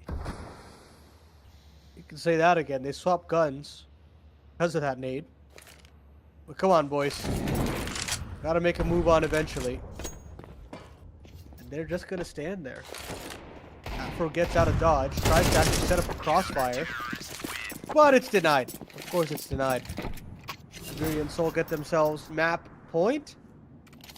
We've got a third map brewing here for these two sides. Ancient to be our decider. And Yeah. it's really unfortunate for Monte that it had to happen this way. Yeah, and it wasn't looking that bad for them, right? They had a good start to the half with to the map with the pistol round. Even not going their way, they got the rifle rounds going, and they had that 4-round little mini streak that they pulled off. But then after, I should say 3, and then they got that 4th afterwards. But still, Iberian Soul really did take control, and I do believe you're right. They have a better understanding of Nuke, at least better than Monte at this stage. And it feels like we ended up in a similar situation, just the roles reversed from map number 1 to map number 2. Strange to see,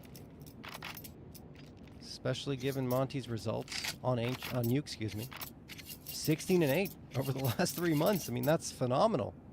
And it was far better than Iberian Soul's 12-7. Well, I shouldn't say far better, but just better. So you expect to see more competition come through, but in the end, this one might go out with a whimper. Absolutely. Fight now from Gisby on the outer yard. But Alex keen on taking that early space, or denying it rather. And Gisby does get downstairs. Not without a bit of damage taken. That alerts to Dodo. He'll move down into the lower site. And Sawsaw will be, and yeah, there you go. He finds out Gisby straight away. Sawsaw finds a double kill on the ramp, and as you mentioned, this one does feel absolutely over. Bomb dropped. Haji left alone in a 1v4 with 55 seconds left on the clock. And with no time, no hope, no HP, this one is simply destined for Ancient. Yeah, maybe if Haji had the bomb here, it'd be interesting, but he doesn't. He doesn't have time. He's done. There it goes. Sawsaw with the 4K. He's finished with 17 frags, tied with Mopaz for the top of the scoreboard there. And it will be Iberian Soul coming through, taking map number 2. Both of them very one-sided affairs, though, Paladin.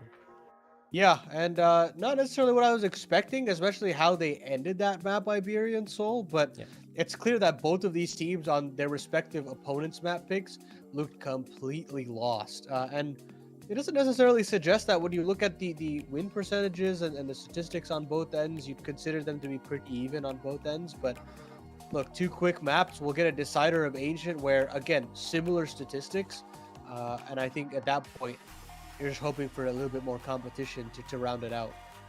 Absolutely. And all that being said, we are going to hit the break. When we come back, we've got Ancient.